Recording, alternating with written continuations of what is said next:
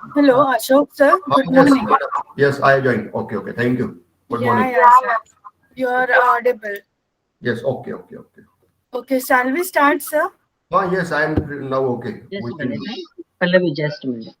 Yeah, Sujata Very good ma'am. morning, Ashok sir. Good morning, madam. Yeah. Okay. Yeah, Pallavi, you can.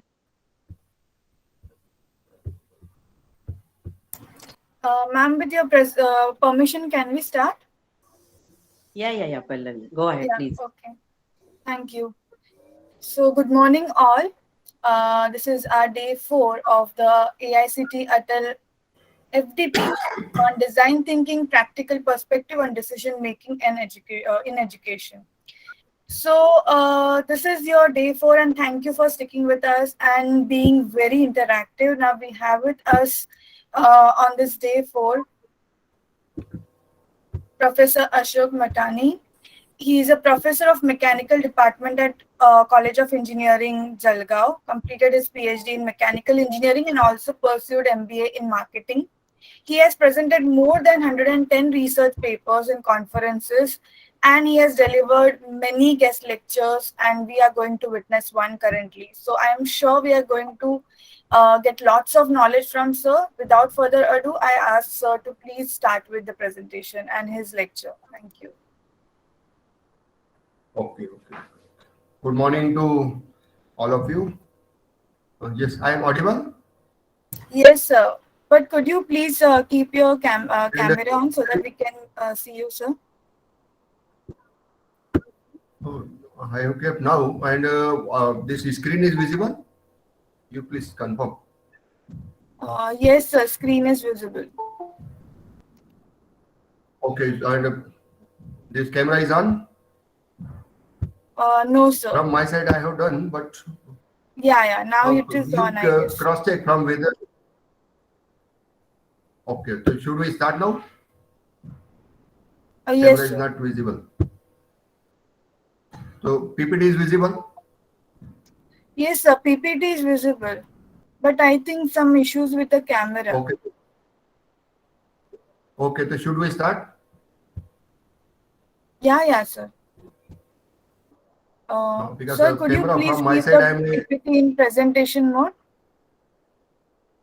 Now it is.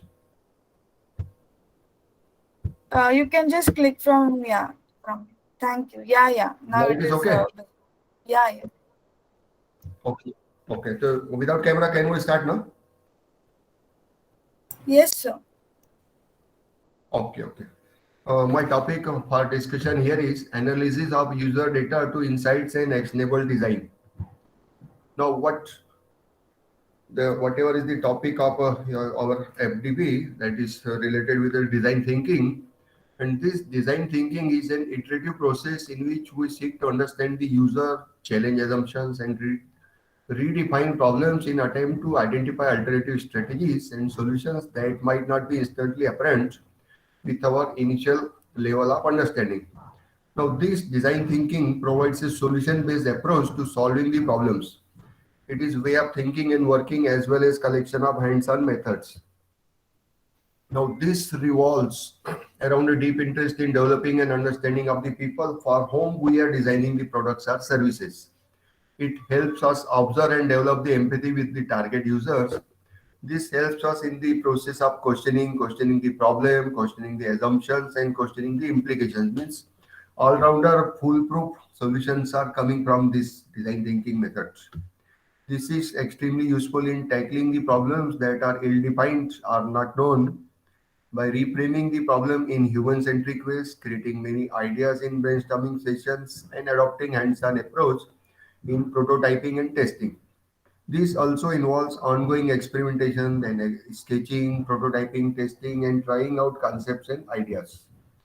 Now, there are 5 phases of design thinking, in which first is empathize, means with our users, define users' needs, their problems, and their insights, ideate by challenging assumptions and creating ideas for innovative solutions. Then prototype to start creating solutions and test these solutions. Now, this is the stage in which Stanford Usually there is business school in that, and they have done or they have identified and they have defined this design thinking process in 5 different ways or steps or phases in which empathize, then define, ideate, prototype, and test. In which empathize, we have to interview, then shadowing, seek to understand, and non-judgmental. And define, we have to define the person's role, objectives, decisions, challenges, and pain points or loose points. Then ideate, we have to ideate our idea generation, then share the ideas, all ideas worthy, diverge or convergent, yes, and thinking if there are any changes or any um, doubts are there, so we can redefine that or we can convert that or we can change that and prioritize. We have to give that priorities. Then prototype, just like prototype, we have to make some prototypes, some models in which mock-up tests, just like we are having. Then storyboards, keep it simple, fail fast and iterate quickly and test. After this prototype, we just like in marketing, we are first prototyping, product development. We are there are eight stages of product development in which last, but one is test, and after that marketing. So this test, we have to check that what is understand, implement, then what works, role play, and iterate quickly. So these are the 5 phases it is defined or identified by Stanford University. Now, this is the sketch or the ideas how this is design thinking is going on, in which we are finding that this is shown by some symbols, some idea diagrams, so that we can easily understand what is the purpose or the idea behind that. That is empathize, then define, then ideate, then prototype and test. Here, this is also that, and here we are finding these different phases, and every university, every institute, they defines there this five, but that is confirmed there are 5 phases, and almost related to what each phase, some alternative means remedies are there, are alternative definitions are also means considered. Here we are finding that. Then that is also empathize, means who are our end users. In that we consider values, perspectives, conversations, and focus groups. Then define what are the core principles, then definition of terms, organizing theories, conceptual frameworks. Then ideate means what is possible. Just we have idea generation, but whether it is possible or not, we should do that. We should explore the means possibilities also. Then create thinking, brainstorming, no judgment, divergent ideas. Then coverage, converge, and prioritize. And prototype, propose solutions, rapid mock-ups, iterate for feedback, fail and retry. In case we are failing at some point or it is not up to standards, so we can redefine that or remake that so that it will be foolproof to the end. Then test means elicit the feedback after taking some feedback, after taking some trials from our stakeholders, from our students, from other institutions. So we have to cross check that whether it will be okay or not, or any suggestions are also coming from their side, or different means problems they might be facing, or some alternative solutions they might be recommending. Then what works, what failed, understand the problems and try again. Means this is just like a continuous change. This is that process, idea, design thinking. Then this design thinking teaches you to question. Means it raises the question, what is there? If it is okay, then we should redefine, because Japanese always work in continuous improvement. Even though there is zero waste concept, beyond that they are making the new products or the same products with new features, so new or less cost or more aesthetics, more customer satisfaction. Hence, we have to again re-question on our own products, even though it is perfect. Beyond that, they are working on refinement. Just like we are finding previously, the test matches were organized, cricket matches, in which that 5 day means play was playing, and two means each team or each party was playing for twice. Then came 1 day international, then came 50-50 overs. Now it is coming 20-20. And we have find that in one day international and 50-50, the almost same number of runs are means secured or obtained with 50 balls and 50 overs, and now almost same runs are obtained with 20 overs. Means imagine how the efficiency improvement is there, our productivity improvement is going on. With this same means we have reduced the inputs. Previously it was 50 overs, now reduced to 20 overs. Means we are obtaining almost same result with 40%. Means 30%, 60% we have minimized or eliminated in 50-50 overs. The same is going on. Almost we have seen that the one day internationals are 2020, their records are almost same. Means they have increased their speed, they have whatever failures were there or their strategies, they have changed it. Same is with design thinking. Then design thinking makes the empathize with the users. We should be synchronized with the users. We should consider their demands, their suggestions.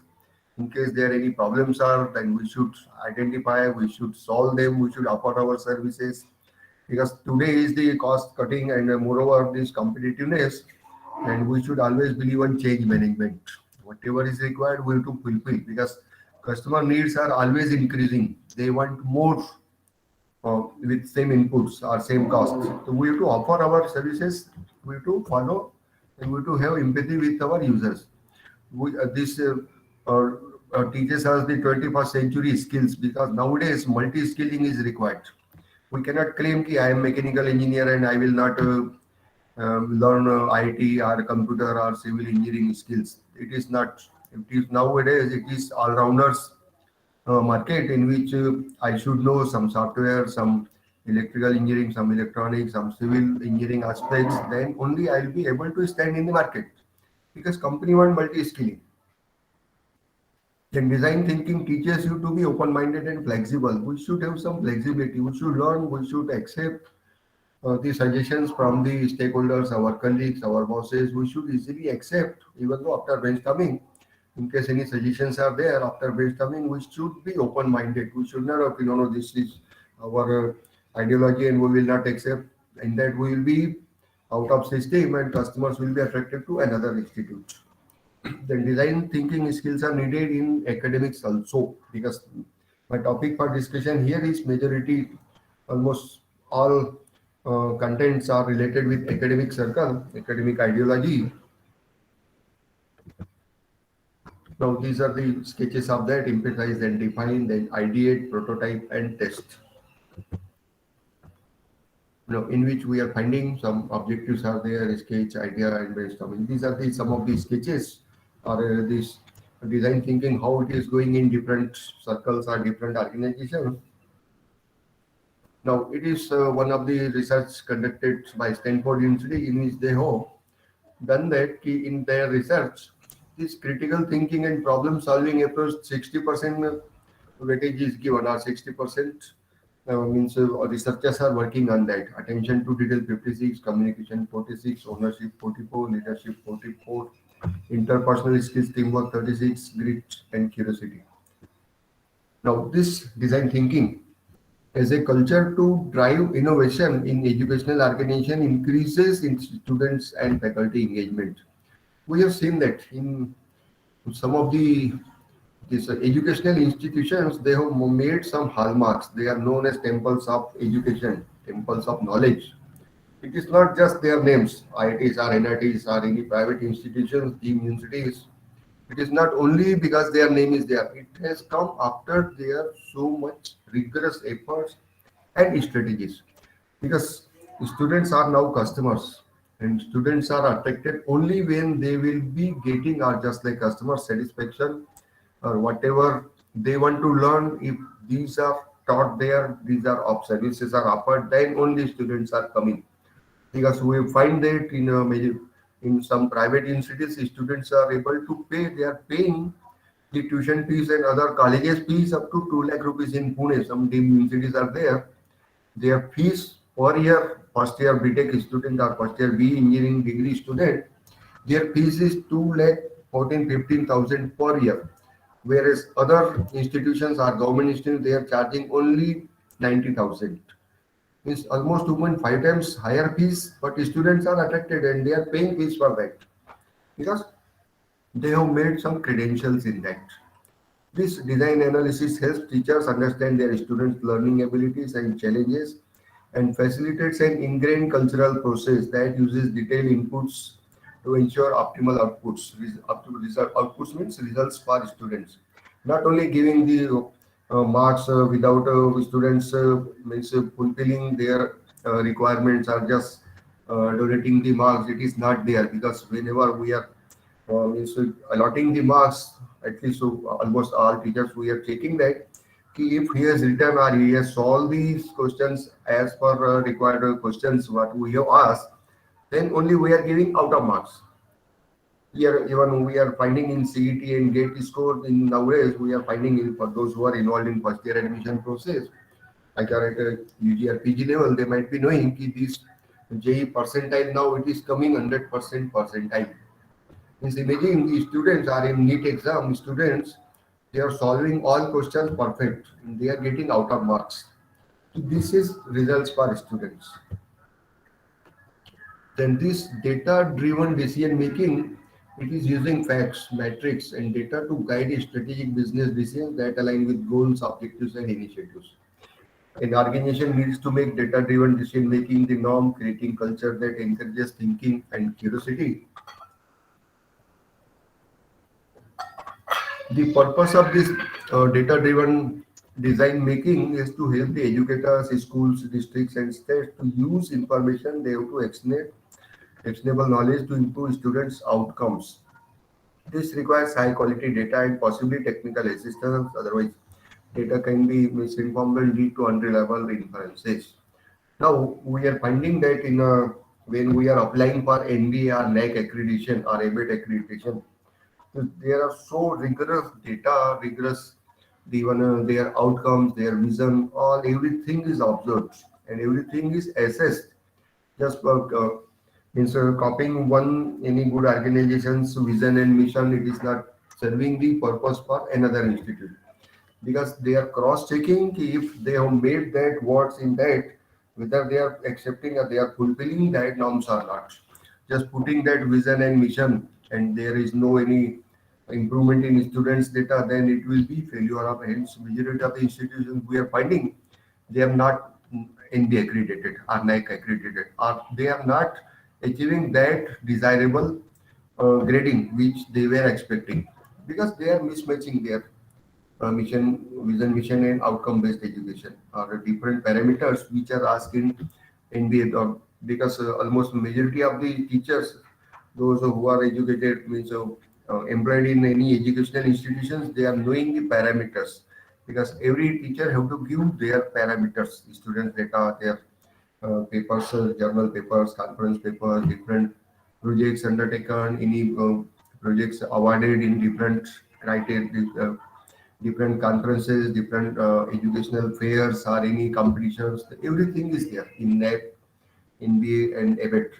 Hence, those who are fulfilling, we are finding that NRF ranking, National Institutional Ranking Framework, that is of HRD, Government of India, every year they are publishing the details of that ranking. And we are finding that almost majority of the educational institutions which they were ranked hardly 5 to 10% variation ranking is there. Means their ranking, step ranking is nearly 10% plus minus. Otherwise, the remaining almost same ranking is there. This is because they are continuing and they are maintaining their parameters continuously. Continuous improvement, they are following that. And hence they are whatever requirements are there, they are fulfilling that and they are submitting. And all this data is cross-checked, even though it is online, but it is also cross-checked. If I am giving you, okay, these are my publications or this is my Google citations, and when I have seen that when I am submitting my resume to any organization, they are cross-checking with Google Scholar or in Google ki whether this person is fulfilling this data or just I have sent to that higher data and there is no inputs in that and no achievement, and then it will be failed. Hence, this is cross-checking also. Hence, majority of the NRF rankings, you might have seen that almost hardly 10% variation is there. Remaining the same ranking is almost same ranking is there. Now, this DDDM is a process that involves collecting data based on measurable goals, or knowledge performance indicators, then analyzing patterns, facts from these insights, and utilizing them to develop strategies and activities. Now, this data analytics in education, because up till now we are finding that data analytics in computer science, IT, or business or industry in services, but now education is also coming under services, and hence this data analytics in education can improve administrative decision making and organization resource allocation. They can know which facilities in the school the students like more or less. It also give feedback to schools administrators. This data analysis consolidates information to provide the big picture of trends and patterns for higher education leadership that can be used to evaluate and streamline the process, create efficiencies, and improve the overall student experience. Now, this teaching analytics, it is new theoretical approach that combines teaching expertise, visual analytics, and designment research to support the teacher with diagnostic and analytical pedagogical ability to improve the quality of teaching. It, though it is new phenomena in teaching, it is now gaining prominence because it offers enormous opportunities to the teachers, and this is the means just like scanning, in which means not a single point is unescaped or not covered. All thing is covered and scanned, and wherever there are some lacunas or loopholes, these are immediately rectified. This teaching analytics is helping that. This research and teaching analytics pays attention to teacher professional practice, offering data literacy and visual analytics tools and methods. Hence, this is the collection and use of data related to teaching and learning activities. Now, this learning active analytics is essential area of research in educational technology. Automatically extracted data from educational platform mainly provide overview of students and participation. And here we are finding that teacher professional development or improvement in their classroom practice is possible. Because we are knowing majority of the teachers, though those are in the first 2 or 3 years service, they are lacking adequate literacy skills. Literacy means it is not that he is post PhD or PhD. Here literacy skill is he is whether he is able to understand the student's requirement, whether he is teaching the language or the information so that students are easily understanding. Because we find that knowledge acquiring is different and knowledge sharing is different thing. One person can be having much knowledge, but he is not able to disseminate that knowledge up to the level of students. Hence, this is the drawback of our starting teachers, those who are in first 2 3 years. Hence, induction training programs for teachers are made compulsory so that these teaching techniques, they are practiced, they are given the platforms to teach the subjects in which experts are these coordinators. They offer their means suggestions, and so that these students are new teachers, they become perfect in that. What is required and what they are possessing. Because our purpose is we should disseminate or we should share our knowledge so that this is understood by students. Then only our knowledge purpose of knowledge is there. This teacher data literacy skill and inquiry skill using data are foundation concepts underpinning TA. And in that, we are finding that teachers need to equip themselves with knowledge through interaction and sophisticated data structures and analytics. Here, we are finding that even in some of the areas, my students are brighter than me in my mechanical engineering branch. Some students are doing better than me because why? Because they are using now up to date this 4G or this virtual learning, and almost majority of the things are now available on internet. Google teacher is there. Just you put that whatever you want to do, and students will be coming. Sir, this is also one of the avenue, or this is also parallel to this. These students are so sharp nowadays. Hence, we have to tune with the students' knowledge also, because students will be listening us, they will be respecting us, they will be attending our classes only when we are brighter than them. If we are not up to that students' mark, because in IITs and NITs it is one of the challenge, new teachers. Hence, the new teachers are means allotted only first year subjects, because higher classes are in some of the deemed universities, in private universities, or in private colleges in Pune and Mumbai. I have observed Teachers are not able to teach in classroom because students are so sharp in that, and they are having that much knowledge with them. Teachers fail there. So this is also one of the drawback of new teachers or the technology in which we have to re-skill ourselves. We cannot say, I cannot claim that I am the perfect teacher because whatever I have learned within 6 months, it becomes redundant, it becomes obsolete. The contents in theory are in books, they are 25 years old data. But the latest data is only on internet, in journals, in conferences, or in latest book chapters. Hence, I have to update regularly or through your this FBBs also because now even though I am delivering lecture here, but in some training programs I am also participant. I am learning from the resource persons because whenever any resource person is there, he is having so much knowledge with him, so much skills. He actually every person is having some specialty. We can learn from each person. But when any resource person is there, means we are learning from him because the resource person is perfect in that because unless and until he is having some skills, some confidence, then only he will be able to deliver the talk. Otherwise, he will be failed. Hence, it is my observation. Hence, I am also attending some training programs and I am also learning. I cannot claim that I am the perfect because teaching is the lifelong learning, and I have to make that ideology in my thinking. Now, yes, all are comfortable? Voice is audible? Yes, sir. Yes, sir. Okay. Now, this technology has expanded the horizon of analytics to various forms of educational settings. This educational research landscape needs efficient tools for collecting data and analyzing data because so much data is there in an when we are means fulfilling or filling the data of NBA because nowadays all data is submitted online. My institution is preparing for NBA and we are filling this data online. And so much data is required in that.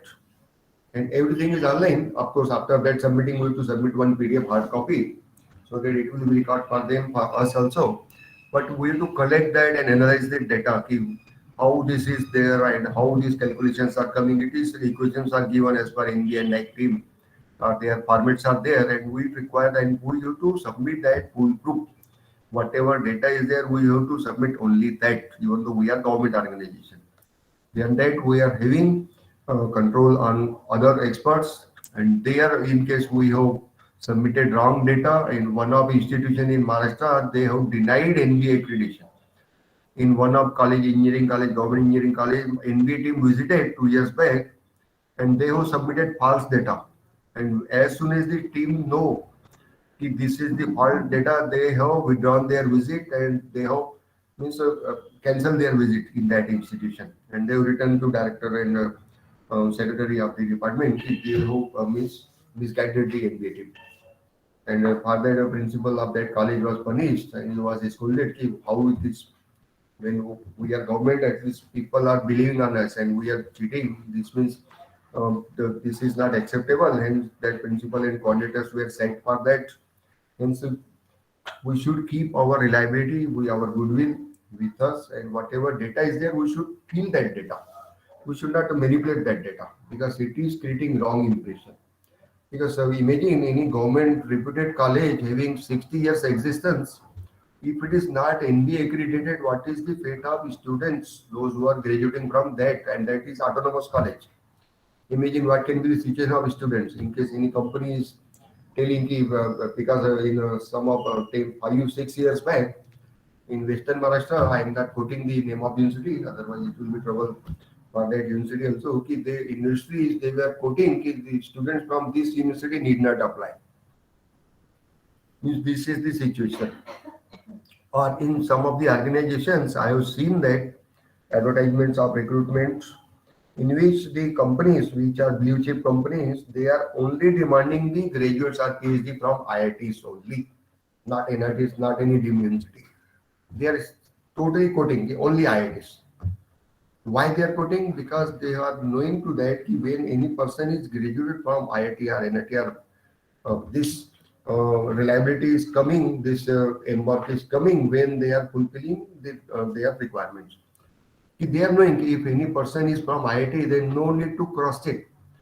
Take example of get qualified students. If anybody is get qualified, no need to cross check, or even some of the organizations, those who are even in I have seen that AICT NDFB scheme. I was coordinator for that in my college, old college, in which they have now in PhD in Sant Gadegeva Amravati University. If anybody is get qualified, he need not to appear for PhD aptitude test pact, because a gate is qualified with a valid gate score is there, then no need to appear for any another exam for PhD registration, or any UGC exam is there, means a fellowship exam is there. If these we are qualified or a valid gate score is there, then why it is coming? Because obtaining the valid gate score, it is also one of the challenge, and this requires means much intellect for students. Then only it is coming.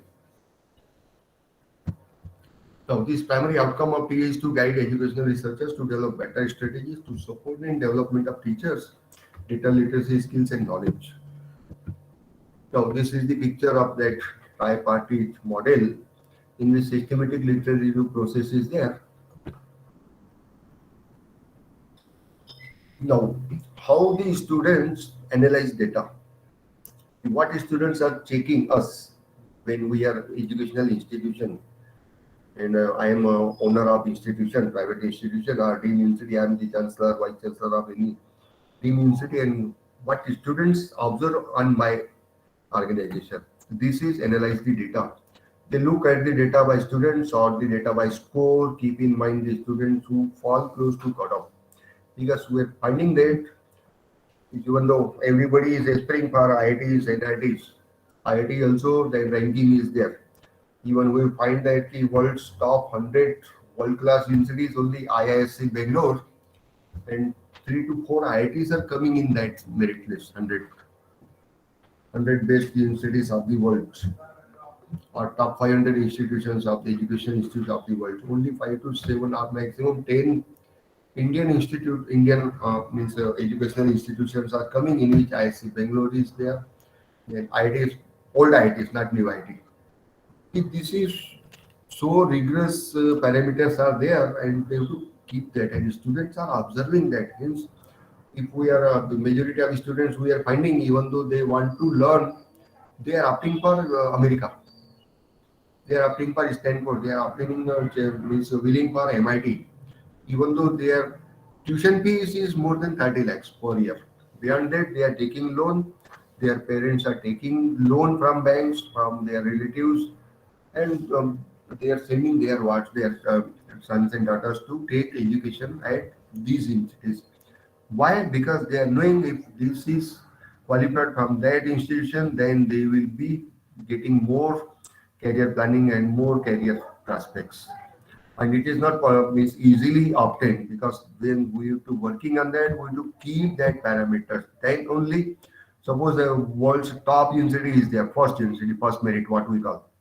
In that, all these parameters should be fulfilled, whatever parameters are required there. And students are sorting that, they are checking that, how they can be checking that. Hence, we are obtaining that.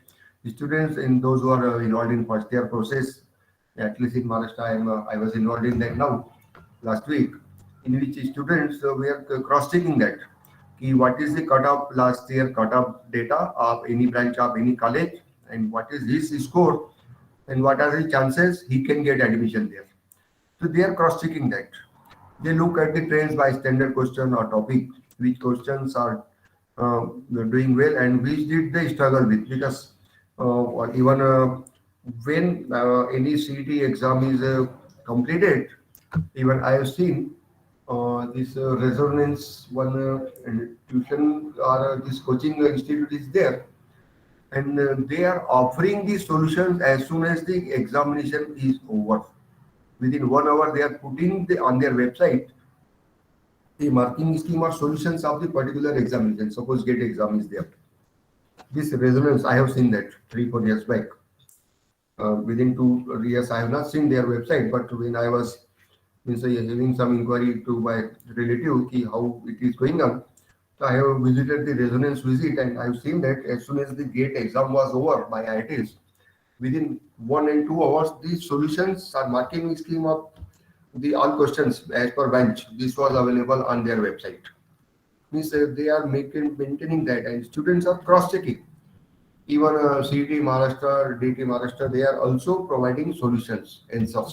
And the students are comparing whether they will be obtaining out of marks or if they need less marks are there, then where they got failed or what went wrong with them. So this is possible.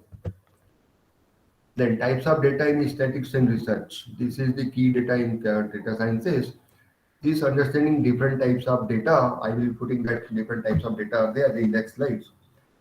Data marketing research or data science allows to pick the data that most closely matches needs and goals. The common data are different types of data are there, in which that is qualitative and quantitative. In qualitative, it is nominal and ordinal. Then quantitative, it is interval and ratio. Then this nominal data, it is gender, whether male, female, then hair color, blonde or brown or black, then ethnicity means Hispanic or Asian, then ordinal data that is final, first, second, and third rank, letters that is A grade, B grade, C grade, D grade, or economic status, high income, low income, medium income. Then quantitative data in which discrete data is there, that is the number of students in a class. We are having the standard data 60, 90, 120. Majority of the institutions, they are having 60 or 120. The number of workers in a company or number of workers in any organization, any college, any university. Number of home runs in a baseball game. Then continuous data, that is the height of the children. What is the height of their, even in police examination, we are finding that for police bharti, police recruitment, they are having some minimum requirement of height and weight. Any person who want to enter in police service, the minimum height is there. He should possess or he should be of that height and that weight. Otherwise, he is disqualified. And in that, one news item was I have seen that in which one person, he is qualified written test and everything, but he was failed in height because what he has done, he has written the wrong data by keeping his means wearing the boots of higher sole, and when actual that measurement, physical measurement was going on, he was bar for that. He was disqualified because some centimeters, 2 or 3 centimeters, he was less, and he has wrong quoted that. So this is the criteria there in police bharti. And then square footage of a 2-bedroom house, then the speed of cars, this is data just like figures, numbers data, quantity data just we call. Now this is qualitative versus quantitative data.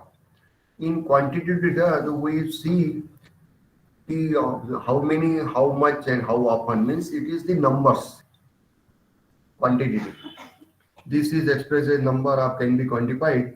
It can be measured by numerical variables or values, in which we are finding examples, score on test and exam, 85, 67, 90, or weight of the person or the subject.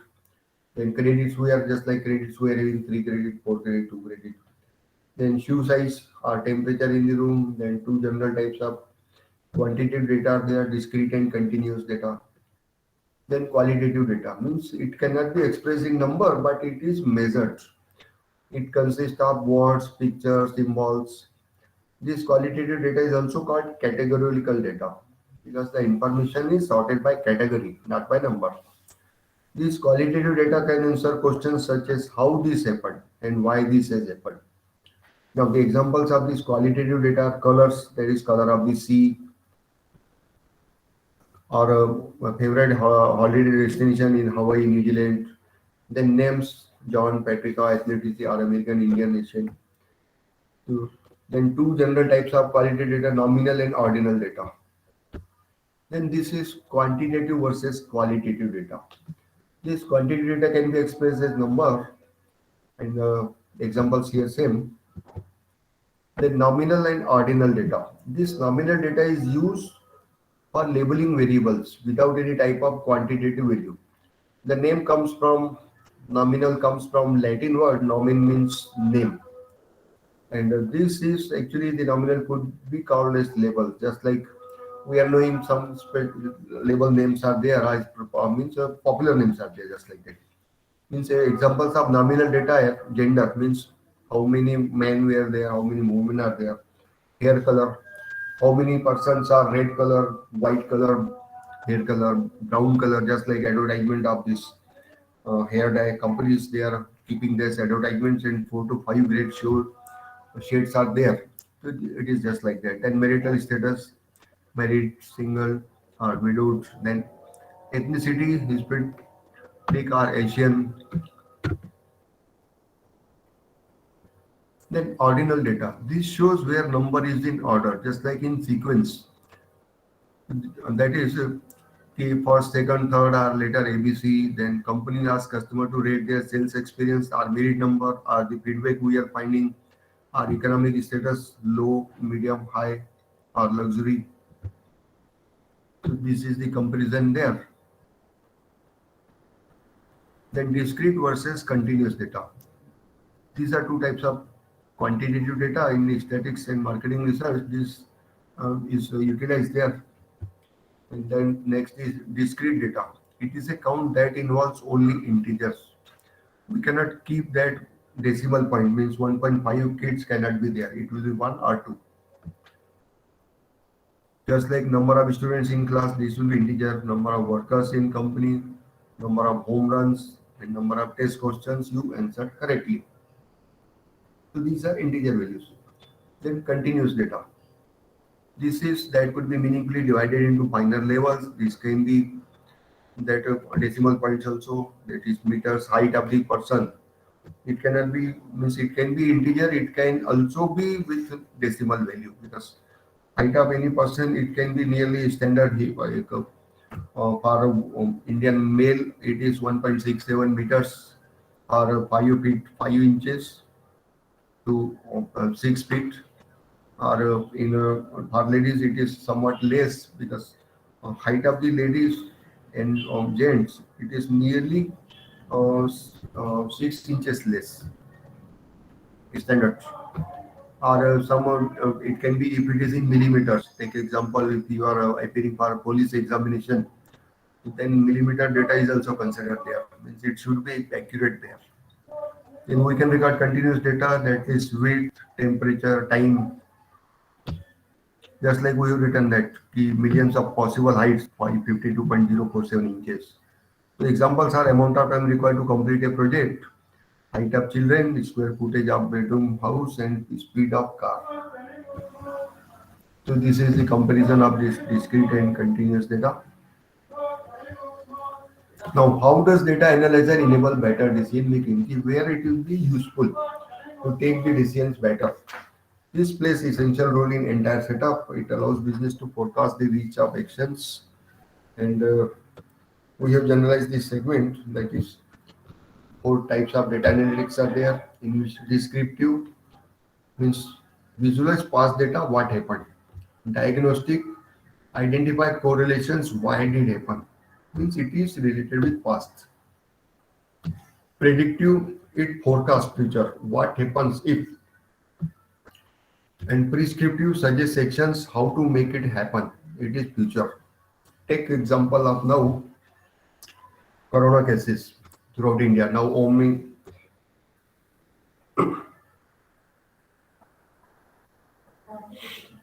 now this corona cases, this was past at March 2020. It was new.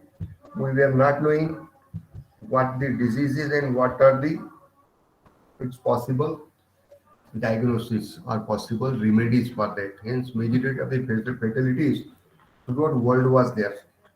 But as and when this medical science progress and identified what are the possible reasons or possible medication for that, so day by day we come to that.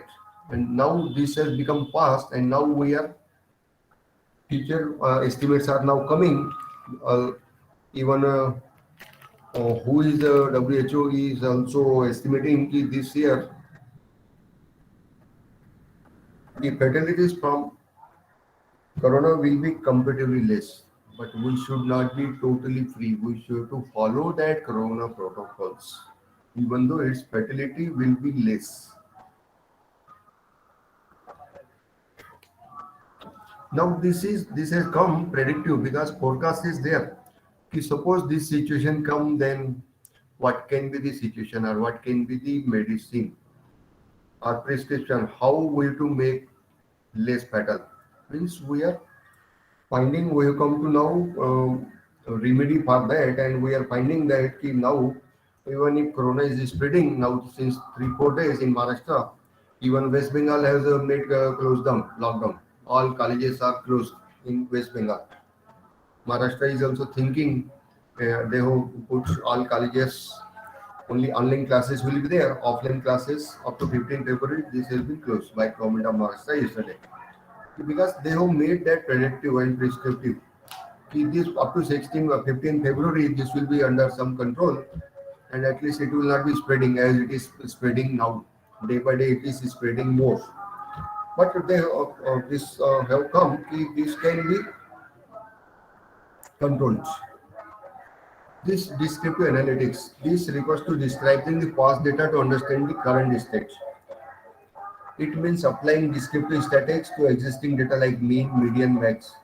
Two techniques are used in that, and data mining means extracting historical data, and data aggregation means collecting the mined data to analyze consumer behaviors and their impact on the business. Then diagnostic analytics. This focuses on determining the cause of past performance and root cause of events, and this involves performing training algorithms, regression analysis, and classification. Then predictive analytics. This focuses on forecasting the possible outcomes based on past situations by utilizing statistical models. Now, IT faculty and IT experts, researchers, they have estimated with the help of this analytical hierarchy process, AHP. It is one of the tool in operations research in which they have predicted if the corona protocols are not properly followed, then daily 2 lakh persons will be falling corona patients. They will be affected by corona. 2 lakh per day. Means it will be as good as just like in the starting in March 2020. If this negligence is there, hence they have predicted that by using this AHP protocol. AHP, this software model is there. AHP in operations research, and they have means analyzed this. If this speed goes on, hence government of India is taking all preventive measures because 2 years back it was totally new.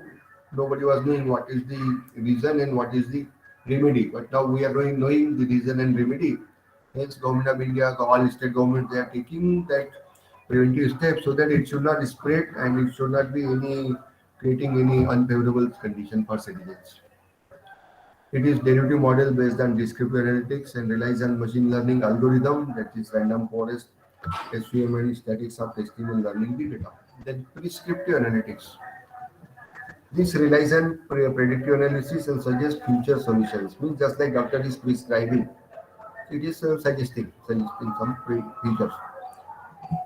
So this uses a strong feedback system that constantly learns and updates the relationship between action and the outcome. Then types of analytics and its impact on utilization by the various industries, that is in HR, in purchase and production. I will not touch much because it is related with the industries, but I will be highlighting educational sector. Then sales and marketing, this is also used there. Then accounts and finance, they are also using this. And Pareto principle is there, in which 20% customers contribute to 80% of their profits, 80-20, and manufacturing industry. Healthcare, this is also one of the new emerging area or healthcare in which this totally the government, all government's concentration is totally on healthcare now. Then banking industry, telecom, and transforming business with data. Now, what are the requirement part when we are doing that data analysis in any education or any company or any industry? So these are the minimum required skills for any data analyst. It first one is the structural query language SQL, Microsoft Excel, critical thinking, or Python statistical programming, data visualization, presentation skills, and machine learning. Because these skills are essential, then only we will be able to analyze the data. Because nowadays, uh, we have seen that just like you want to obtain any data, just put on Google search, and everything is at our hands. Why? How it happened? Because of these, just they are possessing all these minimum. These are the skills. Now, new development I have seen on 3 days back, one news channel, G Marathi, G News channel. Its news reader was telling the new technology is developed, new software is developed, in which up till now the language. Suppose you want to search anything, we are putting in Google search. Okay, suppose SQL. So this SQL search, you search type and it will be displayed. Number of pages will be displayed. Number of entries will be there. Then came interpreter, Google interpreter, in which suppose I am telling in English and I want to convert this into Marathi or Hindi or any other Indian or foreign language. Just I have to select that one specific symbol from English to which language I want to convert. Just I am telling you and it will be interpreting in other language. Then came typing, typewriter, in which I am just dictating the words. I am telling you structural query language. I have not typed any key button or any symbol, and automatically it is typed. Now new development have come 3 days back, which I also learned in news channel. In which just whatever we want, we are thinking. Just I thought I will be there, I will be becoming this, or I want this, and this is appearing in computer screen. Means this situation which we were thinking or seeing in news channels are old pictures, historical pictures in which just any Lord or God is saying you uh, appear in this, and that was appearing just at the forefront, and same is now coming. Means after so long history, it is happening. It just you thought whatever you want to do, or you anything is going in your mind, any thinking is going on, it is appearing in computer screen. This is the new development, without telling, without typing, without any means speech, just whatever you thought, it is appearing in a screen. This is the new development in which what we were telling God is there, or only in ancient times, this in pictures in serials in Ramayana and other Mahabharata, and we've seen that different scenes are how it is possible at the just dictation of any word or any symbol, and it is appearing. Same is now coming in computer. Means whatever serials they were saying or we are listening since our childhood, this was there, or God is there, and everything was there in means old ancient times. The same is now repeating now. Means imagine what situation is. Means we can have at that time also this might have been computer, might have been there, or just put the you think and everything is appearing in your forefront. How it is possible? So this is happening now. 3 days back it was the news item, and they have developed in America. They have developed this software also. You just thought and everything appearing on the screen, computer screen.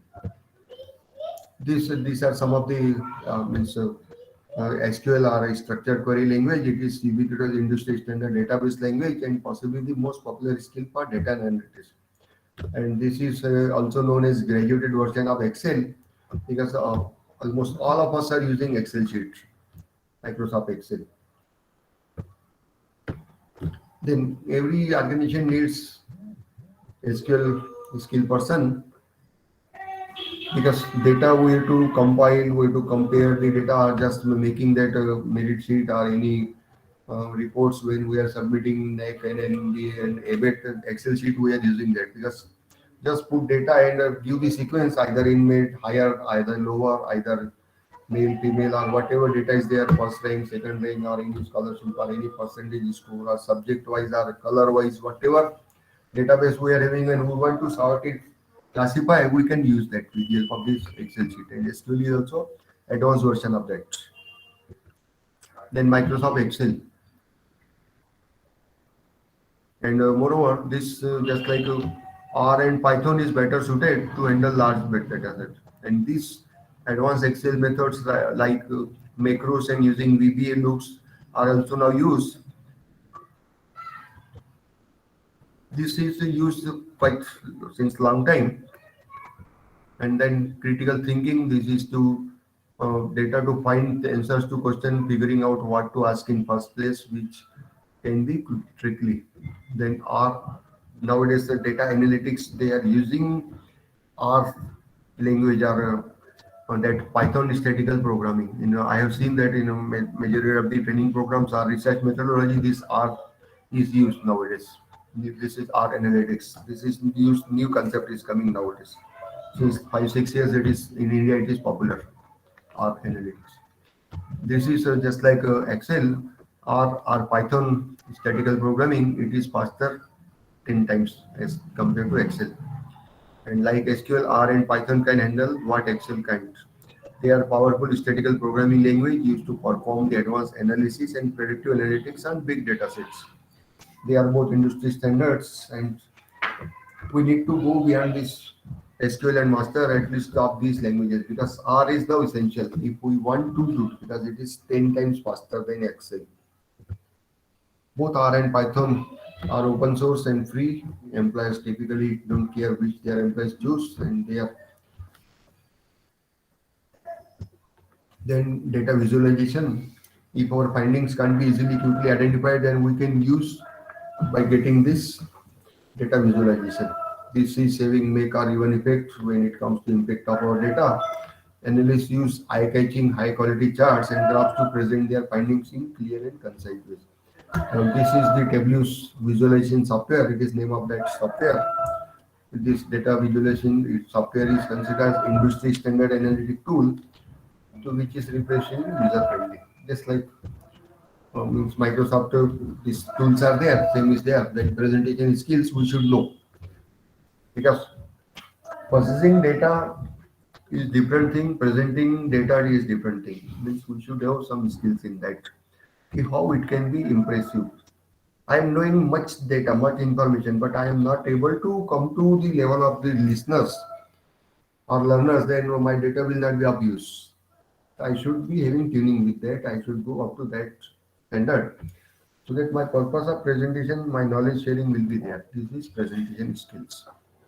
Of course, if this requires some time, it is not that much easy because we have seen that some of the leaders which we have seen that they are just you put the any word and they will be speaking hours on this particular topic without preparing any text material or any computer with them. Just you put there if this is the topic and I want to have discussion and number of hours they will be speaking on that. That is presentation skills. Then machine learning, nowadays it is becoming popular. So as artificial intelligence and predictive analytics start to hottest topic in data science, so this is identified as key component of analyst toolkit. So in that statistical programming skills are also coming, and this machine learning models, this Orange is there. Out of box tool like Orange, it is also one sort of machine learning model. Then there are various 7 applications of data science in education. How this data science is used in our education system.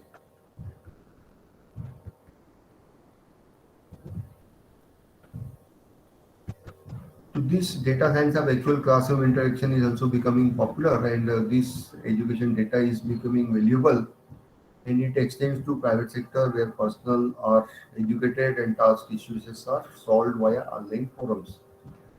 Now, these advantages of using data science in education.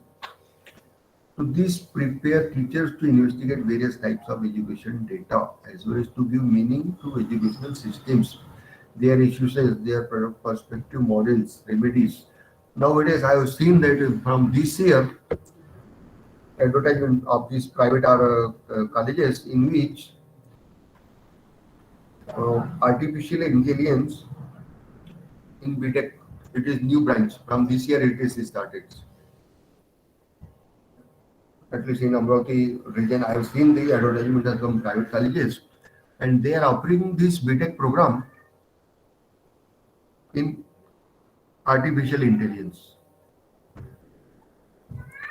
Because up till now it is not there, and this is specialized branch of computer and IT. The same is here. They are marketing for that. This is the unique course in India.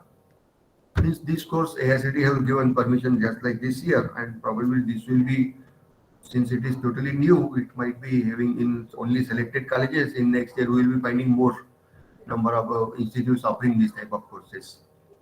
So this is coming there. Even IIT Madras and IIT Delhi, they are having one collaboration MOU with one private industry agency, professional organization is there, and they are offering the level certificate courses, diploma courses of 6 months in machine learning. So I am having a full material and brochure of that. I will share with you after my lecture is over, and you can study in case those who are interested in machine learning. So they can visit that website of IIT Madras and IIT Delhi, and they can check whether it is of use to them or not. Okay, this is having so much means machine learning is now new concept is getting popularity nowadays, and hence you might have seen that those who are attending these training programs, if you see on AICTE website and training programs, the maximum training programs are on this machine learning nowadays, which I have seen that. This is new concept in AICTE area, and they are putting that this almost all this year this machine learning and decision thinking and all these are totally new concept. Hence, AICTE is giving permission only on emerging areas, not old areas. Of course, this is also new, but it is not offered in majority of institutions. It is in some selected 7 to 8 institutions, which I have mistake that because the experts required for these are comparatively less available. Hence, coordinators prefer the area where experts are easily available because means using or taking the help of experts and providing that expert lectures in specific subject, specific theme is also one of the challenge for coordinators.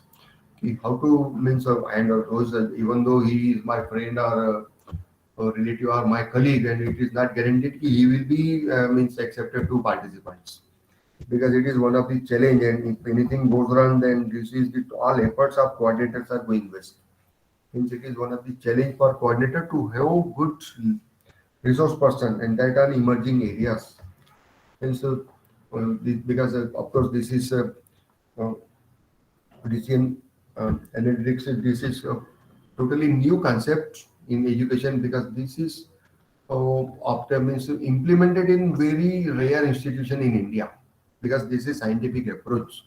We are just collecting the data and submitting the data, but very few institutions are utilizing their feedback, their tools, and those who are using that, they are at the top of these rankings, top of at any ranking, either at NRF ranking, either at your top 100 universities or your any means magazine week or any data quest or any Outlook magazines ranking.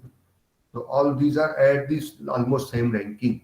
In they are just in competition. Almost those who are studying in this are interested in this knowledge. Because I am observing this the ranking, where which institution is ranking at what place, and what are their criteria to analyze that, and where is my institution and how I can improve. So I am just checking that. I am analyzing what are the reasons, and I have seen that since last 4 5 years, almost all institutions are at the same pace, same merit. Nearly 10% plus minus ranking is there. Remaining are continuing in that means whatever they were 5 years back, still they are at that rank, almost at that rank. Only 10-15% changes.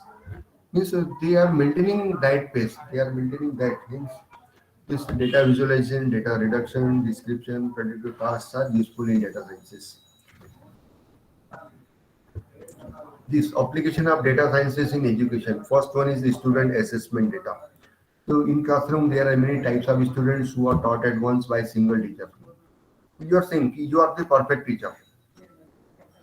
Students which entered in your institution, in any institution, almost they are of same IQ. Their merit is almost same, almost not that much different or so vast gap is there. Because in any reputed institution or in any government college, we are seeing that the merit, we see that our percentile rank, you might be seeing that it is almost same, not that much difference is there in merits. But beyond that, not all the students are excelling in that terms. Whatever they entered with higher merit, they are not giving output or they are not scoring that, even though same teacher is teaching them. But because teacher, he is having same knowledge sharing to each student. But students entered at same rank, almost same rank. Teacher delivering his knowledge at same rank, but scoring is not at same rank. There is variation. So this is assessment is done with the help of these tools. The assessment can help the teachers determine their students' understanding and modify their teaching strategies for the future. The reason can be why students have not achieved that marks or not that skills. Because the problem can be either language, problem can be either a demonstration, problem can be data materials. After whatever you have taught to your students, you have given some assignments. What I am doing in my college, after teaching, I am giving assignments to students so that at home they are also preparing some additional materials. Hence, they are somewhat ranking good marks as compared to my other colleagues. So this is strategy I am adopting. So this is possible there. Then as the big data analytics advances, it becomes possible for teachers to understand the requirement of students in real time through the performance of their students. Or we find that in suppose in IIT or in any college or in deemed university, students entered up to final year they are excelling good marks, but not excelling in IS and IPS and GATE exam. This is also one of the research area. Students when are studying or in any coaching institute, take example of any coaching institute. Any coaching institutes, all students are means those who are appearing for NEET or JEE exam or GATE exam, they are given exposure by the same teacher, same knowledge. But first ranking and last ranking, you find that there is so vast difference in ranking, percentile marks of same coaching, same tutors. These data analytics help us in that why students liked or what students leaded there. What was the reason for that? So here data analytics is providing that. These tools like JIPGrade help in quicker assessment through multiple choice questions. This process is essential and it ultimately promises a better future for society. Then second is social skills. These are also very important for any student as it plays huge role in their academics as well as work life. Because wherever in society we are working, we are residing, it is also affecting our personality, our skills.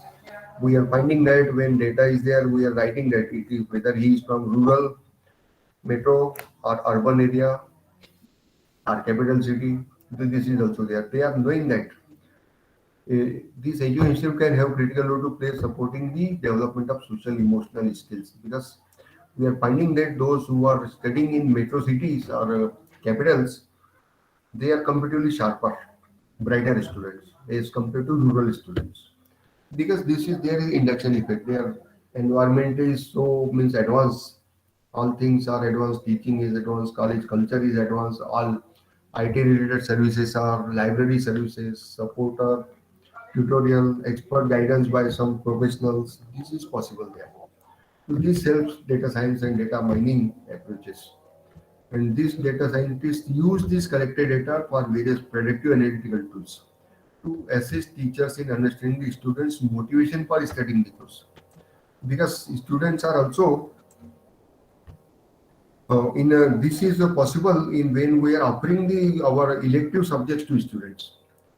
And I have because NBA is saying ki you should offer electives in whatever number of electives are there. If in final year or pre-final year, the minimum 3 electives should be there, and all electives should be offered, not just putting that electives and only one elective is offered.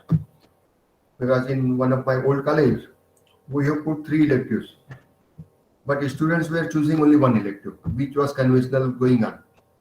Then NBA team visited, and when we showed their data, they criticized why you are when you are offering, you are putting there 3 options, so you should operate that also. So from that suggestion of NBA, now we are offering all 3 electives, and of course, the last 2 years the teachers were feeling somewhat uncomfortable because they were not knowing the tools or learning material with them and not exposure to that subject. But principals are advised ki when you are teaching final year, you should teach that subject. That is the end. So nobody was taking challenge. I have taken that, ki, sir, I will tell. I will took that take subject and I will study. I have done that, which up till now nobody teacher was taking, but I have taken. Whenever elective is there, we should offer that electives. That is the purpose of that. So this predictive analytic tool is using in that. Then data of guardians. This is also one of the factor because if mother there is the advertisement of government of Maharashtra, government of India, कि शिकलेली आई घर पुढे means if any mother who is means educated, she will progress her family very good comfortable manner. Why? Because majority of the time son and daughter they are sparing their majority of time either in school or with their mother. Two, teacher or their mother. And if both are educated, both are motivated, you confirm that every student or what they are excelling in that. Hence, the data of this guardian is also taken. Whether the guardians are educated, they are open-minded, they are is not scolding or any means economic aspects, social aspect, educational aspects. So this is also considered there. This data is also considered, and this is there is direct relationship in personality development of that. Then curricular data, which courses we have offered and which in which courses students failed majority of the subjects in first year. We are finding students finding uncomfortable in engineering graphics, engineering mechanics, and this is means common branch, common courses in almost all at first year level, and students are somewhat difficult, comfortable, not comfortable as compared to other subjects because this is totally new and hence this is means this data is collected ki how many students, even the students who are obtaining the percentile marks in physics subjects in my college. All of you are listening now? Yes, sir. Yes, sir. Okay. I am quoting one the case study in which our teachers how they were means proving themselves wrong in terms of students. So now students, those in government engineering colleges, those students who are entering in government engineering college, almost they are every student is having PCM physics chemistry marks more than 90% marks in 12th and CET also. But in first year engineering degree, the students, majority of students failed in engineering maths and engineering physics. So then this was going on 3-4 years continuous, and our first year result was means not that much impressive as compared to other subjects because the students were failed in these subjects, 2 subjects.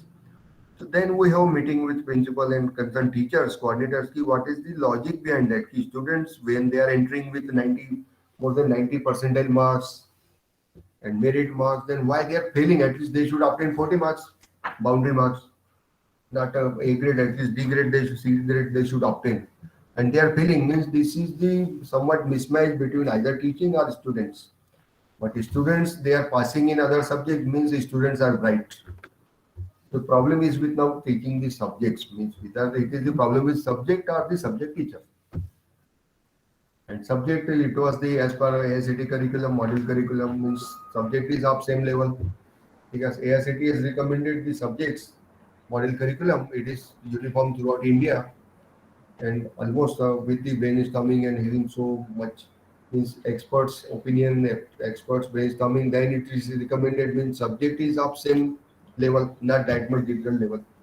The problem was with teaching because the teachers, those who were only taking first year only throughout their entire career, and 20, 25 years experience, I recommended them ki why not you are coming to students level? Why you are putting that so difficult question papers?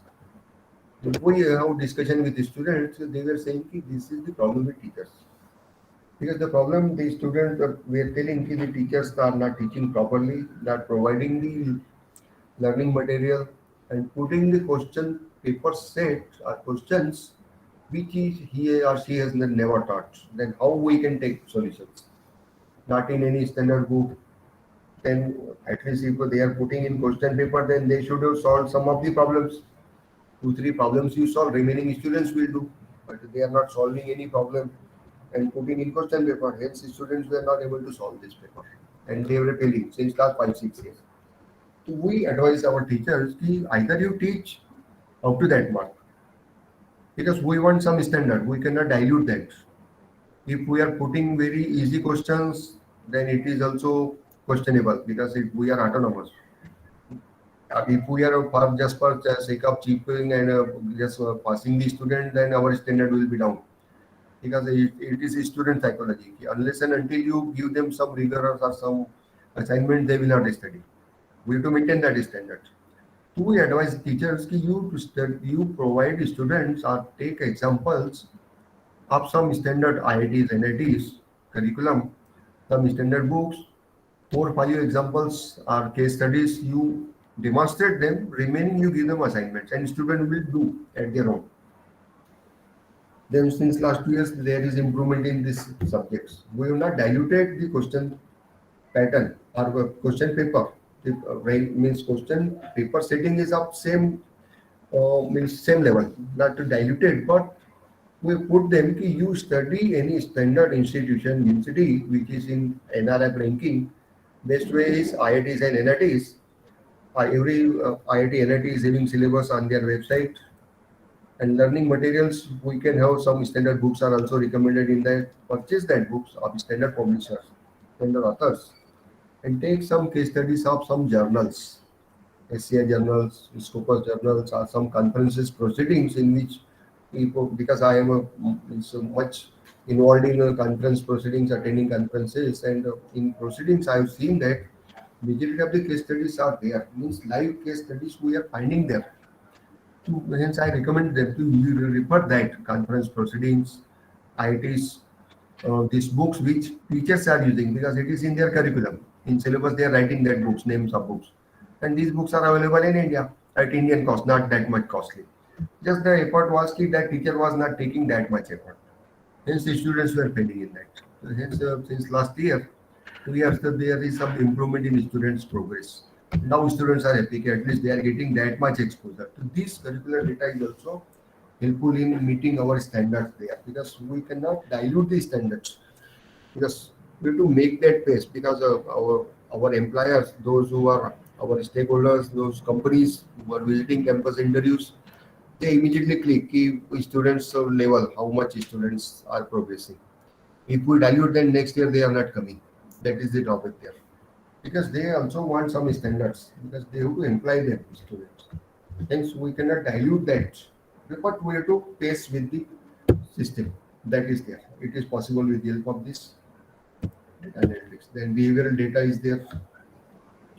So nowadays, government of India and AICT have made one compulsory key. Students, those who are involved in ragging, they will be behind the bar. Because in medical education, this so some cases happen in which some students they were discouraged by ragging, and some committed suicide because of this discouragement by their seniors and even in engineering. Hence, AICTE and Government of India have made this compulsory provision. It is now crime. Taking the ragging of any student is crime nowadays. If anybody is involved in that, that is put behind the bar and his TC is written. He was involved in ragging and hence he is not employed in any institution, not admitted in any course, because in TC we are writing his code of conduct. If, if it is written in red color, this student was involved in anti-students activity or anti-social activities, then his career is spoiled. So hence, this behavioral data is also affecting that. Or we have seen that some of the seniors they are means cooperative to their youngers. So this is also there. So this behavioral data even of teachers, because there is one teacher parenting scheme is there. Even in my college, we have adopted 10 students of particular year. So we have divided that in all 66 students to number of teachers, and we have been guardian for their students for 1 year. And students are reporting to us. This is the difficulty in which this situation which I have explained now. A physics teacher, this was come through our this is teacher guardian scheme, in which students told me, since I was guardian of 7 students, and they had advised me, sir, this is the problem with us and not with 7 students, with whole class.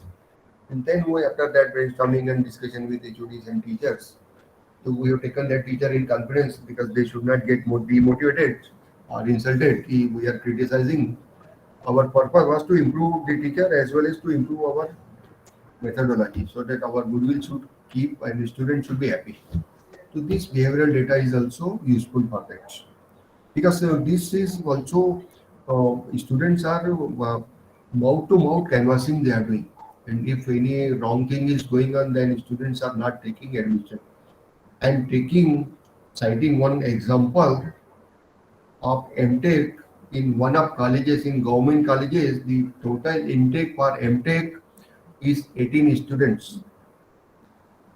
And for you, this is also shocking for me, and probably it can be surprising for you also. In that particular college, no any student have taken admission in MTech. They have taken admission in private colleges by paying higher fees. But in government colleges, they have not taken admission in MTech, in particular one branch, because the teacher or head of department who is handling that department, he is not having that much goodwill with him. And this is canvassing is going on mouth to mouth, and students do not even fill the form option for that. They want that college or that branch, even though that is government college, MTech, where MTech admissions means there is queue of students, and students are paying large fees in private college. But in government, even they were getting concessions, social welfare concessions. Beyond that, they have not taken admission, because this is the behavioral data. Where we means we have to maintain that so that students should be attracted to our institution, because it is, after all, it is we are just like a service provider, and students are our customer. If customer is not coming, then how any business will go on? So this is that sort. We should consider that.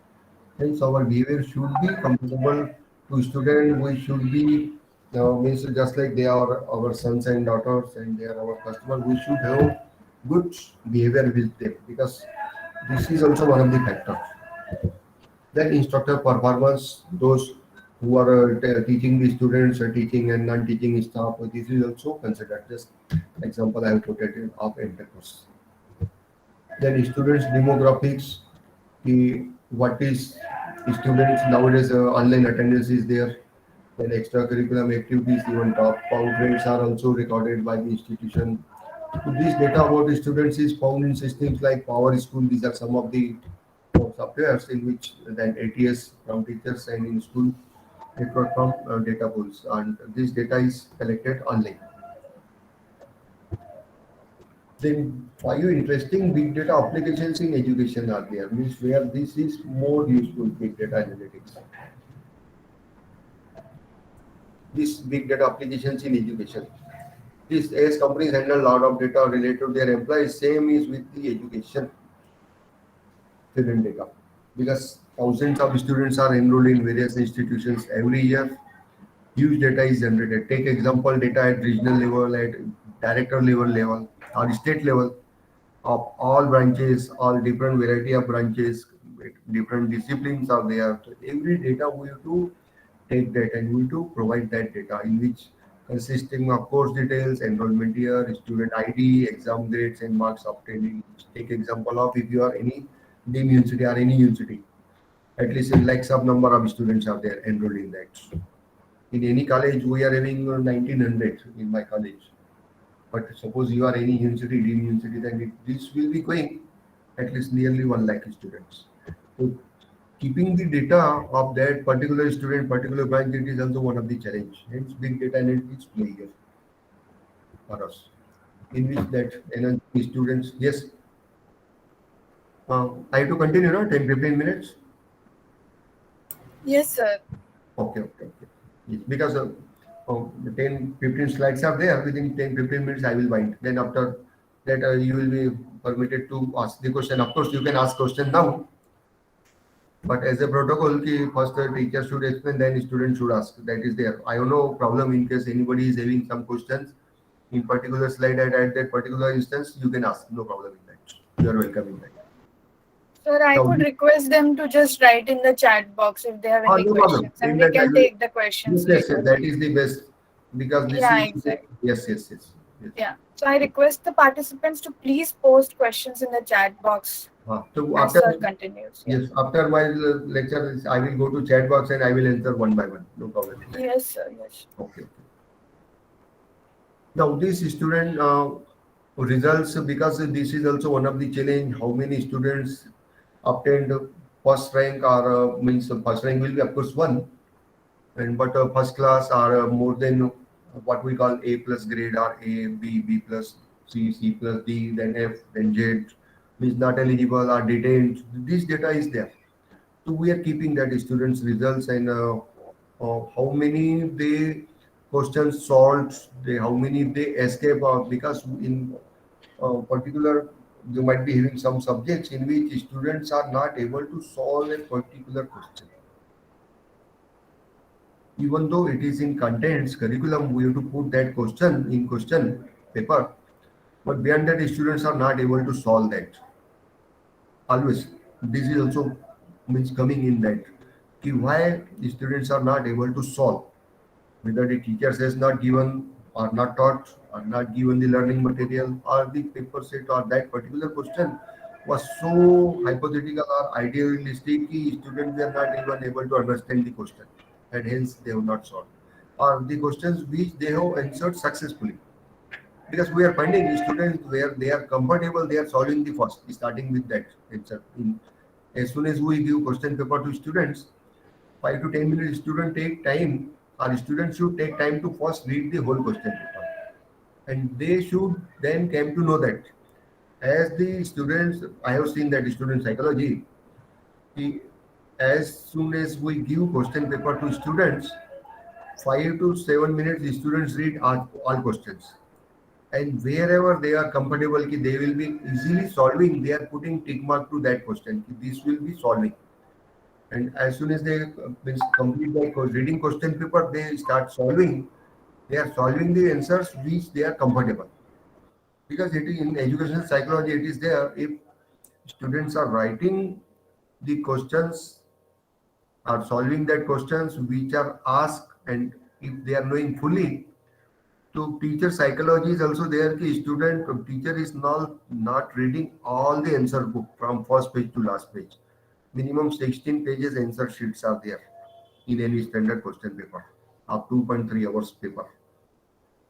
And in that teacher just he is reading three lines of any particular page, and he got knowledge or idea ki student is written on the right track or wrong track.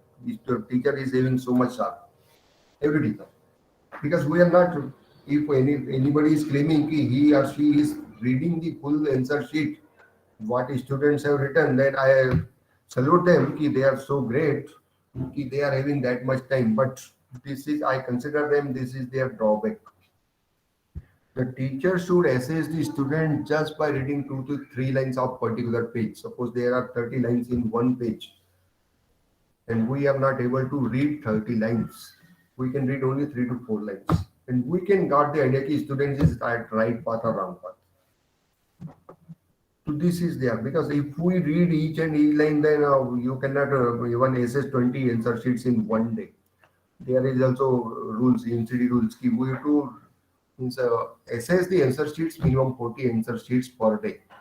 And imagine if you are reading full page, hardly 20 answer sheets will be assessing. And you are not paid remuneration, you are not paid any TAD if you are from outside. And additionally, you will be getting one memo from NCD people. You are not maintain that speed.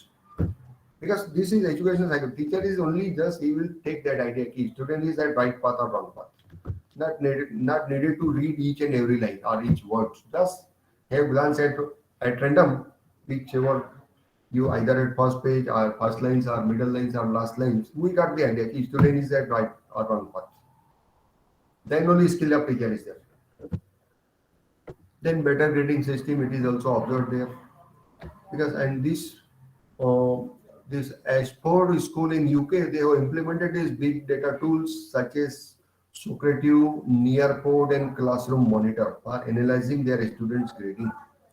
They are using this software in that. This helps them to observe the performance and behavior of students in real time. This is able to enhance the students' performance and provide better learning solutions to them. Because if students are obtaining good grades, this indicates that your teaching is perfect because it is also one of the parameter in our confidential report writing also. Because it is hidden secrets.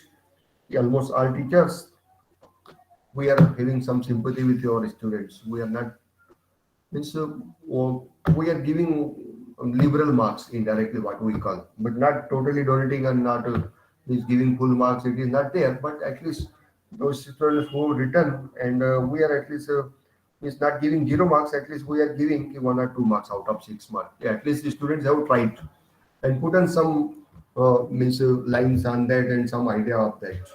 If he has nothing written, we cannot give marks. But if he has tried, attempted, and solved to the point, then at least we are giving 1 or 2 marks. Because all teachers are liberal in that, and we should be liberal in that. Not donating the full marks, but if he has written and attempted to solve, at least we should justify with his efforts also. Because suppose question is so difficult, set or not well understood by the student, then what is the fault of student? Why should punish them? Hence, in this confidential report format, if there at least in 360 this AICTE now since last 3 years, we are filling that 360 feedback form every teacher under AICTE and UGC, and in that every this parameter is there. How many students scored graded how many marks. It is the hidden now secret for every teacher. They are making some sympathy with the students at least, because it is indirectly certificate for you also.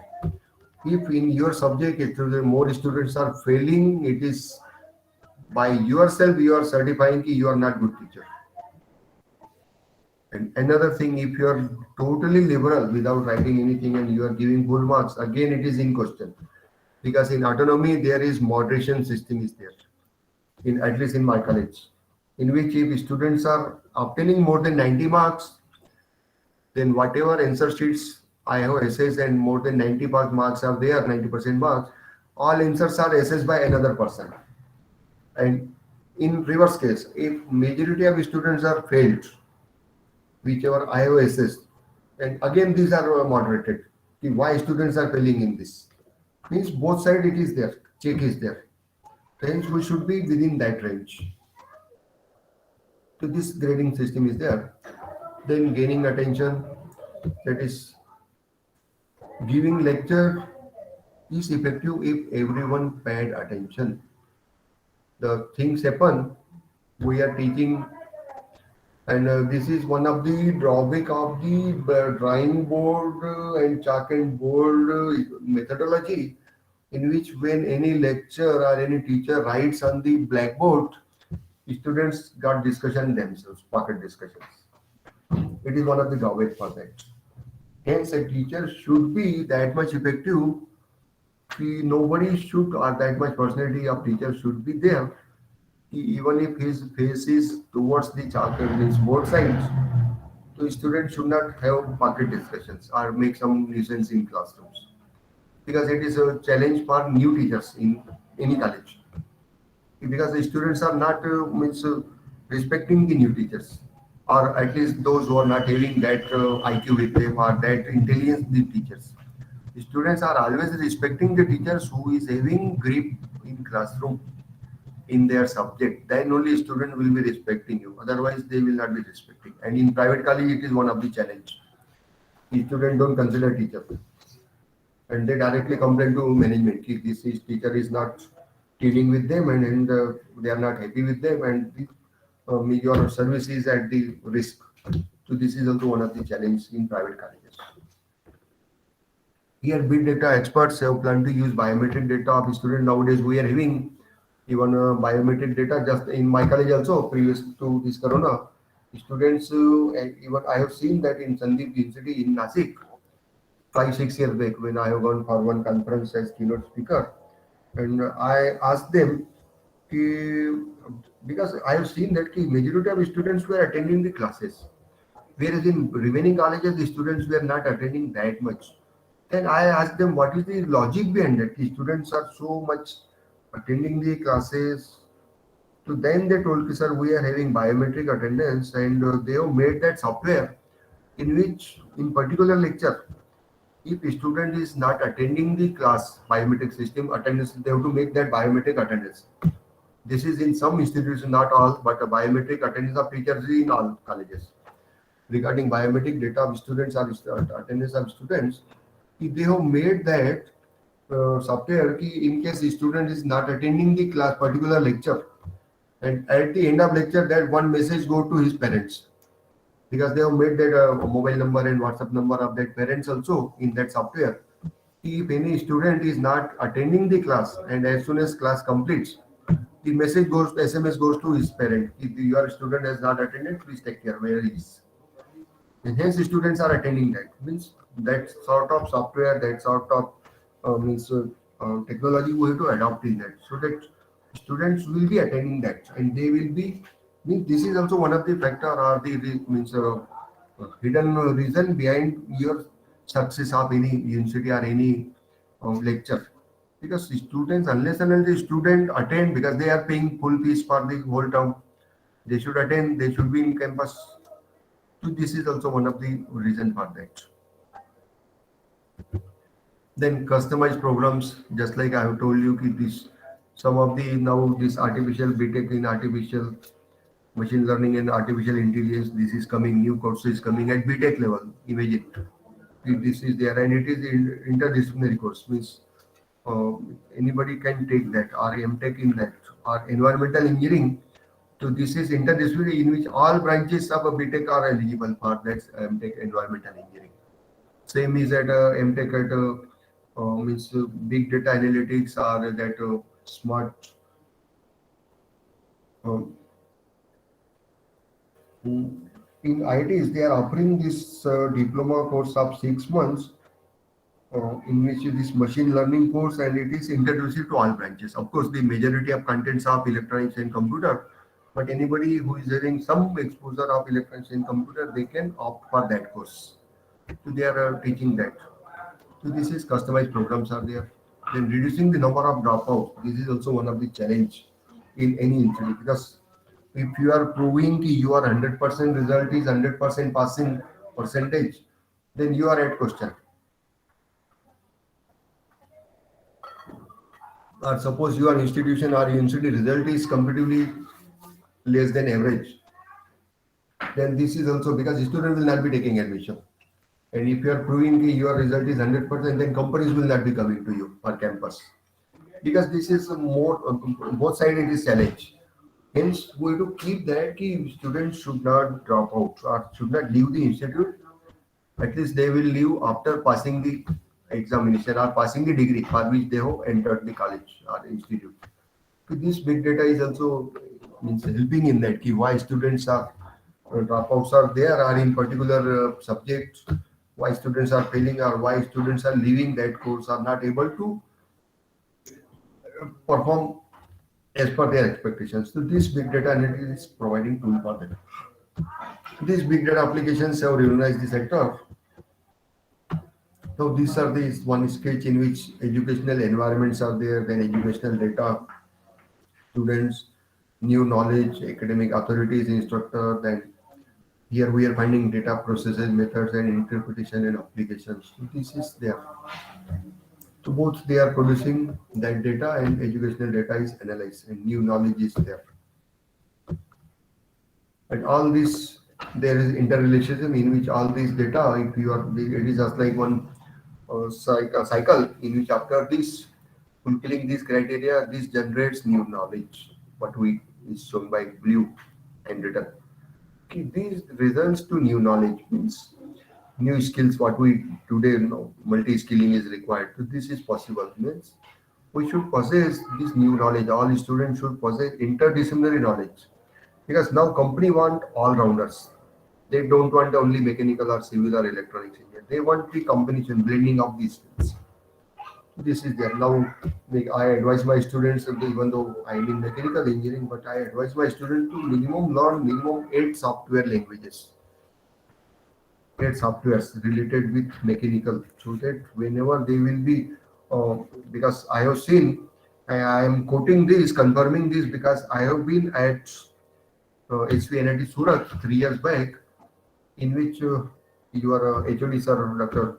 Sunil Rane sir, and I have been at a keynote speaker at one of the conference in NIT Surat, and I have discussion during leisure time. I have discussion with Dr. Rane sir, and he was telling me in our institute, from second year onwards, the students are permitted or are made compulsory to means learn 8 languages. And by the time they achieve final year, they become so perfect. Hence, our placement is good and 100% placement. Means hence we should, all students, even though this case was of mechanical engineering, but the software which are that are means different branch wise. But mechanical engineering student, he has to learn that. Then only company, because company now require one person handling majority of the activities. Hence multi-skilling is desired nowadays, because now industry 5UI is coming. At present in India we are having industry 4.0. Of course this was initiated by Germany, but now Japanese, they have made that new concept industry 5.0. So in that, this blending of these cobots are working, in which robots along with skilled persons, they will be combined working with both jointly. Means we have to work with robots, and this is called cobots. And this multi-skilling is required. Hence, Industry 5UI, it is now implemented by Japan, and they are now working on that. India still, we are using Industry 4.0. Again, it will be coming to Industry 5.5 within 1 and 2 years, but Japan, they have taken that. Hence, multi-skilling is required. Then only this new knowledge is created, because the people respect, company respect, society respect only knowledge, not money. And knowledge creates money. That is there. So different ways in which we can leverage data analytics, that is student data, then course data, instructor data, then facility data, whatever facilities we are having, how many classrooms are there, how many these are utilized. This is in AICTE. Even when we are filling the data for extension of approval for AICTE, every year we have to submit that data online. So it is there, classroom data, classroom utilization, resource allocation, everything we have to submit that. Even all these data we have to fill that. So huge data is there in AICTE extension of approval. Every college, they have to submit that data online. Then benefits of using data analytic tools. This creates data-driven decision-making culture. Then access data easier. We can just capture that data, just put that and you will be data at times. Then find information more quickly. Then some of the effective ways educational institutions can leverage their data that help students succeed. Then predict the success, how students are achieving their gate marks, their IS, IPS exams, or any GMAT or GRE examination scores or placement score, how many are joining that means blue chip companies, multinational companies, all this data is obtained in that. Then help students who may be struggling. Some students may be finding some difficulties in some, or this helps the comparison between professors and advisors through terms to prevent the student from failing in the first place. Because which I also means advice or tell you the case of each subject in my college. This helps us, or they require special tutoring or some mentoring, because some students they might be facing some problems, or particularly girl students, they might be facing some problems from students, from teachers, or from class 4, class 3, or any other employee of the institution, and they are not telling to anybody. Here our role comes as tutor, as our guardian, as our parents. We should work as parent, we should work as tutor, and so that they should frankly tell us what are the problems with them, and we should sort out that. Then only they will be comfortable. Then share a public fact book in which, so this is the case study in which this FRNH, in which the success rate of any particular examination is there, in which there is percentage change in that. That is, of course, this data is up for 5 years back, but they have made that comparison ki how success rates have been increased. In which we are finding the data of 2015 fall and 2016 fall. Now, evaluate how physical space is being used. Suppose we are having good space, of course, as per norms, AICTE norms, we have to keep that minimum requirements of buildings and land and space. Whether this is effectively used or not, or some energy consumptions, or because in majority of the classes, we have seen that yes, the lecture is completed, students keep that fans and lights open. Nobody is taking that pen to just put off that switch of bulbs and tube lights and fans. Hence, this energy consumption is more in particular section. Hence, and we have put that and this uh, boards are in that courts, in classrooms, in passages. Ki whenever you are leaving the classroom or that you are sitting in space, please close the fans and buttons off, so that this will be energy conservation attempt. Physical spaces, because some of the colleges, those who are in these metro cities, and that in main prime areas in Mumbai or any metro cities in Delhi or any country of any metro, this costly land is there, and AICTE recommends that this minimum land space is required. Hence, this land cost is more. Hence, this evaluate us if land is there and we can utilize that. Nowadays, AICTE is permitting vertical integration also.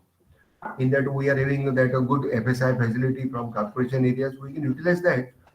Except workshops cannot be at the upper store buildings, but workshop can be at ground floor, or where heavy machinery is there, it will be on the ground floor. Remaining computer or other machineries where less weight materials are there, or machinery or experimental is going on, so we can utilize that upper floors for that, so that vertical integration, vertical expansion is there, and we can utilize that. Because suppose this is in main cities, then expansion on ground area is not possible, but in volume term or in height it is possible. Hence, we can utilize that. Then tracking the resources. Take example of classrooms timetable. We are finding that in, suppose in some of the classrooms the smart boards are there, some TV or some because nowadays it is compulsory after Corona. Every offline courses are going on. We have to teach online. Previously, the smart classrooms have been made through TechUp in majority of the autonomous institute where TechUp funding was there. In the smart classrooms have been made, and this is possible. At what time this is occupied, so that all can utilize that.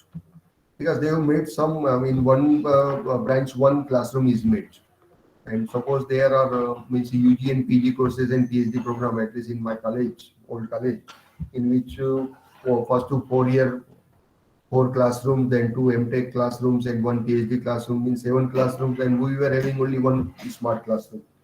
Hence, it is possible we can utilize that throughout day, just planning that, tracking these resources. Then section fill rates,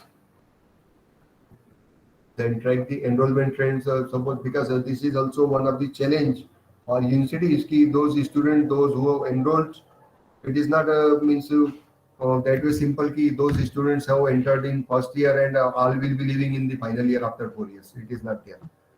5 to 10% students will be there. Those who will be dropping out in first, second, third year, and they are leaving this final year degree after obtaining degree after 1 and 2 more years, means after 5 and 6 years.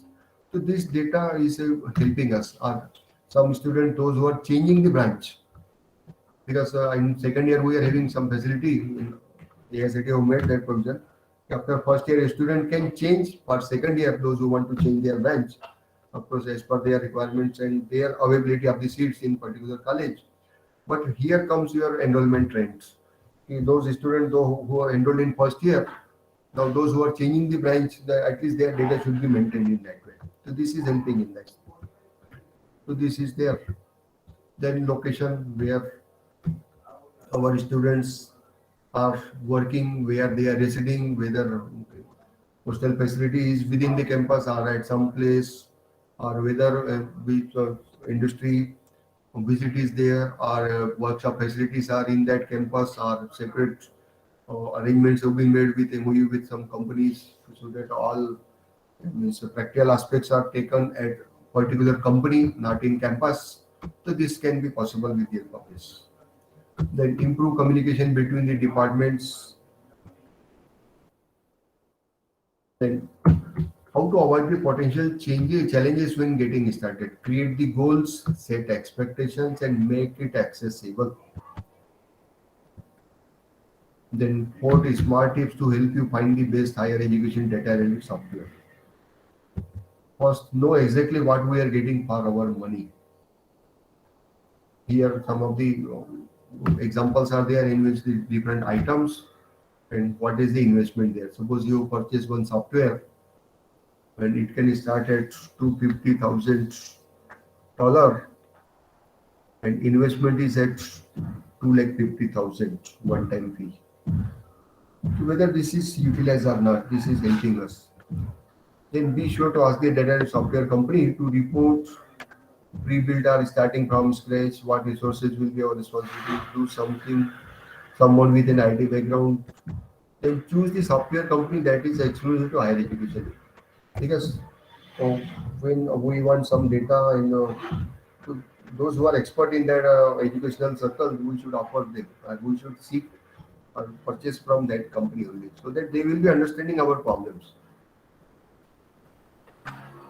This data analytics higher education is unique and we will be requiring that with the course success rates, retention and graduation rate, persistent rates, admit rate, yield rates, fall out, fall head count, and achievement gap, faculty productivity workload. Any person can take 16 hours workload, any person can take up to 40 hours workload. That is up to faculty productivity. Then classroom utilization. Then be prepared for onboard process. Then focus on long-term goals also. Then make sure we don't need to hire someone to manage the software. So this is their key. The company is providing that software, we should be able to run that. Just he is providing his license fee or his expertise, but remaining day-to-day thinking, day-to-day working, we should be able to do that. We should not be. I'm quoting one example of one or two, three colleges in Maharashtra, in which please don't take it otherwise computer persons they will be finding somewhat are arguing me ki, sir, you are outing us, but I'm telling the fact in which my principal sir 3 4 days back when we were having institute level round in my college, he was narrating, sir, one person is managing our whole website. So I asked her why we are hiring that person. He was saying is our computer professional don't have that much skill. The drawback of my college is that only one person is handling this whole department. He is HOD, he is teacher, and remaining are visiting teachers. Means he is also he is a resources are limited. One manpower is only one person appointed, and we have to do works, admission works, make maximum works in computers and IT and website maintenance also. So hence, we have hired that one person. So he told me that this one person is making the website maintenance of 5 colleges in government colleges. Now see what is the situation of computer professionals or computer teachers. The teachers are not designing that website. I know that one person, outside outsourced person, he is managing 5 colleges software, this website. And I'm not quoting that the remaining 5 colleges and all are 5 government colleges. So this is the situation. Means we just learn from him and manage that with our own internal faculty, internal resources. That is my saying. Now, suppose he is busy into and we want to update because during this admission round at institute level round, we have to update the data regularly, daily, because the student should be knowing. Because this round was at one day at one place, the student cannot move here and there. The purpose of that was that we should update that data and precise data to students so that let the student decide which college he want to attend finally. This was final round. So he can be either at Jalgaon, at Amravati, or at Pune, or at Aurangabad, or at any Nagpur, at any place. And hence the purpose of this was on one day, 1 or 2 days, we have to update that data precisely, how many vacancies are there, so that the student can decide in which college he want to take and he will be able to take that admission in that branch. The purpose was that. Hence, this software updating is essential. Website updating is essential. Then different tips to help succeed with higher education software is there. Take time to adjust. Fully embrace the new software. Whatever is there, we should learn that. We should not be dependent on other. And wherever updating is required, we should update that. Create the plan for data analytics. Create thorough plan so that it can be, it will help us prevent that and in that what our intentions are with our data, possible consider making data driven decisions, then miserable outcomes what we are hoping for, and be willing to share our data. We should share our data to our director office, to our government department, because this is also one of challenge with social welfare department, in which students from backward caste, they are getting stipend from social welfare department. And it is one of the challenge for colleges in Maharashtra. The students are not getting the scholarship within due time, and hence they are finding some difficulty in financing, because social welfare is bound to give them scholarship as per their progress. We are certifying the student is not detained and he is completing his term and he is clearing all, passing all subjects, and he is eligible for that scholarship. But social welfare department, they are not releasing that much grants. So hence some strikes are going on, some news items are there, and students are unrest is there. So we should share that data with our director office, our ministers, our controller office, our officials, our decision makers, so that they will be taking some remedial measures for us. In Maharashtra, it is one of the problem how students can be provided timely financial assistance by social welfare. Students, they are taking that up to 2 years. They are time they are taking social welfare department, because there is some mismatched data. Even there one last night I have seen one news report in which some TV, some news channel is there. So he was telling that data ki 4.3 lakh students data is not matching with Aadhaar cards. Imagine in Pune, particularly in Pune. And imagine what can be the situation for releasing the grant to these students. It's more than 4.30 lakh students data is mismatched regarding with Aadhaar card. How their finance or this online transaction can be possible then? Because when bank is transacting or college is transacting online, so if it is not perfect, means tuned with that Aadhaar number and bank account, then this is going in bounce, or it can go to other persons, and it is very difficult to come back that money. Hence, there was a news item yesterday. The Aadhaar link, it is means data. Aadhaar data is not matching with that. Probably that can be the typing mistake of that person who will be doing that. Otherwise, other number is there means it is valid data. But the data numbers are age or date of birth, and he was quoting that reference. The how many figures is mismatching? Means matching of data or date of birth with their place and date of birth with their parents' name. This is not matching. Hence, this is going to bounce. So this means total 4.30 lakh student data is mismatching in Aadhaar card. Hence, they are finding that they have difficulty in releasing the grants. Hence, we should share that data with them.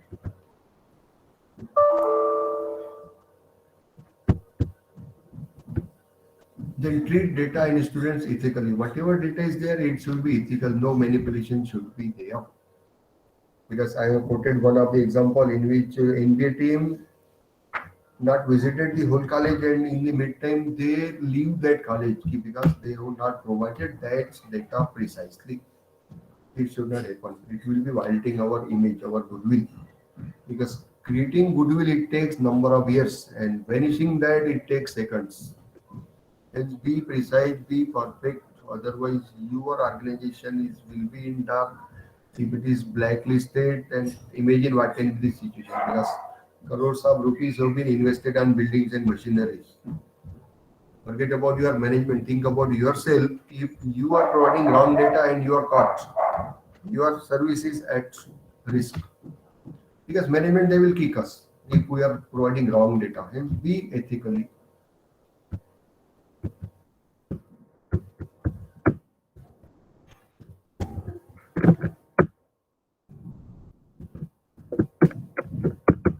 Hello. Yes, sir, you are audible. Okay. So with this, my slides are okay. Now, from any your side, if any questions, please confirm.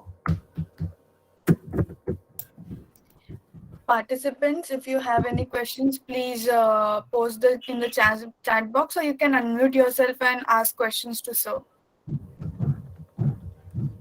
And my mobile and email is with you. In case anybody is having questions later on or they require some additional information, I will send them.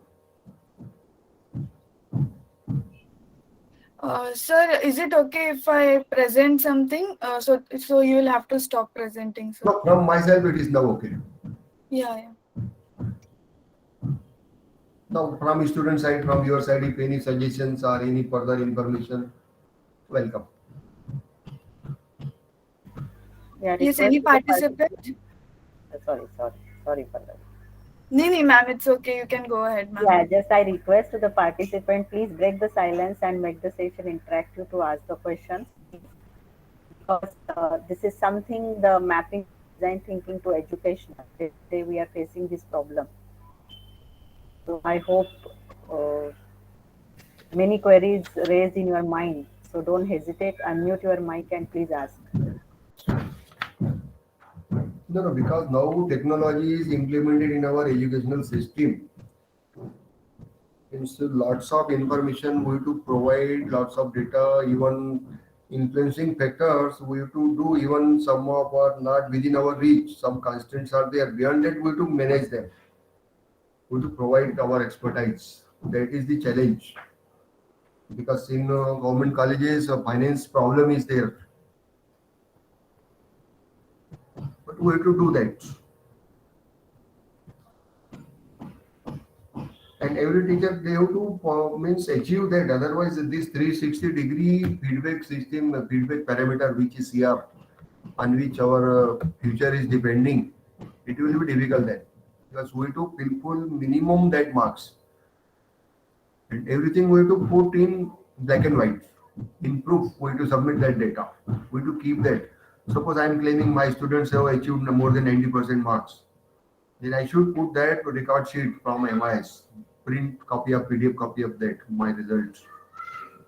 It is there, and there will be cross-check also from students' feedback system we are having. Whether I am claiming it is right or wrong. Cross-check is also there from my principal, from my work.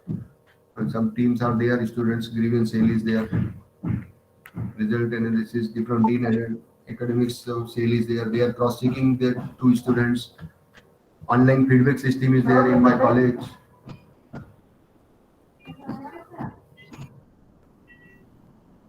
Okay. Okay, sir. Any more questions? Participants, it's a request. Please ask questions if you Okay, any questions from you? Of course, some of the facts you might not be agreeing with me, whatever I have explained you, but the fact I am telling you, this is my experience, personal experience, which I have faced. Sir, I think there are no more questions. So, Sujata ma'am, if you want to say anything. No, you can continue, Pallavi. Yeah. So, sir, thank you so much for deep insights into the data analytics and the field of data analytics. You explained us different types of data with example. And yes, just for your information, SPIT also has two branches in machine learning and data sciences. We are providing those subjects. As you Very said, nice. many universities are going for that. And yeah, we have understood that data analytics is very important in education, and you have pointed out each and everything a point in detail. So thank you so much for that. And we also got ideas to manage student data and faculty data from your slides, and whatever details you gave were very insightful. So thank you so much for that as well. So this is a token from our side, a token of appreciation from the FDP Atal team and SPIT. So please accept it from our, it's a virtual token. I wish we could have met in offline mode. So there will be a time we will surely meet. Thank you so much for your insights. I should thank to your coordinator, your principal sir. Your principal sir has been my boss at my college. Dr. B.N. Chaudhary sir, he is my boss at CUP and at Amravati. And hence from my side, I have requested Madam ki I will be there since I have seen your principal sir, Dr. B.N. Chaudhary sir. He is my boss at my Amravati Okay. college at CUP. And Dr. Sunil Rane sir, we are friends. He is associated with Industrial Engineering branch.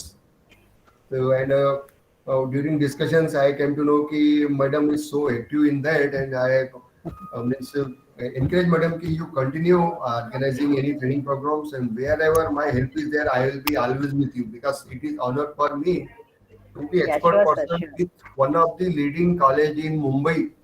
That Yes, from yes. this, it is means a reward for me from your side, and at least I am thankful to you, and it is certificate. At least all means attendees, those who have attended or listened this lecture, they are also agreeing with me my whatever discussions I have shared with you. So it Yeah, is yeah, sure, sir, sure. thanks to coordinators, but because I know the problems and constraints what coordinators have to tackle, and so we should encourage our coordinator, Dr. Yeah, sir, Sujata it's teamwork, Madam. and And, hopefully we are going very smoothly. organizing this event, really, it requires some sort of motivation and courage and patience. Only that is possible. And your faculty, your organizing team are having that much team with you. It is really good thing for me. At least I have learned from you also. And since it is organized by SPIT, it is more pride for me. At least I have been at IIT as expert lecturer. It is one more certificate, one more feather in my cap. Thank you for providing me this opportunity. And wherever my help is there in future, I will be with you.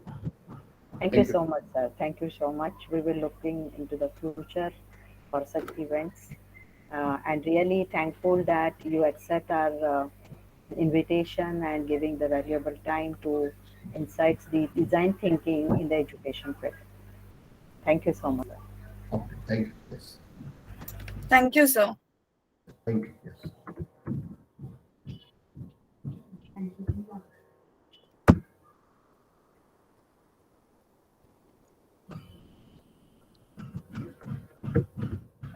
Sujata ma'am, I think Manjunath sir has joined us. Yes, Manjunath sir, can you please turn on the camera? Yes. Namaste, sir. Good morning. I hope after a long time, means 1 year back, we will meet Yes. at the time of YCD, Yoga Protocol session. Yes. Yeah, just I request if you just can you give the 5 minutes break to the participants because it is Yes, taken from 9:30 to 11:30, and now we are concentrate on the health and happiness. So I feel that 5 minutes break to banta hai. definitely, Yeah. definitely. So please, Take Pallavi, a 5 minutes. Yeah. yeah, you can announce the break for 5 minutes. Yes, ma'am. So participants, please take a break of 5 minutes and we will continue at 11:45. Thank you so much for your time.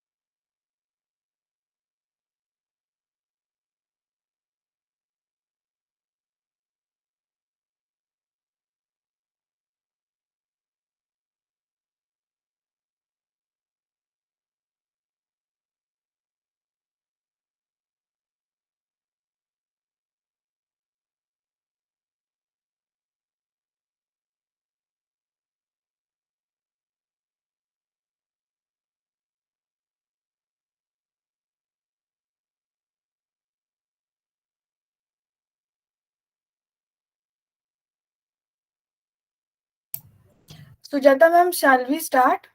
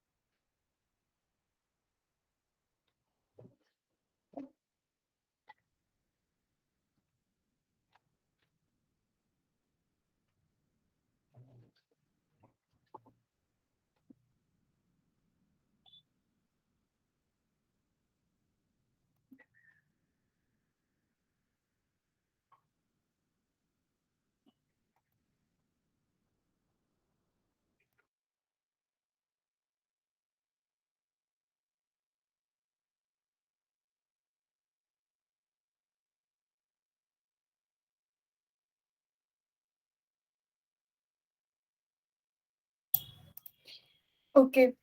I hope all the participants have joined back. We are starting with our second session. Today we have with us Mr. Manjunath KB. He is a digital humanist bringing people-centric and experiences to global customers. Currently, he heads the TCS Wellbeing Business and Products. In the past 18 years of his professional career, he has been a new product strategist, product manager, sales lead, solution consultant, and delivery owner. So I welcome you, sir, from the bottom of my heart, and we are very happy that we have a session on health and happiness. So I am sure that we will gain a lot from this talk. So without much further ado, I'll just give the dais to you and you can continue with your lecture, sir. Thank you. Thank you. Thank you very much, ma'am. Am I audible? Yes, sir. Okay. So, Sujata ma'am, I know. What's your name, ma'am? My name is Pallavi Nair. Okay. Thank you very much. Is everybody back? See, in the remote scenario, it's difficult to know whether people are really back or have they put the. Yes, sir, we are ready. Yes, sir, we are back. Yeah. Okay. I'll be making use of few slides. Can I present from here? Yeah, sir. Let me just stop presenting. Yeah, you can just go ahead with the presentation. Okay. See, because this discussion is about health and happiness, I would request all of you to come on video. Or as many of you as possible, can you come on video? At least I want to see some of you on video. Doesn't matter what dress you're wearing, what is your background, whether you're at home or sitting in a bus stop and taking the call, doesn't matter. You can come on video. Nobody's going to judge you. Okay? Yeah, participant, please turn on the camera. So last 5 days, I hope that today we are getting the chance to see the participants. Okay. So we see Sneha ma'am, Anup sir, Archana ma'am, Sujata ma'am and Pallavi ma'am are there anyway. Yeah, Ganesh sir, please. See, there are about 78 people, right? So 10 people should be on video. Okay. Because you have been sitting since morning and sessions, we just took a small break, a bio break or a water break. Let us stretch it a little bit. Okay. And I request all of you to be on your chat window. I'm going to ask you a few questions in between. Okay. First, because this is health and happiness, let us stretch a bit before we talk any further. Okay. So all of you sit straight in your chair or sofa or bed, wherever you're sitting. Okay. Okay. Broaden your shoulder. Okay. Now, except those people who have severe cervical spondylitis or upper back issue, others should perform this along with me. Okay. Inhale, look up. Exhale and bend forward. Inhale, look up. Exhale, go forward. Inhale, up. Exhale, down. Let us give some movement to the neck so that higher amount of blood flows to the brain region and we can be attentive in the session. Okay. Now, inhale in the center, exhale and bend to the left side. Inhale, center, exhale to the right. Inhale, center, exhale, in and out, and relax. Okay. Now, hold your hands like this. Reverse, up, inhale and pull up, pull up. Stay there and breathe normally, breathe normally. Expand your chest. And now, exhale, side. Feel the stretch in the side. Inhale to the center. Exhale to the other side. Feel the stretch in your side belly. All that fat that is accumulated. Inhale to the center. Exhale again. Inhale. And exhale. Come to the center. Stretch again. Stretch up, up, up, up, up. As much as you can. Relax. Okay. Let me share the screen.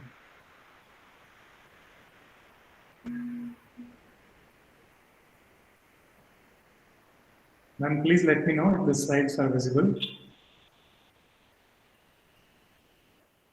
Pallaviji, do you see anything on the screen? Yeah. Slides are visible. What do you see? You meditating? Or maybe I'm just pretending to be meditating for the photo, right? It could be any of these. Might be the case. All right. And So- there is a beautiful background. Yes. Thank I you. hope it's real background, Manjunath. It's Last a- year you were in Uttarakhand. It seems like somewhere from Manali. It is actually Rupin Pass in the Himalayan ranges.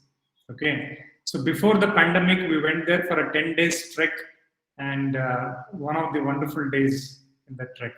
Okay. So I'm going to share with you a small little story before we delve deep into the topic of health and happiness. Okay. So I think I'll have to hide this. Yeah. Do you see the slide now? Yeah. It's visible. Yeah.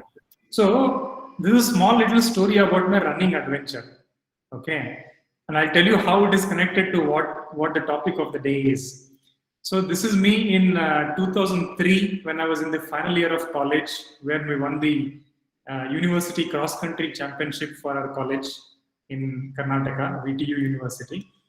And then I joined TCS in 2004, 18 years ago, and did not run for a few years. Job and other things took priority.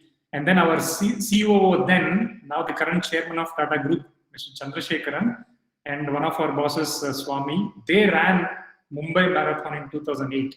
So inspired by that, some of us ran Mumbai Half Marathon.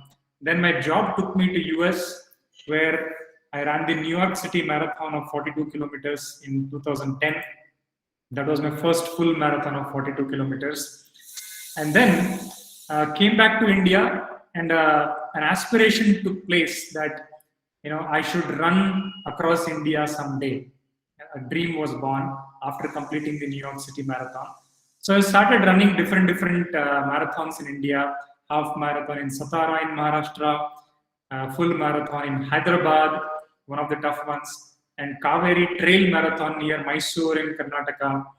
And again went back to Satara with a good friend Maha, ran again 21K. And then I came back to Mysore for another half marathon. Then ran the full Mumbai Marathon, which is very tough given the humid conditions in Mumbai. And then again next year, on the occasion of my 10th anniversary in TCS, another half marathon in Mumbai. So I kept running many half marathons and full marathons. Then to take this journey further, I started experimenting. If I have to go across India, how would it be like to carry a tent behind me in the backpack and then run or walk? So to experiment that, me and my friend Maha went to Lonavala Hill. On top of the Lonavala Hill, we put the tent and stayed there for 1 day, 1 night, and experimented how it feels like to stay in a tent. And then I called a couple of my cousins to Mumbai. We were living in Mumbai at that time, and did a 2 days, 60 kilometers walk with a heavy backpack of around 13 to 15 kg. But that was too heavy a thing to carry for long distances. So then I experimented something else. I went back to Satara for 4 days on a hot summer, April 1st, and ran 4 days for 40 kilometers every day. That was about 160 kilometers in 4 days from Satara to Mahabaleshwar to Pratapgarh and back to Mahabaleshwar and Satara. Satara is a very special place. It's a beautiful place, the Kutch Plateau, etc. And then increased the distance and the number of days, went back to my hometown, Shimoga in Karnataka, and ran 45 kilometers every day for 10 days. That's about 450 kilometers.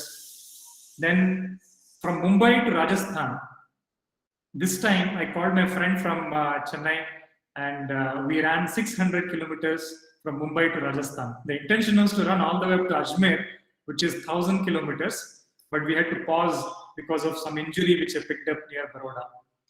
So this was 600 kilometers from Mumbai to Rajasthan, almost near Udaipur. This is the entrance of Rajasthan state border. Okay, so after this, many other things happened in life, and I got exposed to the field of yoga and eventually Ayurveda. Okay, and then we took passion into the whole trekking space. So did a few treks. One of the really memorable ones that you see in the photograph here is the Rupin Pass trek, amongst many treks in the Himalayan ranges. So we did this just before the pandemic. So not that I only run and do treks, okay? I have a day job in TCS. So I do consulting primarily in the employee experience space. I'm a design thinker, certified usability analyst and user experience analyst. And broadly, my whole 18 years has been in the area of employee experience, in different dimensions of employee experience. So we work with global customers across different industries and geographies to help their employees improve their employee experience, right? So design thinking and persuasion-driven experiences is something which I really love doing with customers. And in the recent past, about 2 years or more, I have focused my efforts in my organization and with customers and to our larger TCS and Tata Group ecosystem in the area of holistic well-being.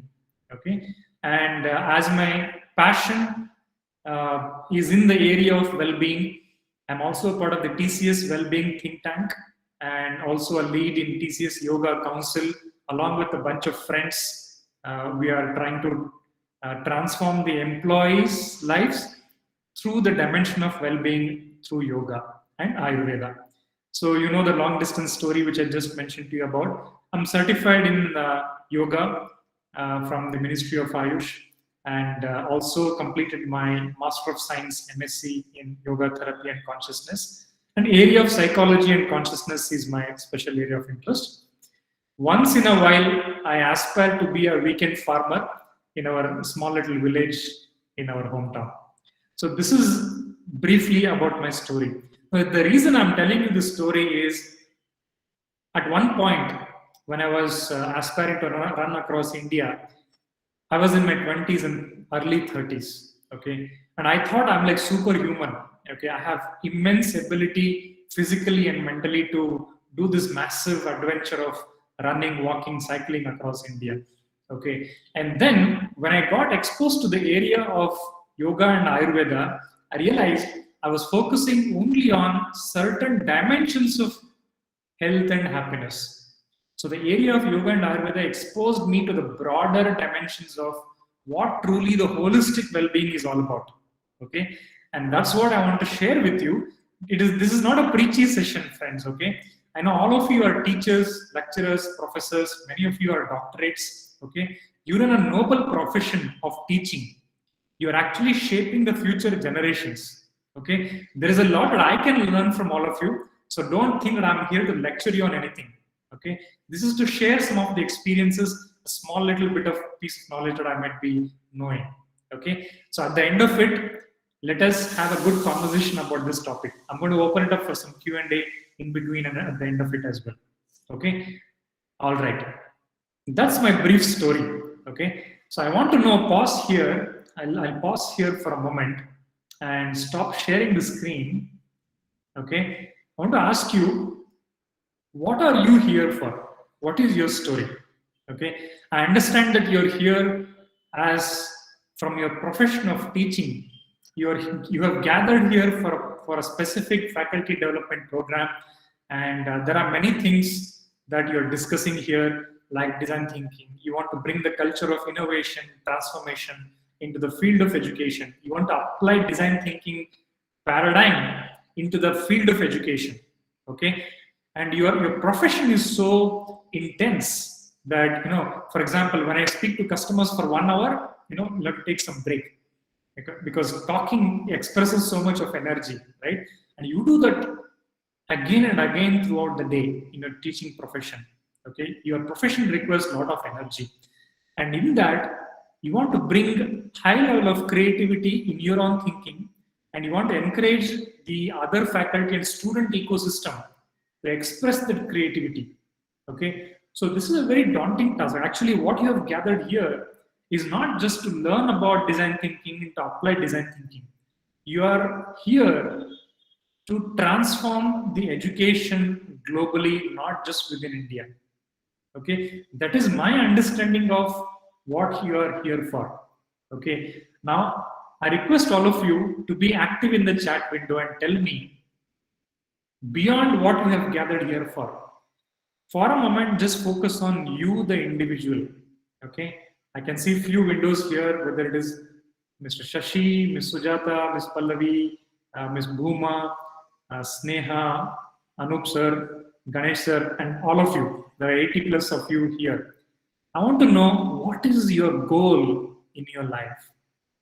It could be one word or one sentence. Please go to your chat window here and type in and tell me, what is your goal in life? Okay, I'm assuming you have gone to the chat window and started typing. What is your goal in life? Do not hesitate. Nobody is going to judge you for the goal that you might be carrying. Okay, healthy life, happy life, help people, says Rishank. Very nice. What else?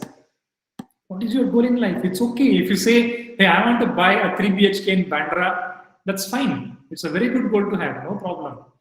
Happy, healthy life. Okay, what else? See, just because this topic today, between this next 1 hour, is going to be about health and happiness, don't necessarily restrict your goals to this. Okay, maybe your goal is to travel across India, do a world tour, anything. Spiritual and material balance, fantastic, very, very beautifully said.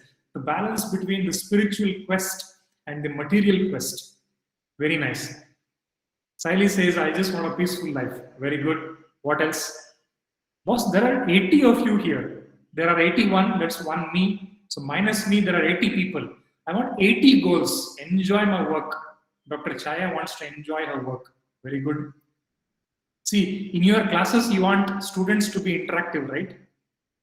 I want all of you to type here and tell me, what is your goal in life? See, if you don't know what is our goal, we don't know where we are heading, right? So then what is the use of health and happiness? Happy, peaceful life, explore new things. Fantastic. Any more answers? See, I'm going to assume that you have pulled on mute, audio and video mute, and some of you might be cooking, some of you might be folding your dresses in your bedroom, or some of you might be asleep now. I'm going to assume all of these things, okay? To know why, oh, fantastic. What is the cause of creation? Very nice. Contribute something substantial to science and enjoy every moment of life. Very good. To get 8 hours of sleep daily, that is a short-term goal. Fantastic. See, if you cannot sleep properly every day, what is the use of life? There is no rest only. Very well said, Ms. Neha. To make my kids good human beings and give them a good life. All right. Very nice. Thank you so much. Whoever has given the answers, very good. Those who have not typed here, I'm assuming this question prompted you to think, what is your goal in life? All right. Now, where are we going with this? Okay. If you know what is your goal in life, can you tell me what are the prerequisites to achieve your goals in life? Whatever goals that might be. Okay. To cut the long story short, if you do not have optimal level of health, we cannot achieve any goal. And title of the day is Health and Happiness, right? In some or the other way, all of us are seeking happiness in some way. You know, Miss Neha wants to sleep for 8 hours peacefully so that she can get up the next day with a fresh mind and feel peaceful and happy and execute her responsibilities the next day. One of you wants to bring up your kids in the right way. If you yourself are not carrying the right health, if you are not in the right state of happiness, can you transform the education of India and the world? Can you achieve any of your goals? It's just a big no. So today, I'm here to share a few glimpses of snippets of wisdom that I have come across in life, but what it takes to lead a healthy and happy life. Okay. Ma'am, just check again. Do you see the slides? Yes.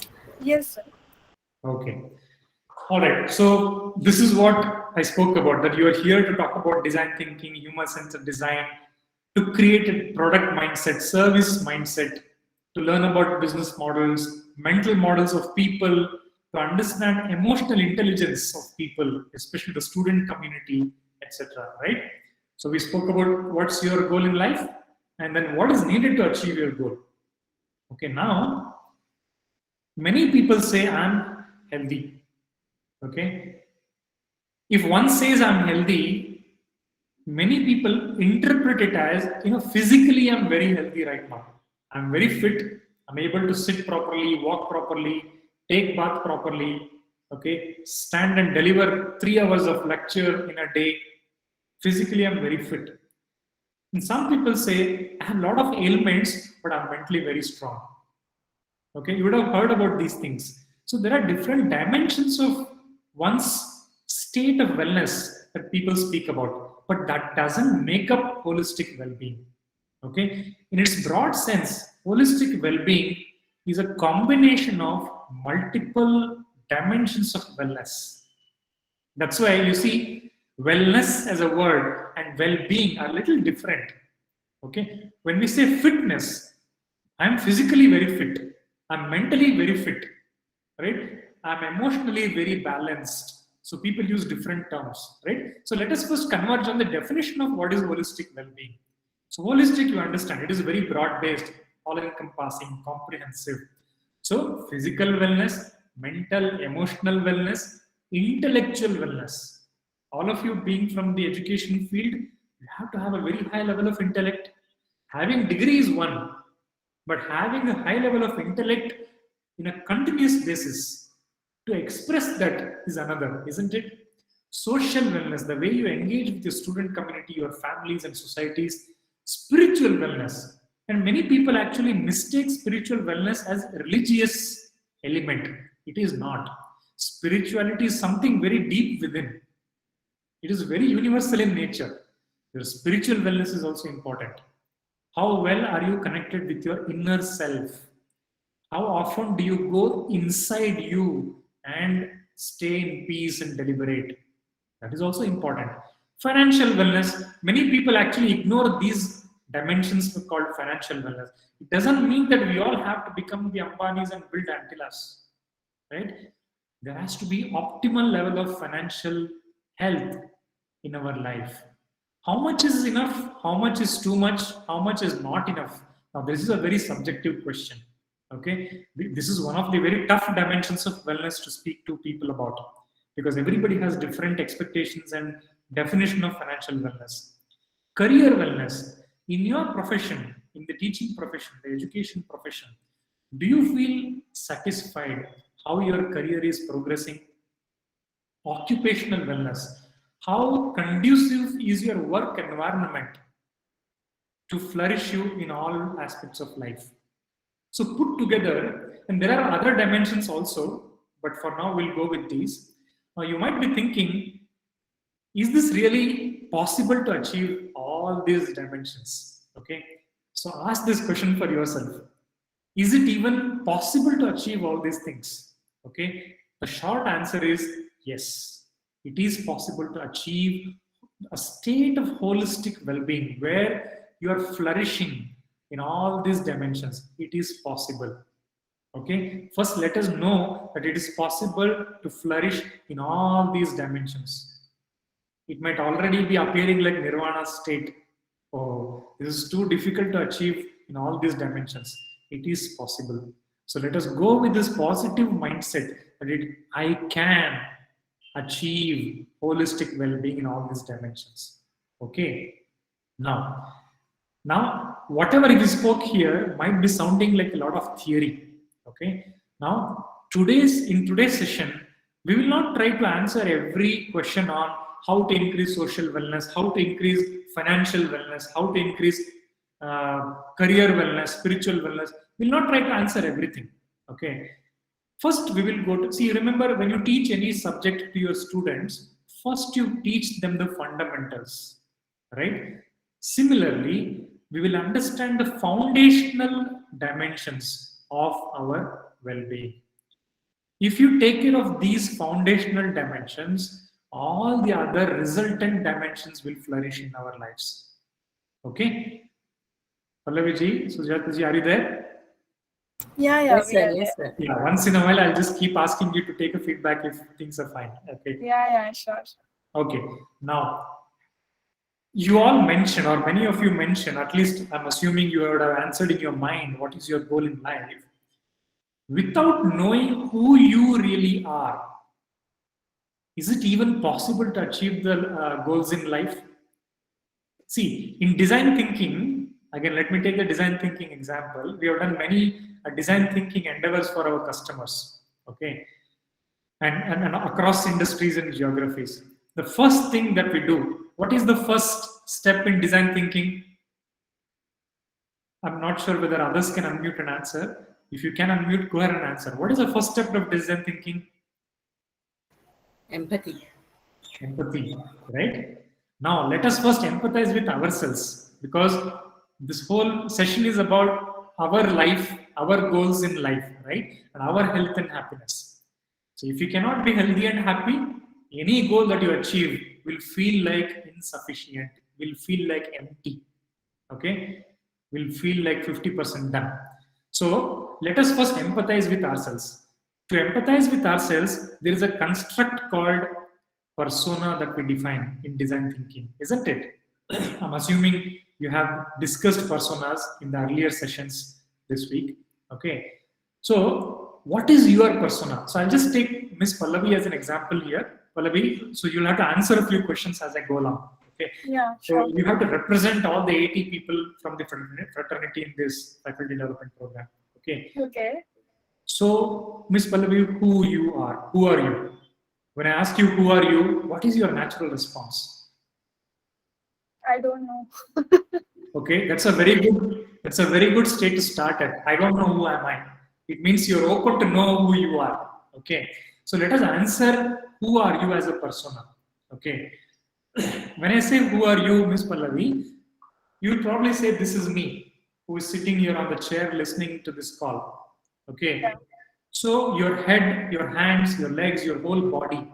Okay. This is very natural. Okay. Hey, who is Miss Pallavi here? You'll raise your hand. Right? That is how you take attendance in your classes. Right? Yeah, sure.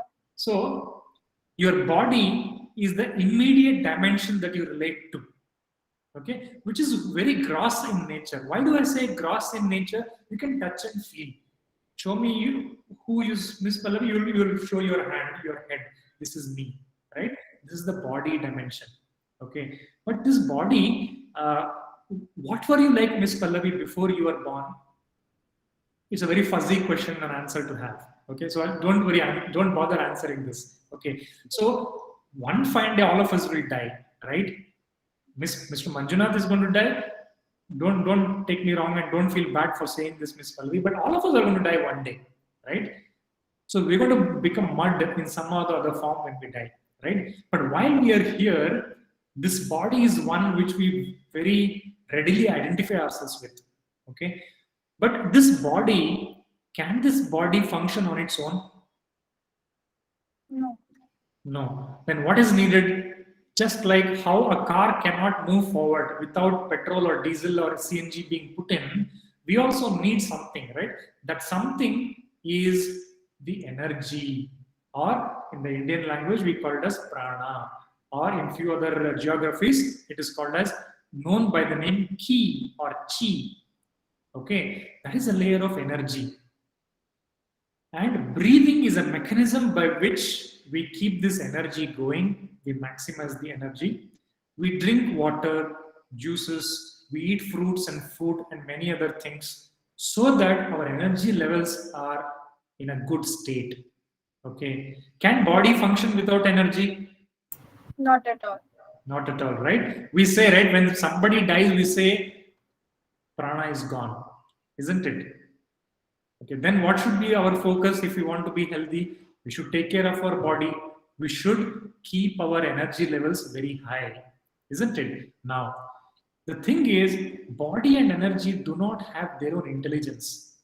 Though we say muscles have muscle memory, etc., they really do not have any intelligence of their own. Okay, who is making this body function? Energy. But who is expressing the energy? Who is bringing the energy? Who has the intent that energy should manifest, body should function? That layer is the mind. Fantastic. See, Ms. Pallavi knows the answers already. That is the mind. The mind expresses the intent. See, 80 of you have the intent to sit through this session, right? That's why you are there. And you had a choice, right? You could have expressed the intent, no, I'm going to bunk this session today, do something else. But you expressed an intent. That is the mind, or manas, or manaha, as we call. This is the mind where thoughts are generated, emotions take place. What is the natural tendency of mind? What is the natural tendency of mind? See, we are trying to understand our own persona. The more we are self-aware, we can lead a healthy and happy life. Okay, the nature of mind is, I like something, I don't like something. Likes and dislikes.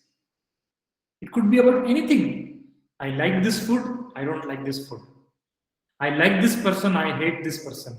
I like this city, I hate this city. Okay, it could be anything. I like this dress, I don't like this dress. It could be anything. The natural tendency of mind is to like or to not like or dislike. Raga, dvesha. Okay, now one of the surprising fact is that even the mind also does not have its own intelligence. Now this might come as a little surprise and a shock also. But how come mind does not have its own intelligence? Then how are we functioning using our mind? Isn't it? Mind is like a CPU. It's a processor and a memory. RAM, ROM, hard disk and processor. That is mind. Okay. Who has the intelligence? There is a layer of intellect that we carry, which is apart from mind, energy and body, which has the intelligence. Now, what is the nature of intelligence? The layer of intellect, Ms. Pallavi, do you want to take a shot? What is the layer of intellect like? What is its nature? Mind's nature is likes and dislikes. What about intellect? It might be different kinds. Intellect might be a survival instinct, or it might be like, Okay. I don't know. Let us say, It's very abstract. let us say, what is your favorite sweet? Kaju Katli. Kaju Katli. Okay. Let's say you ate Kaju Katli because you love Kaju Katli. Your mind says, hey, please eat Kaju Katli because I feel very good when you eat Kaju Katli. You ate that. Okay. But I keep on telling you, hey, eat one more, no? Anyway, it is your favorite. Please eat one more. Eat one more. And you have had 5 Kaju Katlis. Okay. What do you do now? I'll force you. No. This is your favorite. Now, please go on eating 10 more. 10 more. Eat 10 more Kaju Katlis. What happens? I need to stop Why do you need to stop? because I know it's not good. Yes. Your intellect tells you that it is not good for you. It is not right for you. Correct? Yeah, correct. So the natural state or natural tendency of the layer of intellect is right and wrong. If we understand only these 4 dimensions, we can lead a happy and healthy life. Okay? So in many of us, the mind overpowers the intellect. That is why we come across various problems in life. Not because somebody else is creating problem in our life. If we simply strengthen the layer of intellect and control our mind, manage our mind, regulate our mind, that is enough to lead a happy life. Okay. You come across many people, right? They might be diabetic. Okay. Their intellect knows that eating sweets is not good for me. But their mind says, no, yeah. In Swiggy, they are showing the advertisement. Okay, you can order even 1 gulab jamun and eat it. Remember that advertisement? Yeah. Let us eat 1 gulab jamun, nothing will happen.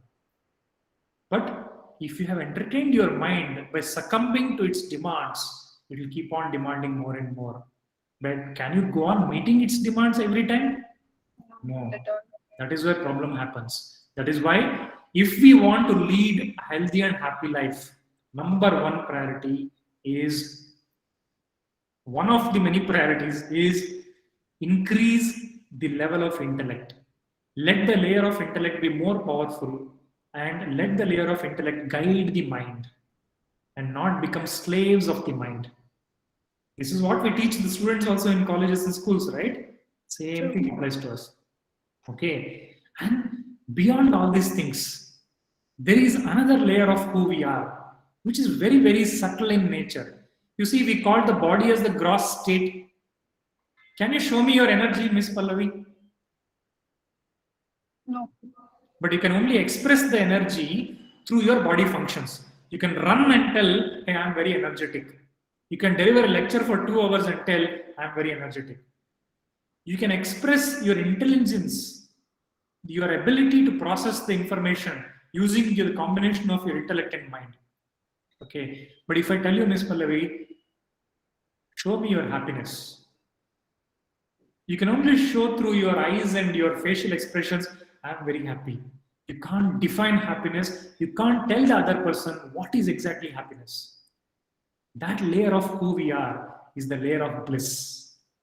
That is our natural state. Why do we say it is our natural state? When we were born, remember, kids are so happy. Of course, they cry for milk and other things. They're generally very happy. Why? Because their mind is still not muddled. That's why they're very happy, blissful, always happy, go merry. That's why you love playing with kids. Okay? And there's a joke that people love playing with others' kids. Their own kids are always a headache for them. Okay? May not be necessarily true always. So these are the 5 dimensions of who we are. Okay? So are we good? Have we understood who we are? Yeah. Okay. So now very simple. Now that you have understood the persona, what is the next step in design thinking? Empathy is done. What is the next step? Go ahead. Anyone can unmute and tell me because I'm not looking at the chat window right now. It's not visible to me. Or Miss Sujata or Miss Pallavi can answer. I'll let the participants answer. Define. Define. Okay. Now that we have empathized who we are, let us define. What do we define? In the define stage, we define 2 things. Boss, what problem are you trying to solve? What is your problem? Okay. So what problem are we trying to solve here? Who I am. Who am I? We have understood. Yeah. Okay. The larger problem we are trying to solve here is how to be happy and healthy. Isn't it? That is the problem. Boss, there is a lot of health issue in my life. I'm not happy right now, or I'm not always happy. I'm not always healthy. That is a problem statement. What is a value proposition statement? We define 2 things, right? In design thinking, second stage of define the problem statement, define the value proposition. Okay, very simple. Problem statement is, I'm having a lot of health problems. I'm not always happy. So what is a value proposition? The value proposition that I'm giving to you in this session is, boss, you can be healthy and happy. You just implement whatever you listen in this 1 hour, you will be healthy and happy. That is my value proposition to you people and to myself as well. Okay, are we good? So now we have defined the problem statement and value proposition. All right, then you need to understand the problem a little bit in detail, isn't it? What do you do for that? You do user research. Okay, and then come up with persona. Now we have understood one form of persona, who we are. Let us understand the problem in life. We all go through stress, don't we? Is there anyone who has no stress in life? Hello? We all have some or the other stress. Some of you might be thinking, it is stressful for me to even sit through these sessions. It is stressful for me to attend all the sessions all the days. It might be stressful for you to deliver X number of sessions and lectures in a day. Anything. We have personal life stresses, professional life stress, society stress. This pandemic is a stress. The new variant of Omicron is a stress. A lot of stress in life. Let us understand this problem a little bit in detail. When the mind likes something and dislikes something, it creates chaos. Let us take a very simple example of your student ecosystem. Okay, I'll take a very popular example of a boy in your college liking a girl in your college. Okay, am I allowed to take this example, Ms. Pallavi? Yeah, sure, sir. Okay, some random guy likes a random girl in the college. I'm sure being faculty you would have noticed, iska kuch chal raha hai. Okay, so what happens? Another nature of mind is that whatever it likes, it wants to possess it.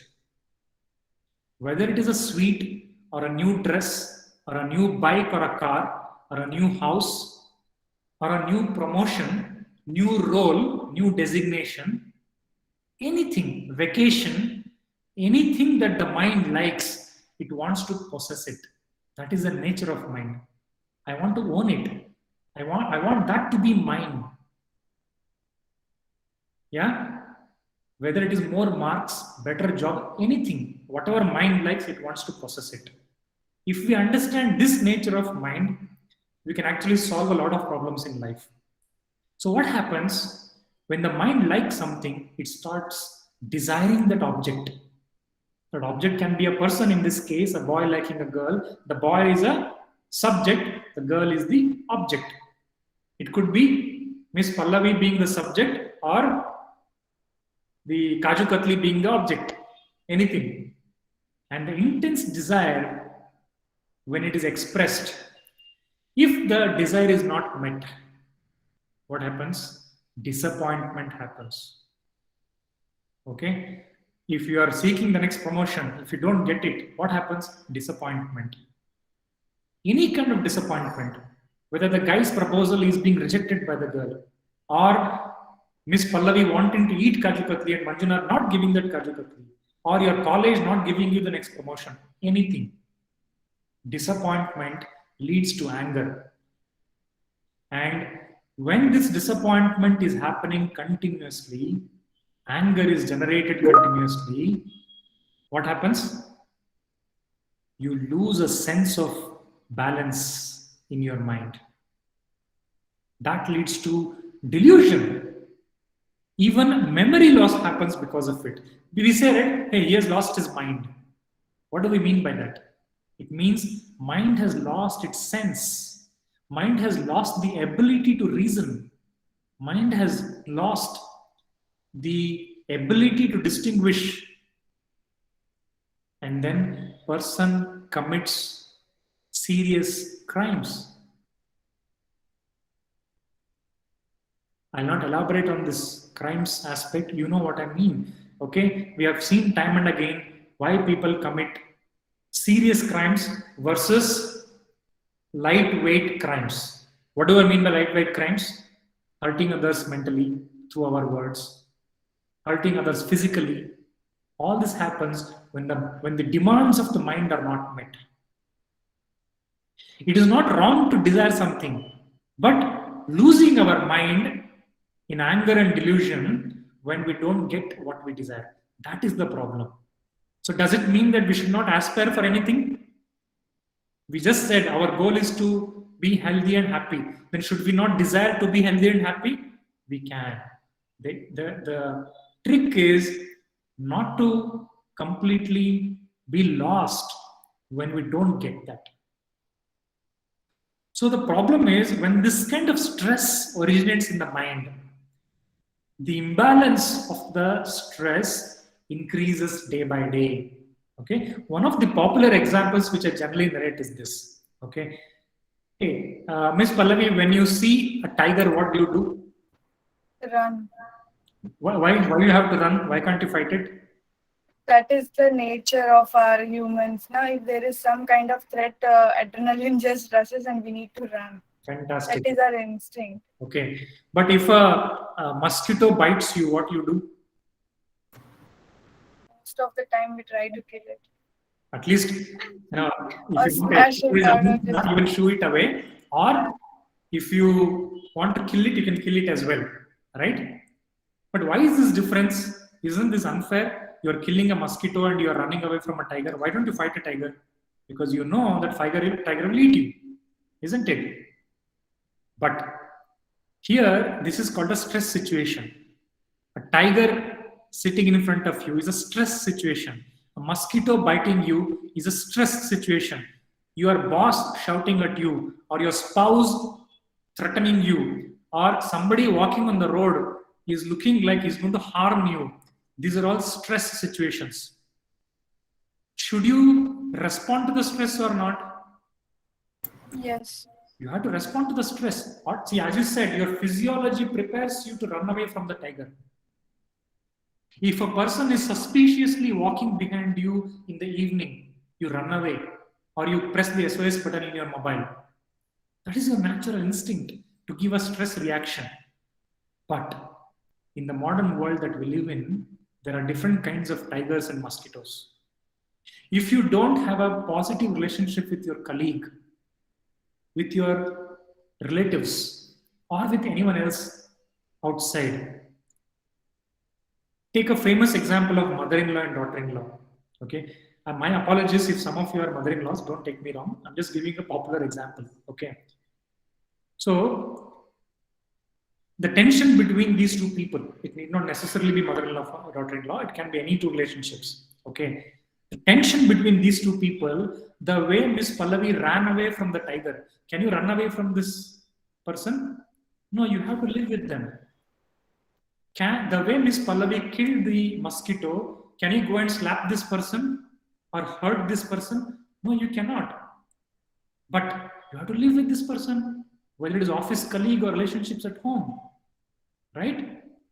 You have to live with your neighbor, whether you like your neighbor or not, isn't it? But the stress continues unexpressed. You cannot express your stress here.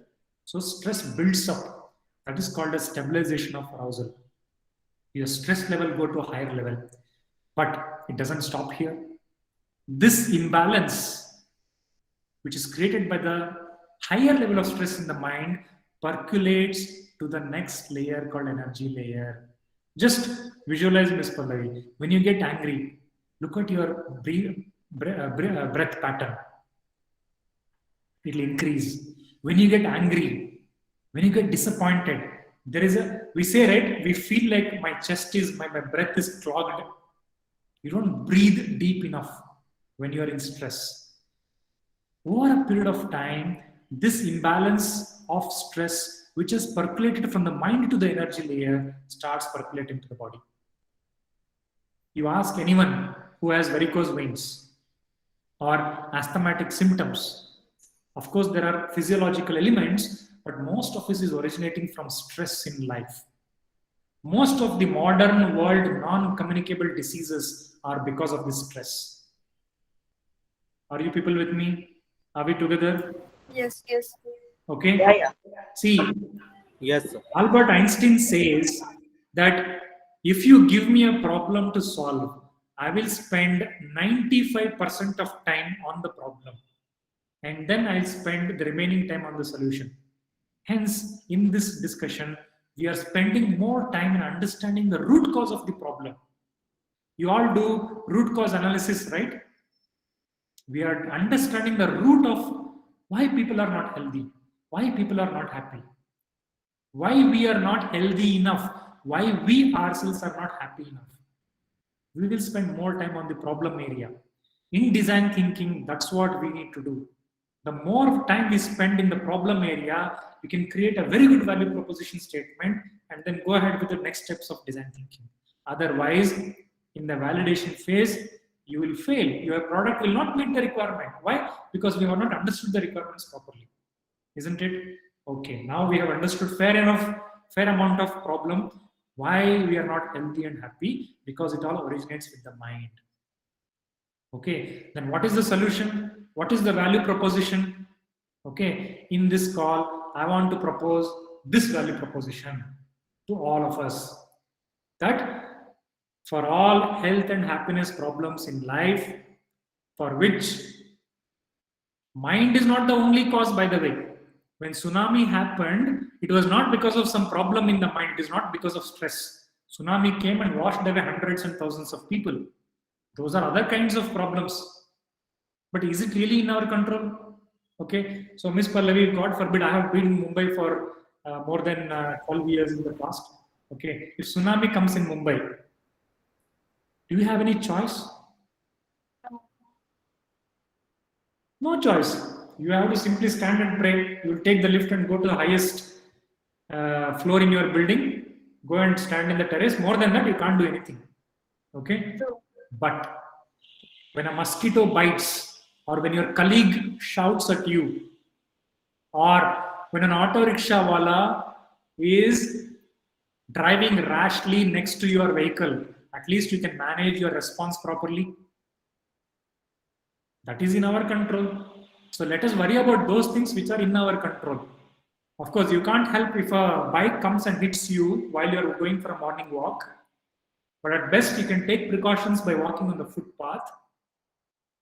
Okay. So whatever is in your control, you can take care.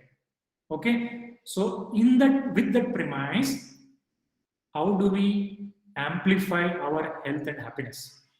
So my value proposition in the flow of design thinking for that problem statement of how do I amplify my health and happiness is integrated yoga and Ayurvedic therapy for holistic well-being. Are you with me? Yes. Yes. We all Yes. create Yes, sir. Yes, sir. Yeah, we all create one-line value proposition statement in design thinking, right? In defined stage. So we are in defined stage right? We are done with empathy. We understood the person of who we are. We defined the problem statement that how might we amplify my health and happiness. Now the value proposition statement as a part of defined state is integrated approach through yoga and Ayurveda for holistic well-being. Now we have to. What is the next stage of design thinking? Ideate. Ideate. I have done the ideation already. Okay, I'm going to present to you what is the solution. After ideate, what do we do? Prototype. Prototype. I have already created the prototypes for all of you. Okay, what is the next step? Test. Test. That is validate. Okay, now before going to validation, let us first understand what is this prototype. Shall we? Okay. Now we said, how many dimensions did we speak about of who we are? Body, energy, mind, intellect, and Bliss. bliss. Okay. Miss Pallavi has made notes also. Very good. Okay. Whatever I'm missing, I'm telling. Okay. Bliss is not there currently, so forgot about it. No problem. Okay.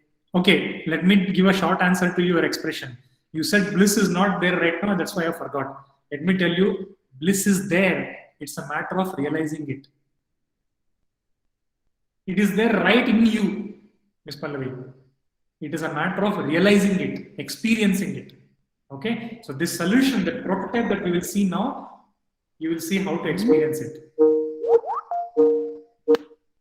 Okay. Okay. Now you have the persona. Now let us see for the 5 dimensions of who we are, what are the integrated approaches we can take? Okay. Are we good? Do you want a small break? No, sir, continue. Okay, we'll take a small little breather where you will not get up from the chair, but we'll take a small breather and then continue after this slide. Okay. Now, for a fit and fine body, what all need to be done? Diet. Diet doesn't mean the keto diet or intermittent fasting, not those kind of diets. Here, diet means mitahara, hita mita ahara. Hita ahara, conducive food for you based on your body type, based on the season, based on the geography that you're in, based on your current state of health. That is diet. And how much to eat and when to eat, that is diet. Diet doesn't necessarily mean fasting and reducing weight. Okay, how much to eat? The Indian scriptures say that you have to eat 50% of your stomach's capacity, and 25% should be liquids and 25% should be left empty, so that your engine, your jatara, your stomach can digest it properly. That is how much to eat. What to eat, what not to eat, we will not get into that. That will become a whole nutrition discussion. Okay. When to eat is also important. How many of us skip breakfast here because we have early morning classes to take? How many of us eat dinner at 11 p.m. because there was some other engagement? How many of us have lunch at 3 p.m.? These are called unhealthy eating habits. So, in summary, I'm not going into the details of this solution. What to eat, how much to eat, when to eat. If you want, we can have another detailed discussion on these things. Okay, this is diet based on the right season. Okay, then exercises. Exercises help us stimulate our body, whereas asanas stimulate as well as relax our body. Okay, there is a big difference between what is an exercise, what is an asana. Exercise is more stimulation focused. It only excites you. Whereas asanas stimulate you as well as relax you. They will mold your body, tame your body. They'll make your body supple, so that asanas make your body supple, so that it can become hard when required. Otherwise, it can stay soft when not required. Okay, and different kind of asanas are there. Standing asana, sitting asana, forward prone asana, backward sleeping supine asanas, twisting asanas, cultural asanas, different kinds of asanas are there. Okay, it's very important to make the body supple through the asanas. Then kriyas, cleansing techniques. You might have heard of Jalaneti, people putting water in one nostril and getting through the other. At least because of Corona, this has become very famous. Okay, and Sutraneti, so that your entire nasal tract can be very healthy. And because of this Jalaneti, Sutraneti, your eyes, ears, and overall this head region can stay healthy. And cleansing your gastrointestinal tract through a process called Vamana, the vomiting procedure, where you drink lukewarm, salty water and then vomit out everything. And then your abdominal body parts can get nice massage through Agnisara Kriya, where you flap your abdomen, give a nice massage. Some of you might be taking massage for your whole body, but how about the massage for your abdominal organs, which are processing your food every day, every time? Okay, and then Kapalabhati, so that you can cleanse your whole prana channels and make your face shine, activate your brain beautifully. So various types of kriyas are there. And then how will you cleanse your colon, large intestine? See, in Vamana, the vomiting procedure, you cleanse it from your mouth till your stomach. And what about the small intestine and large intestine? Especially large intestine, which is literally holding all the toxins and dirt right from our birth till today. You have to cleanse it. It is like not cleaning your toilet pipe. What happens when you don't clean your toilet pipe? You start smelling very foul, right? Same thing happens with our large intestine. So there is a process in Kriya called Lagu Shanka Prakshalana in yoga and Basti in Ayurveda. Enema in modern terms. But enema is not exactly Ayurvedic Basti. That is Kriyas. Panchakarma is a five-fold method in Ayurveda, which I'll speak about in a moment. Okay. This, you don't have to do everything every day. You can create your own timetable when to do what. Okay. That is for the body layer. And for the prana layer, energy layer, there are different pranayamas available. Nadi Shuddhi pranayama, Kapalbhati. Kapalbhati is both Kriya and pranayama. Okay. Surya Bedana pranayama to be done in cold season. Chandra Bedana pranayama to be done in summer season. Different types of pranayamas and breathing techniques are there. See, our body has different lobes in the lungs region. We have to maximize, increase the capacity of lungs. Research indicates that most of us use only 30% of our lung capacity. If we don't breathe properly, how can we even increase our prana levels? And different relaxation techniques eliminate the imbalances in the prana layer. There are 72,000 channels, energy channels called nadis in our body. We have to cleanse those nadis. Those are coming together in chakras, different chakras in our body. Chakras are like energy junctions. So the energy channels are traversing through chakras through different parts of the body. These are not veins of the blood. These are very subtle, non-recognizable, non-physical channels of body called nadi. You have to cleanse and maximize the prana by cleansing these nadis. So pranayama is very important to maximize the energy. And then, what can we do for the mind, Miss Pallavi? How can we make our mind listen to us? Meditation. Very good. See, if you meditate, see, mind will not leave its nature of likes and dislikes and create stress. So we have to calm the mind. In fact, in yoga, it is called as, definition of yoga as per Patanjali is called as yoga chitta vritti nirodha. Chitta is the mind field. Vritti is the fluctuations in the mind. Nirodha. If we can eliminate or stop or regulate or slow down the fluctuations, the stress in the mind, that is yoga. Many people think that yoga is all about asana. No. Asana is only one dimension. It is mainly about regulating our mind, calming our mind. So meditation and different emotional cultural techniques are there to calm the mind down.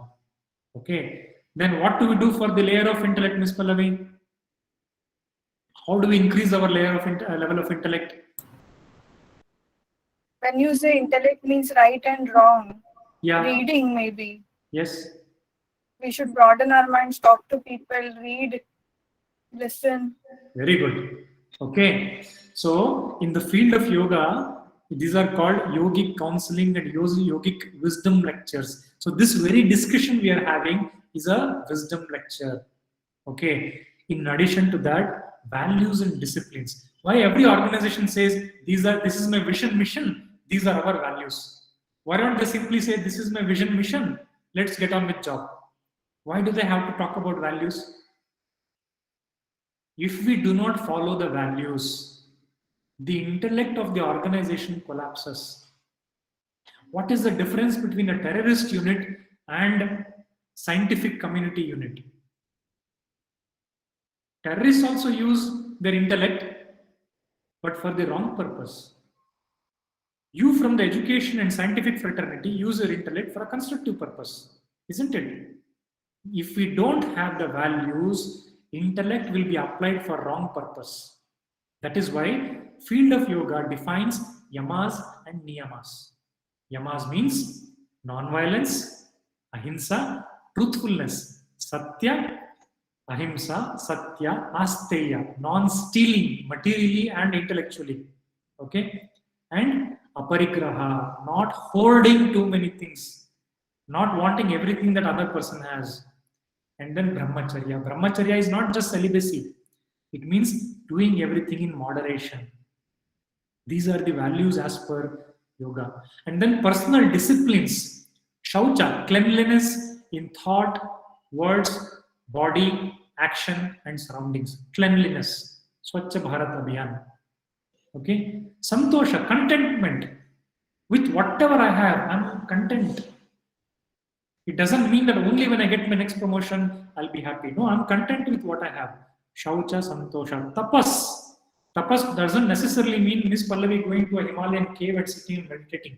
Tapas means hard work. Tapas means toiling. Tapas means burning our desires. It doesn't mean we should not desire. It is okay to desire, but don't really create stress in your life because of that desire. Go and happily achieve it, no problem. Don't have attachment towards it. Shaucha, Santosha, Tapas, Swadhyaya. What you just mentioned, Miss Pallavi, is Swadhyaya. Studies, reading more and more. Now, who better than you to understand what is the importance of gaining knowledge and wisdom? See, there's a difference between knowledge and wisdom, right? Knowledge is theoretical. When we apply it in our life, it becomes wisdom. When we gain through experiential journeys, then we gain wisdom. Right? Shaucha, Santosha, Tapas, Swadhyaya, Ishvara Pranidhana, surrender. Okay? We think that everything in our hands is in our hands and we stress about things. Surrender to the journey. Let things unfold in the journey. Don't stress too much. So these are the ways through which we can amplify our layer of intellect. Now, how can we amplify our bliss, Miss Pallavi? I'm thinking doing all these things, we can actually amplify our bliss. That's very nice. In addition to that, you can just play games. That's why people love playing games. I don't know, for some reason, as we become old, we stop playing games, but we start playing political games, different kind of games, psychological games. Every one of us should continue to play games irrespective of our age group. Why? Because when we play games, our mind is in a different state. It is not worrying about when you're playing cricket, when the ball is being balled to you, when you're hitting the ball, you're not thinking about next promotion. You're not thinking about, I hate this guy. You're not thinking about any of them. You're in the flow of batting.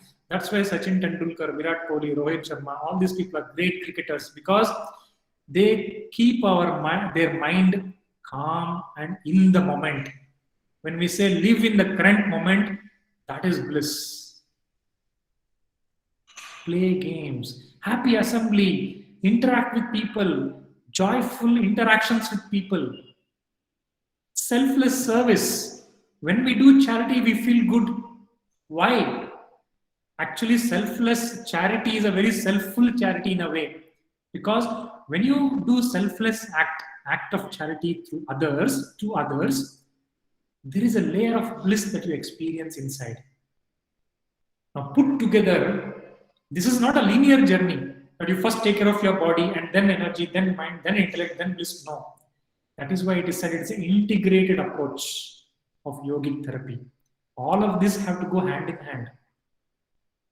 Now, I'll pause here for a few seconds, okay, before we go to the last segment of this discussion, which might take another 10 minutes, okay. Okay, we have 91 people now. I didn't realize 10 more people have joined. Can you people come on video, please? Whoever can come on video, come on video. Okay.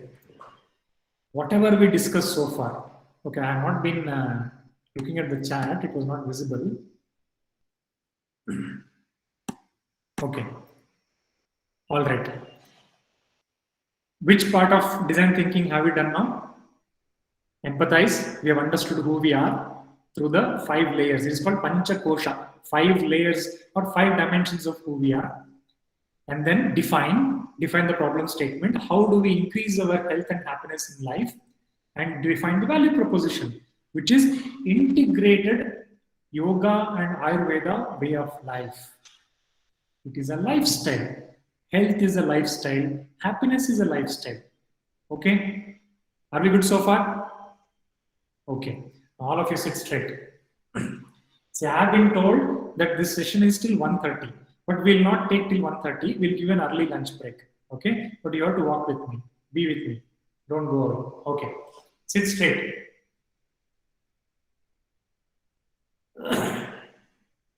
Okay. Now take your hands. Start tapping your head. Do it. See, in your classrooms, have you seen people yawning? Yeah? Do people yawn in your classes? Make them do these things. Okay? Back of the head, top of the head, sides of the head. Just tap. Don't hit too hard. Just tap gently. Okay, now massage your forehead. Massage your forehead. Now assume you have taken a 9 to 10 a.m. class in your college. You have another class within half an hour. You go back to staff room, right? To rest, do this. You will feel fresh. Okay? Now massage your eyebrows. Pinch your eyebrows. Nice. Now massage your temple, sides of the head. Yeah. See, we always take body massage, but we forget to give face massage. Okay. In fact, in our TCS, one of the yoga sessions are very famous amongst associates, especially female associates, called face yoga. Okay. So our colleague and friend Shubhangi conducts those sessions. Okay. All right. Whoever is not wearing contact lens, just pinch your eyelids. Pinch your eyelids. If you're wearing contact lens, avoid it. Okay. Now, massage your cheeks. Yeah. When was the last time you did this? Huh? Do it, do it. Massage your cheeks. Don't worry about your makeup. Do it. Okay. Massage your jaws. See, we talk so much, we eat so much. Do we really take care of our jaws? Okay. Massage your neck.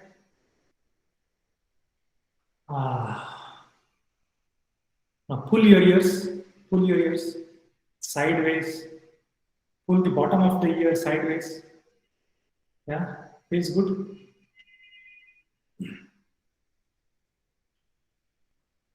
Just do like this.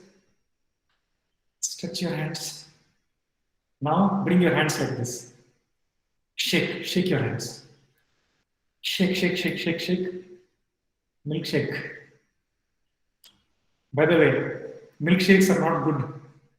As per Ayurveda, never mix milk and fruits. Fruit milkshake is not good.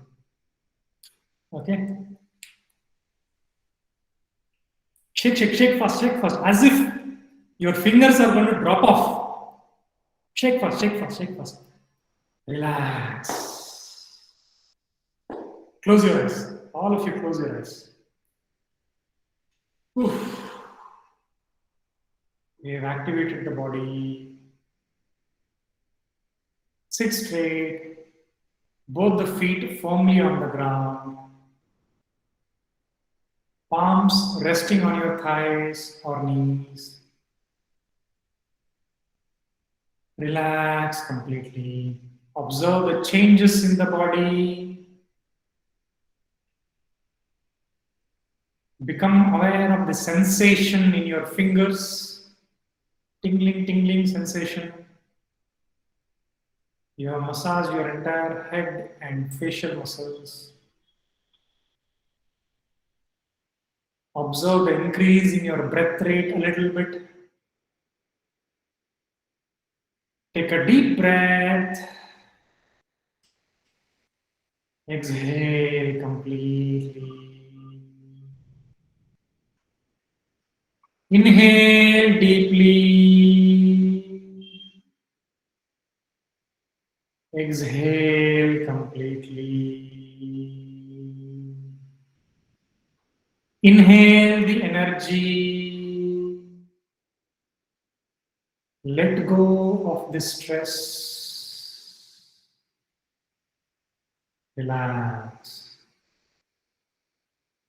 Completely relax your body. Observe the nostrils. Observe the incoming breath. and the outgoing breath at the entrance of the nostrils.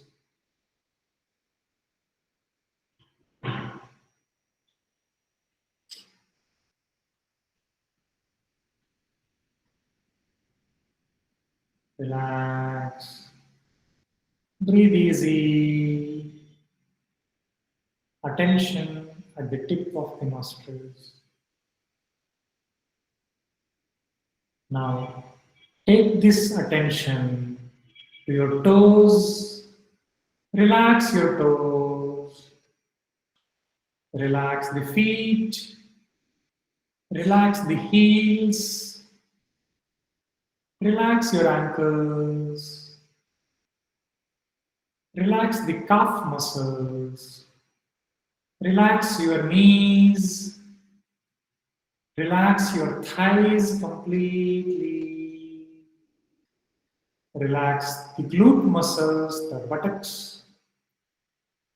Relax the genital region. Relax the anal region. Relax the entire pelvic region. Completely relax the bottom of the body.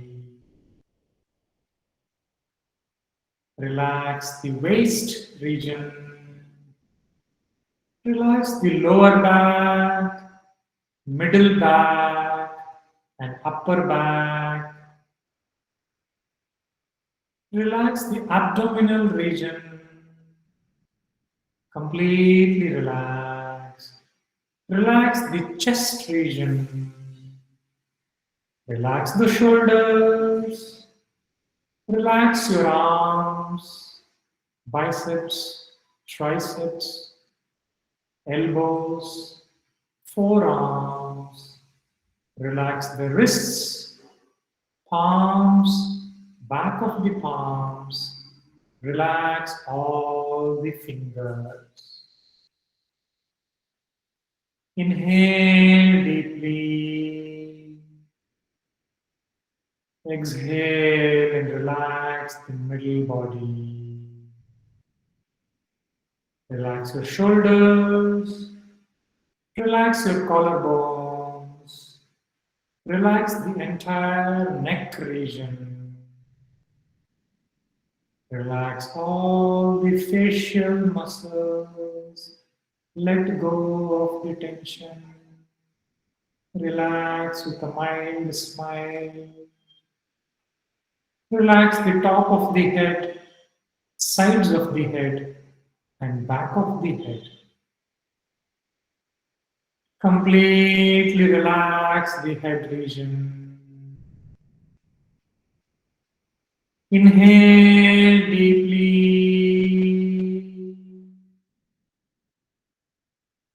Exhale and relax the entire body. Relax. Breathe normally. Breathe easy. Your body is relaxed. Bring the attention to the nostrils. Observe the cool air entering the nostrils as you inhale and the warm air going out as you exhale. Continue to breathe easy. Become aware of the temperature in the nostrils. Cool air coming in, warm air going out. Observe the entire respiratory tract as you inhale from nostril to back of the mouth, inside the lungs. And as you exhale, lungs, back of the mouth, nostrils. Relax. Notice the stable breathing pattern body is stable, breath is calmer, and hence mind is relatively calm. Wow. Calm body, balanced breath, peaceful mind.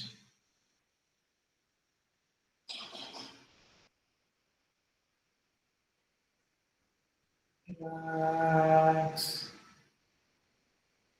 Acknowledge the intellect. I know what is right, what is wrong.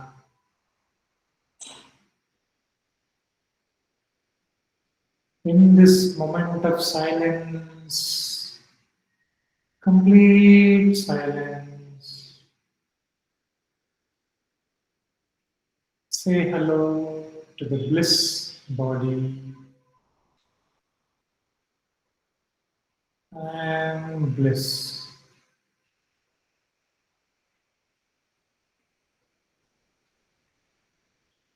Very good. Breathe easy. Become aware of your breath.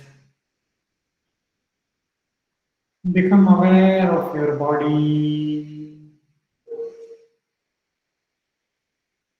Become aware of your surroundings. With a deep sense of gratitude for everything that we have. With a broad smile on your face, you may blink a few times and open your eyes.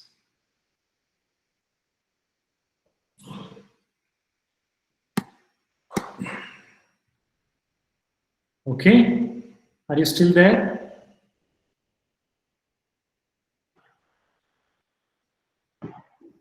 Hello? Yes. Very good. Okay, how do you feel now? Calm. Relaxed. Relaxed? Refreshing. Now, every class you take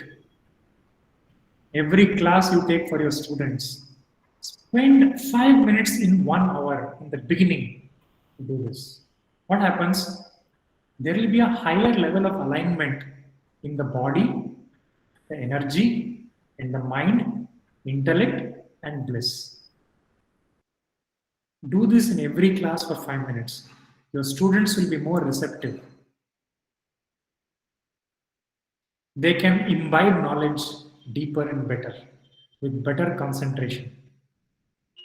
Okay, now next 5 minutes. Very good, thank you. Next 5 minutes. Now I'll tell you the tactical details of the solution. We only studied the framework, the 5R. We speak about technical terms, architecture, right? 3-tier architecture, back-end, logic, and then front-end. Similarly, we are a 5-tier architecture, and we have understood the framework. Now, very quickly, I'll not explain in detail. I'll show you the elements of this, especially the Ayurvedic elements of this. Okay, Ms. Pallavi, let me know once you're able to see the slide. Yes, sir. Okay, see, your Ayurveda and yoga way of life is a foundation for our health and happiness. Okay, now what are those? Just a little bit of knowledge, little bit more about Ayurveda here. Yoga we spoke about. There is Kriya to cleanse the body. There are asanas to make our body supple and strong and flexible. There is pranayama for cleansing and amplifying the energy. There are meditation techniques for the mind, and then there are different interventions for the intellect. Okay, so now let's look at Ayurveda. Ayurveda has very simple goals. One, whoever is healthy, keep them healthy, and whoever is not healthy, make them healthy. Very simple goals. Okay, this is the goal of Ayurveda. Okay, reduce the pain of the diseases, make them healthy. Okay, so when we say healthy and happy in the Ayurvedic terms, we mean your Agni is functioning very well. your fire. There are different types of fire. One of the famous fires that we speak about is the digestive fire. Okay, Jataragni. If your digestive fire is very good, you will have very good digestion. And digestion is the root of our physical health. If the digestion is not good, that is a root cause. And the root cause of indigestion is poor Agni. So, Ayurveda has many practices to increase our Jataragni. Next, Dhatus. Whatever you eat, for example, the Kaju Katli that you are going to eat today, Ms. Pallavi, is going to translate into 7 Dhatus, Sapta Dhatus. That is Rasa, plasma, Rakta, blood, Mamsa, your muscles and ligaments. Okay, Rasa, Rakta, Mamsa, Medha, the fat, adipose tissue, and then Asti, bone, Majja, bone marrow, and Shukra, your reproductive fluids. What you eat today will take 40 days to become 1 drop of reproductive fluid. That's why they say, what you eat, you become. Our body is made up of our dhatus, sapta dhatus, or 7 elements of our body. जेवायचं का आपण आता Okay. झालं माझं एनिमेशनचं झालं Please go on mute. Okay, thank you. So sapta dhatus are to be nourished by the right food. Okay, and that itself is not enough. The mala, the waste that is produced from our body, there are 3 malas. The feces, the fecal matter, the shit that we talk about. Then there is urine and sweat. It is important to remove these mala or excretion, the waste, regularly.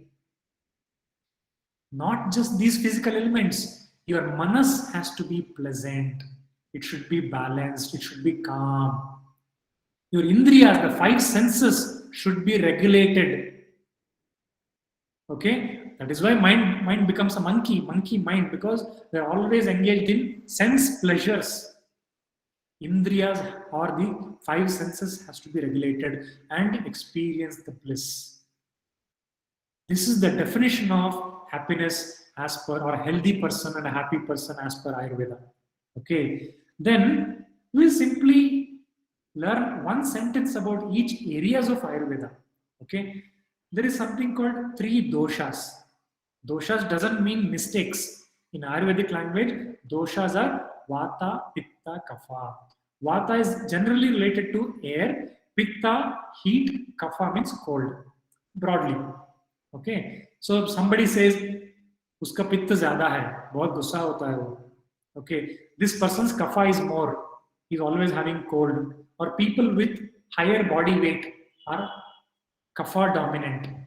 People with Vata domination are generally very lean.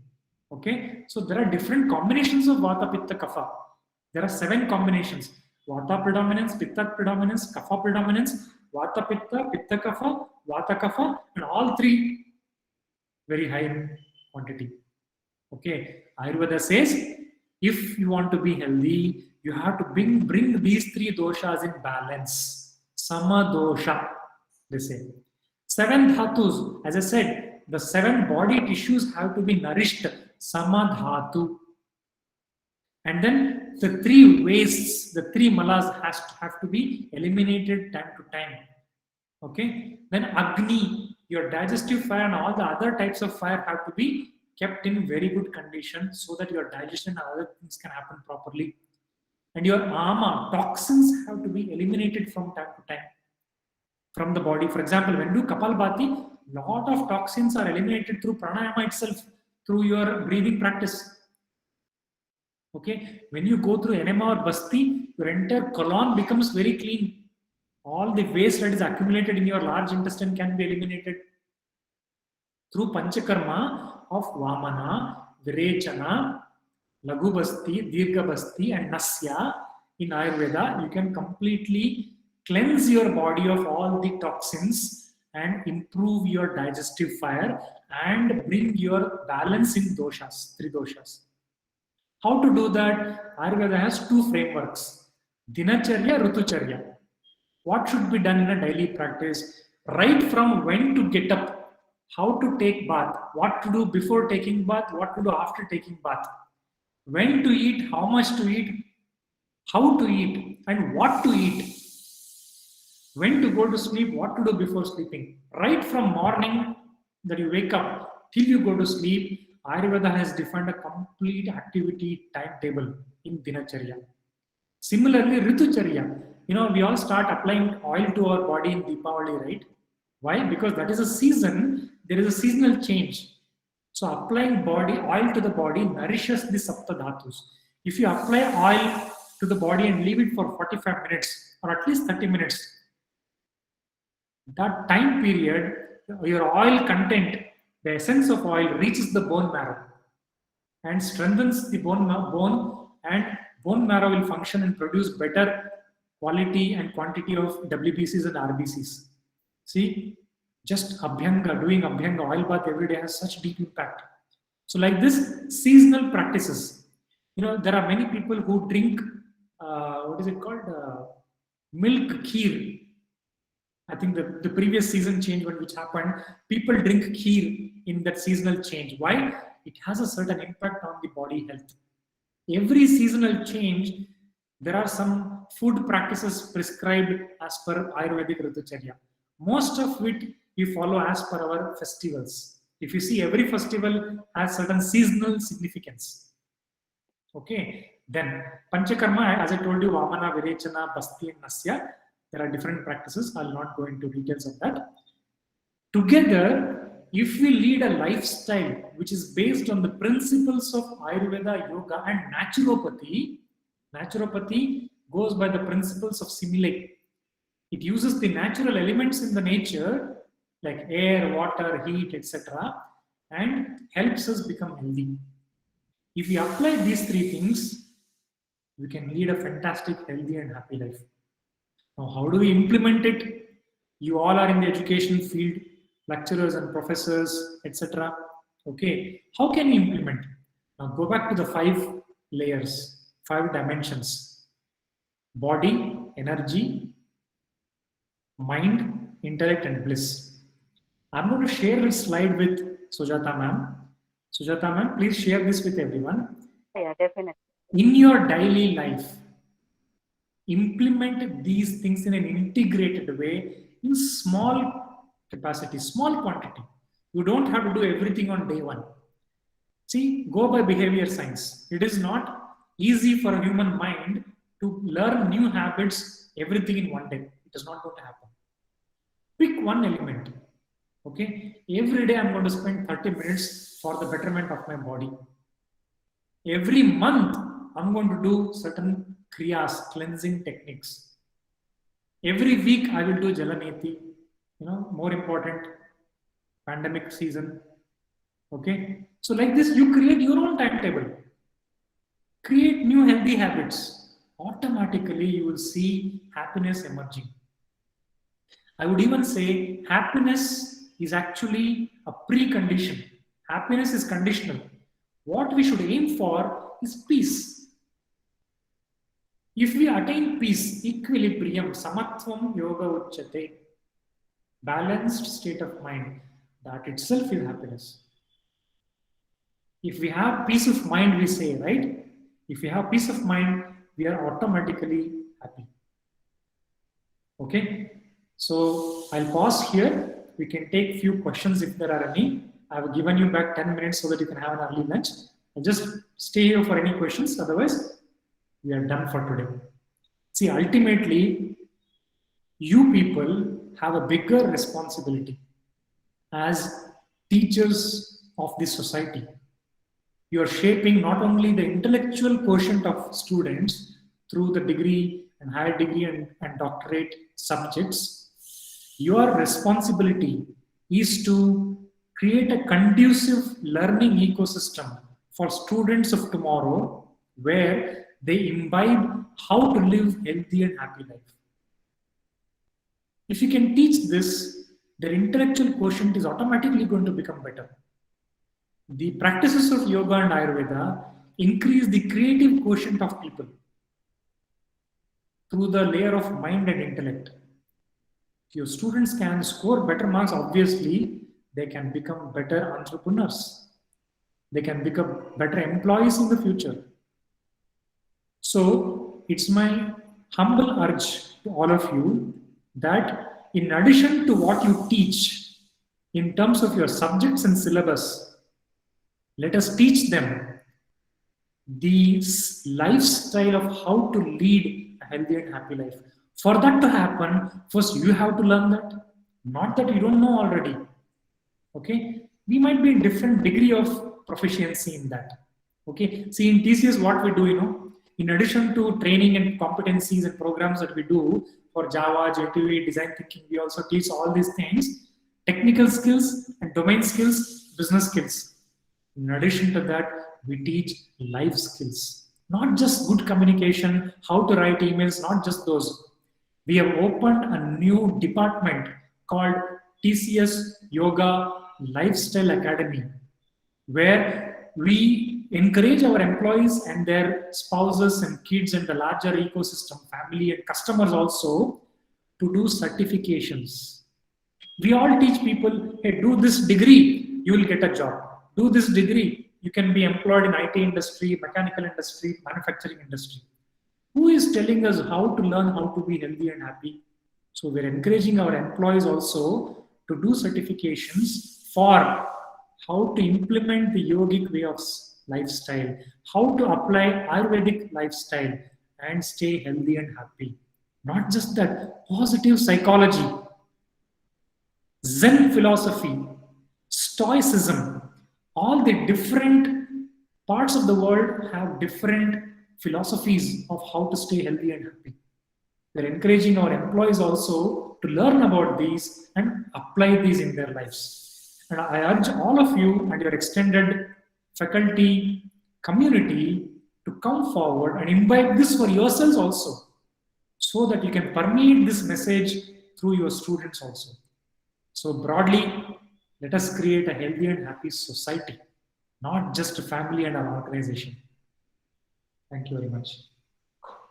Thank you so much, sir. Participants, if you have any questions, please, the podium is open. You can ask questions to sir.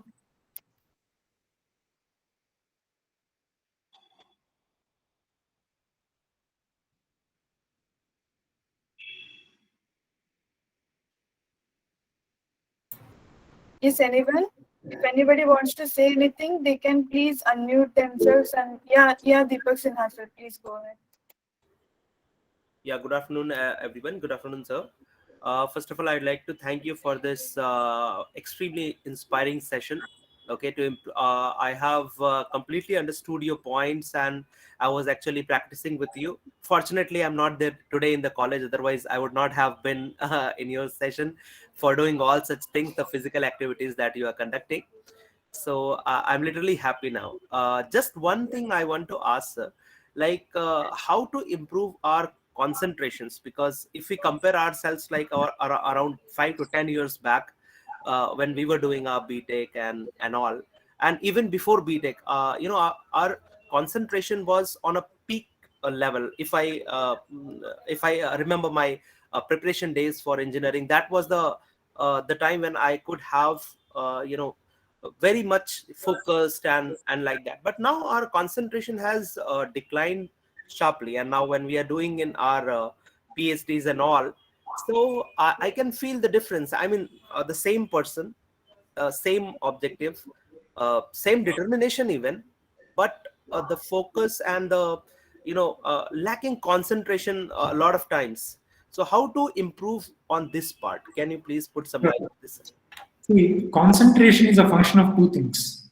First, you need to have the energy, physical energy and mental energy to focus on something, right? So for that, you know what to do at the body level and the prana energy level.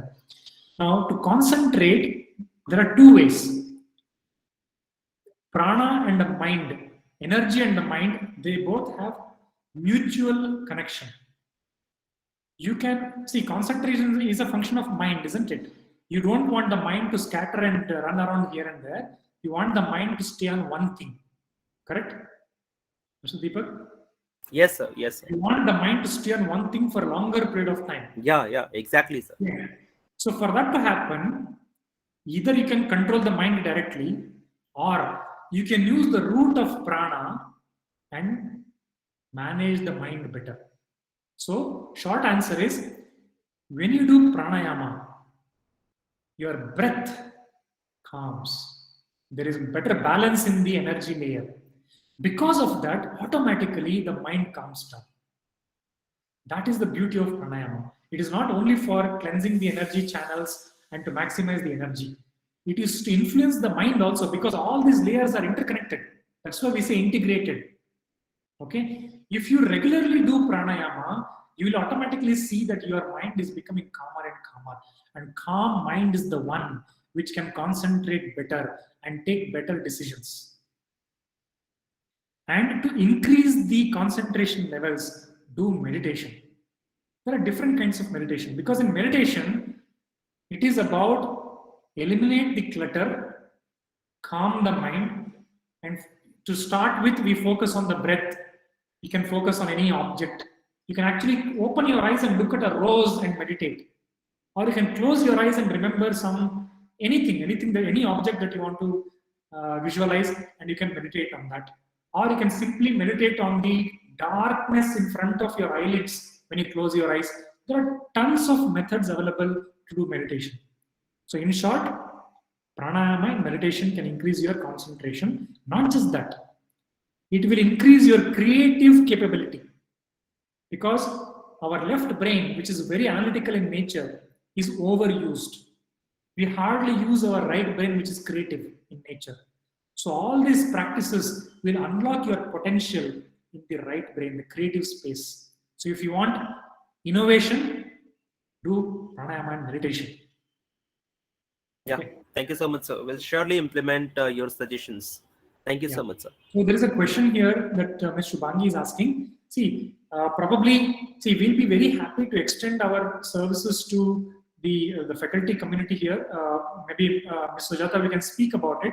So we have Ayurvedic lifestyle certification coming up in February. We are conducting an orientation session on 22nd January. You all can come and be a part of it. You're very welcome. We have kept it very open to the entire society to come and participate in that.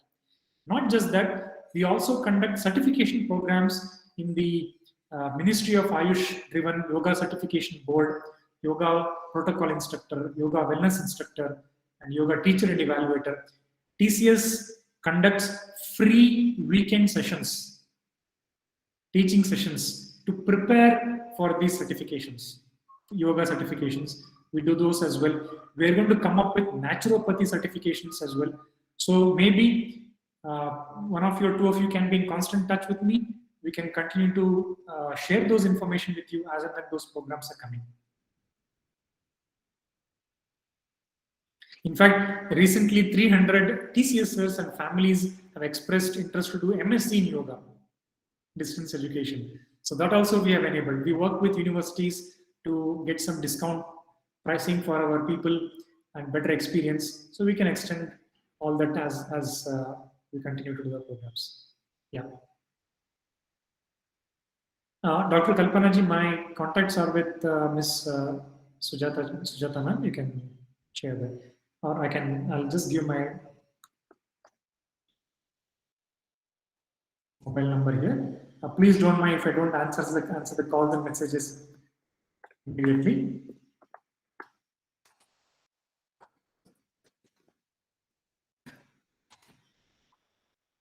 All right, this is my email ID.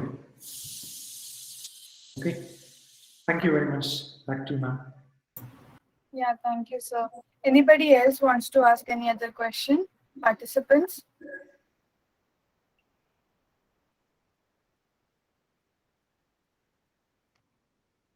I think there are no more questions. Sujata ma'am, do you want to say anything? Yeah, Manjunath sir, happy to share that. After my certification course, I'm used to take the classes of especially for the women's as well as the student category. And such type of curriculum of yoga is also added in our SPIT curriculum. So Fantastic. it's Yes. wonderful experience at my side. last 1.5 year, really my approach is let go. Initially it was that कि किसी के बारे में अगर गुस्सा है तो उसके सामने बोल के मैं जाके बोलूं तभी शांत होती थी, but now let it be. ऐसा हो गया. That is really implications and effect of the yoga. Peace of mind. Wonderful. In fact, ma'am, I would like to say that especially women, I'm not saying men should not do, of course do, but women,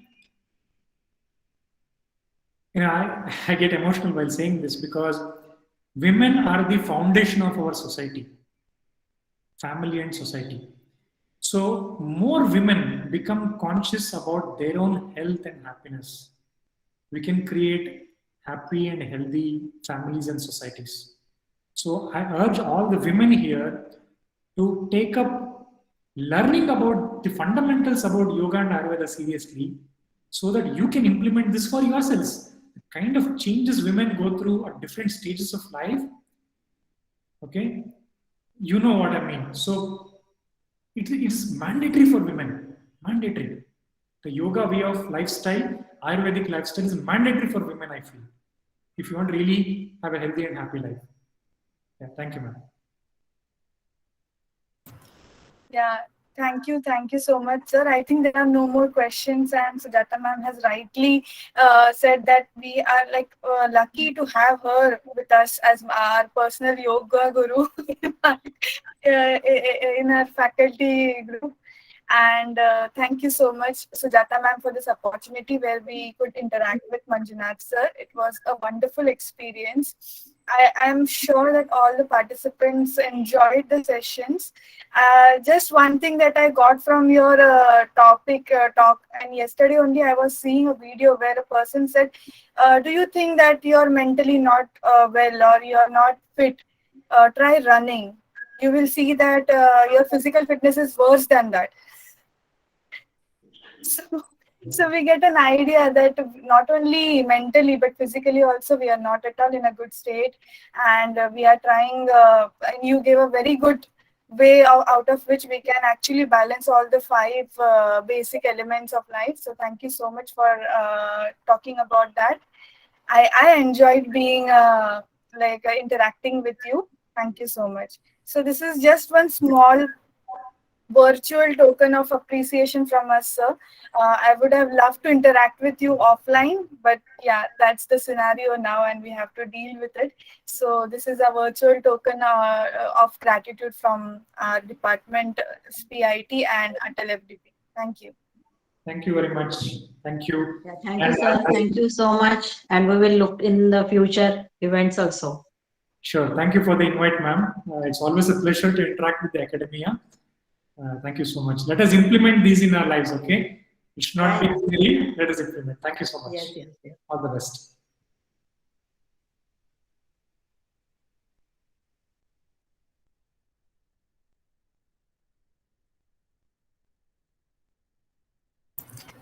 Participants, the session is done, and we can just retire for lunch break and get back by 2 o'clock for the last and the third session of this day. So you all can retire for the lunch and get back at 2 o'clock. Thank you so much.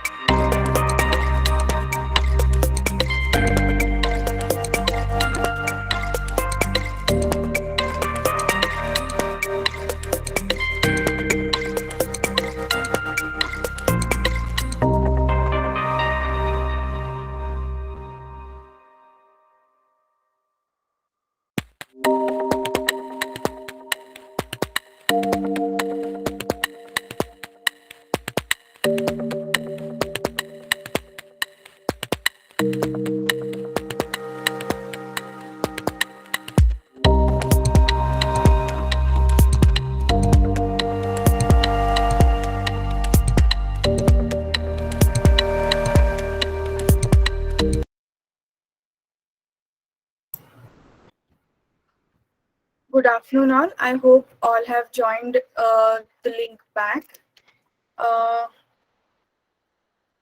Sahu, sir, hello. Ma'am, good afternoon. Good Namaskar. afternoon, sir. Good afternoon, sir. Sir, is it okay we start with the session? Yeah, if the respected faculty are there, I'm okay. No problem from my side. Yes, sir. We have given them the time of 2 o'clock, but it's already 10 minutes late. So if you want, we can start with the session, sir. Hello. 2 minutes, madam. Okay, sir. No problem.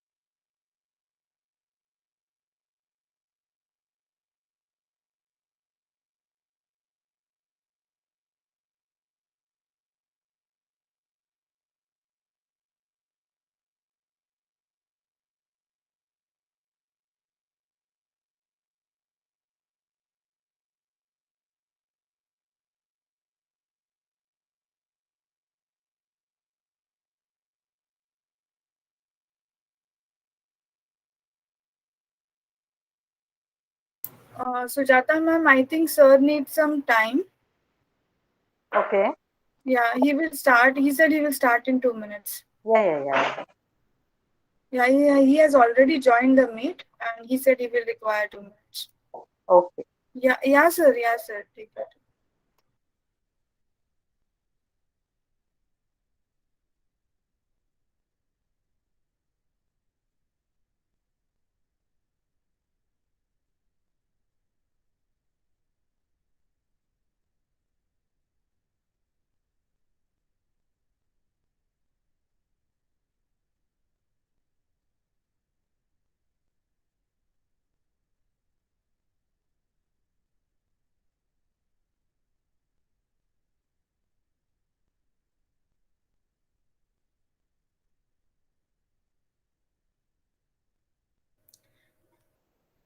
Yes, ma'am. Please let's start, ma'am. Okay, sir.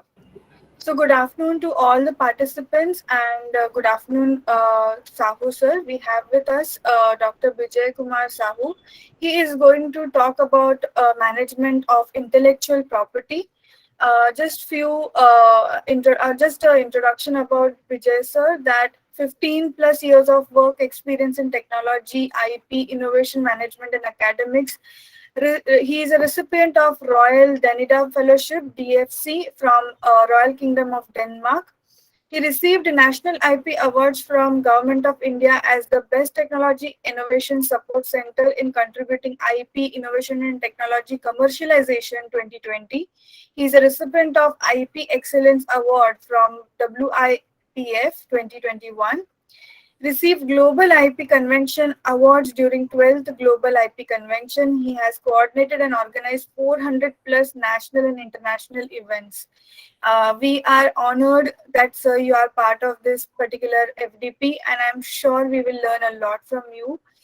Without further ado, I'll just ask you to please continue with the session. Thank you so much for joining us.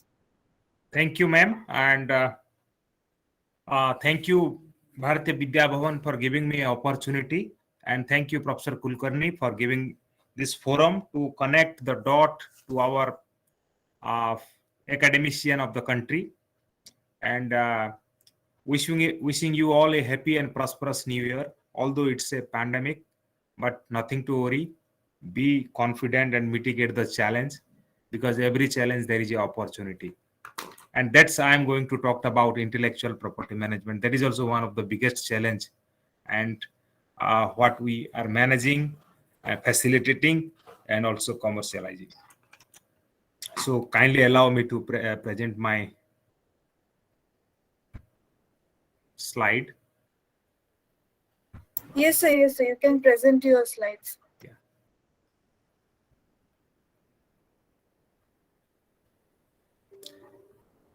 I hope my PPT is visible to all of you, madam.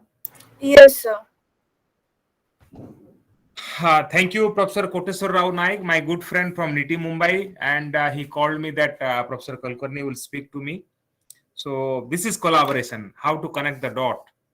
And this is also a challenge we mitigated, and at the 11th hour also. So, but I am so happy, and again welcome you and give me, I think, 1 hour to for my presentation about how we do not only theoretically but practically management of intellectual property of various academia, industry, university, startup, MSME in the country. As a national organization, our mandate is to manage IP, leverage IP, protect IP, and commercialization of IP, and then management of IP. And as a national organization under Ministry of Science and Technology, Government of India, NRDC has been working in this area in the last 60 years. And this is the organization who is trying to fulfill the dream of founding father Mahatma Gandhi, self-reliance on technology and entrepreneurship. And also, we have now many flagship program of Government of India. In fact, the program what you are attending is nothing but the program came from the AICT Kalam IP awareness program on Atal FDP program. So thank you all, and I'm looking forward the best deliberation and also discussion. I'll start with the quote of Lord Buddha. If you light a lamp for someone else, it will also brighten your path. And you know, and you are all aware that in the changing paradigm of ecosystem of innovation, we have all the flagship program policy that has been implemented in the recent time. We have a startup and stand-up India policy. We have a new education policy of 2020, that is the NEP 2020 we talked about. And also we have a startup and innovation policy from AICTE that has been already implemented in 2019. So I would like to quote one of the best quote of our former DG of CSIR and our Secretary of DSIR, Dr. Maselkar, on quote, education disseminate known knowledge, research convert money into knowledge, and innovation convert knowledge into money. So I will touch upon how to bring Lakshmi and Saraswati together. That is nothing but managing intellectual property. So there is a time, and there was a time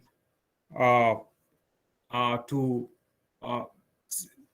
some of the challenge we had, but now we have also an opportunity to mitigate the challenge. And it is the time for all of us to inspire for learning in our innovative practices, leadership, institution reform, and also proactive leadership to connect the dot. And that's the program you have been initiated, design thinking for education and also practical approach. And so I like to just, because after lunch, sometimes people have very feel uneasy, particularly just having lunch and sitting for meeting or sitting for at office. But let's have some kind of deliberation about how intellectual property plays an important role and how we need to manage. And we have seen the one of the best Indian Bollywood movie called the Three Idiot. How Funsung Wangdu has 400 patent, and for that patent, the Chaturamalingam came all the way to get the patent. And in that movie, that's the process of design thinking, and that's your topic of deliberation of the FDP. How we must be out of box to mitigate the challenge, how we can be skilled, and how we can be ornament to the market as per the demand of the market. Because innovation ecosystem today, what we have been seeing is market driven, invention driven, and technology driven. And in that same movie, we have seen another incident of controversy. That's, I will say, there was issues between Bidhu Vinod Chopra and Chetan Bhagat on copyright issues. So you can understand in the Indian Bollywood also they talked about IP, and also they talked about respect IP, leverage IP, and knowledge must be acknowledged. All this practice what we are doing and we have to do is nothing but intellectual property management. Another movie, The Mission Mangal, you have seen how to manage the not only intellectual property practice, organizational practice, innovation practice. That's talked about the great organizational innovation in a limited budget or limited finance. We can also make the difference. That are the story. That are the some of the amusement for all of us to learn, and also we can make it a practical ecosystem in our own arrangement of ecosystem. So in the recent past, Honorable Prime Minister of India, while deliberating at United Nations General Assembly, he has touched upon the role of Atal Thinking Labs, Atal Incubation Center that has been shaping India towards entrepreneurship. So when we talked about entrepreneurship, startup, we must have to talk about the idea. We must have to talk about creativity. We need to discuss about invention, any process, any product, because that came from the idea only. But it is also time for all of us to sensitize our academia particularly although industry are reforming themselves, but academia still needs such kind of orientation to protect, because academics doesn't have any orientation, because they are normally published. That is the standard. And also I will say, without publication, academics cannot survive.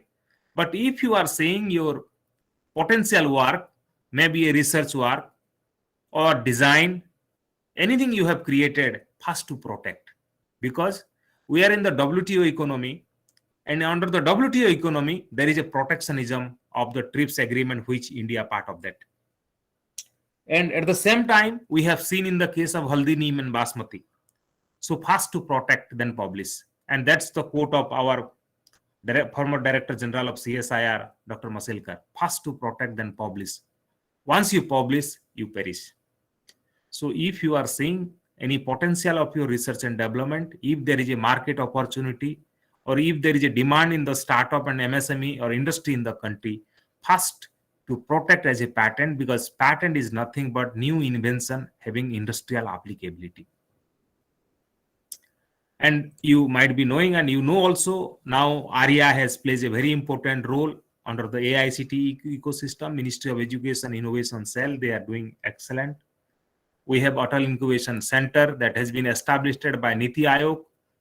And we have also many ecosystem for this kind of startup and entrepreneurship activity under Department of Biotechnology, under the Department of Science and Technology, like the Technology Business Incubation Center, Nidhi program, TIDE program of Ministry of Information and Technology of Government of India. MSME has also established. So all these enabling ecosystem are there. We have to connect and collaborate and cooperate to create such kind of ecosystem in our institution, where many IP will come and will manage the IP. You know, India, second largest populated country in the world, in the Global Innovation Index, our rank is 46. This is very, very challenging, alarming, because if you'll see, and we know there is a paradigm shift through innovation, and innovation plays a very important role in each sector of economy, and to mitigate the challenge what we are now facing, the pandemic. There is a report of Niti Aayog. It has been mentioned that Industry 4.0 will certainly create a great impact, and in the next decade, around 46% of the workforce will be engaged in entirely new job. And particularly the artificial intelligence will create an impact to Indian economy with the growth rate of 1.3% by 2035. At the same time, recently in the cabinet committee or in the Rajya Sabha committee, there was a report on intellectual property right. And it has been estimated that benefit from AI related innovation, if drawn in an optimal manner, would be 957 billion by 2035 to the Indian economy. However, in order to extract the benefit from artificial intelligence, we must have to revisit our intellectual property legislation and implementing a stronger IPR framework for the benefit sharing between inventor innovator. So these are some of the crucial lines which I thought I should share with you based on the public policy paper of Government of India. So we are in the changing paradigm of innovation ecosystem. Imagination is more important than knowledge. And in fact, according to Abraham Lincoln, the patent system added the fuel of interest to the fire of genius. For a startup, for a MSME, for an industry, navigating the new business, the future is foggy, because many MSME and startup, knowingly or unknowingly, they infringe other IPRs. That is not only damage to their company, it is damage to the nation and also in our bilateral relation. And you are also aware that some of the country like United States of America kept India as a priority watch list called Special 301 provision. So these are the bottleneck for the country and also for the people. So it is the high time for all of us to sensitize on intellectual property so that we can protect intellectual property, we can properly manage the intellectual property, and we can also monetize the intellectual property. How to monetize intellectual property, that's also I will touch upon, and also discuss with you all how we are doing in practice.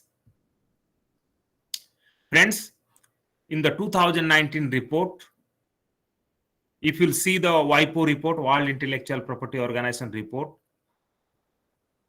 China is globally number one, ahead than US, Japan, and Germany and Korea in intellectual property in the form of patent protection globally. We are nowhere in top 10. So these are some of the bottlenecks, how they are managing IP, they are protecting IP, they are global leader in IP and also in technology. And you know, India dependency on import of technology is very, very high. We need to create such kind of ecosystem, and I will say such kind of enabling ecosystem to help to our faculty, to our researchers, scientists, startup, MSME in protect their IP. And let me also inform you at this forum, NRDC as a national organization, we have been supporting to MSME, industry, academia, university in protecting their intellectual property free of cost. We are bearing the cost for filing the patent. Up to the grant of the patent, NRDC bear the cost and also commercialize that patent.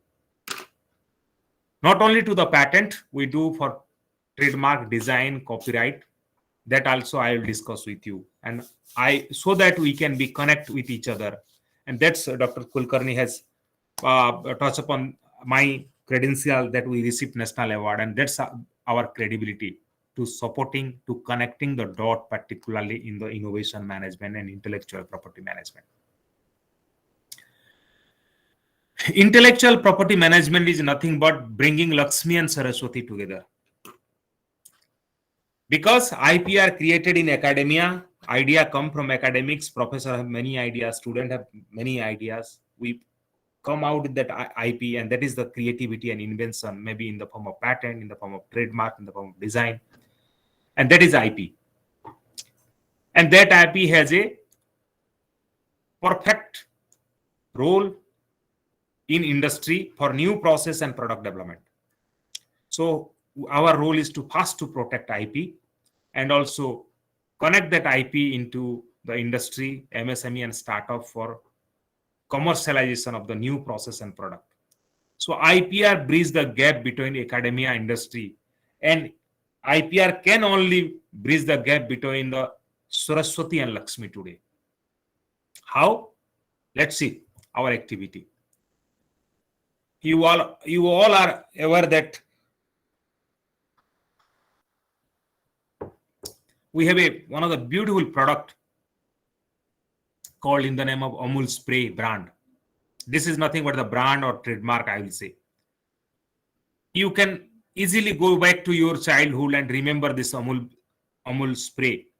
How we misled our mother to get a spoon of Amul Spray while she is not at home. We put inside our mouth and go out. That Amul baby food came out from our CSIR, CFTRI, which is one of the baby food formulation from buffalo milk, so that billions infant during the childish days, those who are not getting their mother milk, can also mitigate the challenge and their livelihood. And this is nothing but best academia industry collaboration to provide a technology to the society to mitigate the challenge. So protection, creation, protection, management, commercialization, all these are IP. The process formulation is IP. So this is one of the best case study, and also some of the more case study I will share with you. Friends, during the COVID second wave, there was a ray of hope that DRDO in mass has come out with a 2-digit drug, and that has been transferred to Dr. Reddy Laboratory, which is an anti-COVID medicine. And that is nothing but the IP creation at INMAS DRDO and transfer to Dr. Reddy Laboratory for manufacturing, so that million people can mitigate the challenge of COVID-19. That is nothing but bringing Lakshmi and Saraswati together. Another example of bringing Lakshmi and Saraswati together, you can see, I hope my PPT is visible to all of you, Professor Kulkarni. Yes, sir. Sir. Visible. Thank you. You can see one of the patent developed by The scientist who is standing right to me along with her research scholar on all trans-lutein that they have developed from marine chlorophycin algae. Patent was filed. Why a patent filed? Because the invention has new and having a industrial applicability so that any industry can come and invest for you. And there was a European patent and Indian patent for that has been filed. So that one industry man, the lady who is standing left to me, was ready to invest for manufacturing all trans-lutein, and we transfer the technology. And for that, industry paid the lump sum upfront fees to the inventor and institution. And every year, industry is going to pay 4% of the total sales as a percentage of benefit sharing to the institution and scientists. That is the best case study of technology transfer and also bringing Lakshmi and Saraswati together. So India is getting indigenous technology. 100 people will get the job from this company because product is indigenous, and that is nothing but self-reliance and also intellectual property management, because you have to manage the intellectual property, the patent which was filed in India and also European country by paying annuity fees. Anyone who infringe also you have to mitigate such challenge. Many issues are there that also we will discuss. So our job is bringing academia industry together to improve the quality of academics. We have more than 900 universities in the country, 40,000 colleges, more than 40,000 colleges, around 11,000 engineering colleges, 15 lakhs engineers pass out every year. Out of 15 lakhs, 3-4 lakhs get job, and remaining they reorient themselves to other profession. So you can understand the demand and supply. So we need to provide a skill. We need to provide a reform, particularly in this sector, so that our next generation can mitigate the challenge and build their capacity and capability. We must not confine to books of information or the books of knowledge. What we teach, we have to provide a skill. We have to provide a practical aspect of the knowledge or the subject so that the student can mitigate the challenge in the market, because we are completely driven by market economy, the demand. So it is the high time for all of us to create such kind of innovation ecosystem that has a long-term health to the economy of the nation. And we need a healthy root system, and that healthy root system is there in our institution and academia, because जिस student का जो school का जितना अच्छा, जो बोलते हैं हमारे हिंदी में कि जिसका दम अच्छा होता है, जिस कॉलेज का अपॉर्चुनिटी होता है सीखने के लिए, बच्चों को कैपेसिटी बिल्ड करने के लिए with ideas, skill, new work process, pattern, creativity, वो मजबूत होता है. जब कोई पौधा, जब उसका रूट बुलंद होता है तो उस पौधे पे कोई प्रॉब्लम नहीं होता है, वो आगे भी जा सकता है, ऐसे फ्लोरिश कर सकता है. So we need a healthy root system for the tree to flourish, and we need a healthy academic orientation towards innovation so that academic can progress. The way Oxford University came out with the vaccine, that is nothing but the IP creation, and that IP was transferred for manufacturing to Serum Institute of India. And today billion people are mitigating the challenge from this COVID-19. And that is the beauty, and every challenge there is an opportunity. And that kind of challenge we got from the university, and university academia plays a very, very important role. We must have to think in that way. The way we talked about Silicon Valley, we need to create such kind of Silicon Valley in India. And there are also ample enabling ecosystem support, mentor in seed funding, IP protection, scale of validation, commercialization, and also market survey and BEDP. Friends, how academics plays an important role in benefit the society and economy in technology generation, technology transfer. You can see in United States of America. In 2019, around 7,528 US patent was issued, out of 9,751 was, the license to industry, with 711 new product came with 1,040 startup form. So you can understand role of innovation and intellectual property.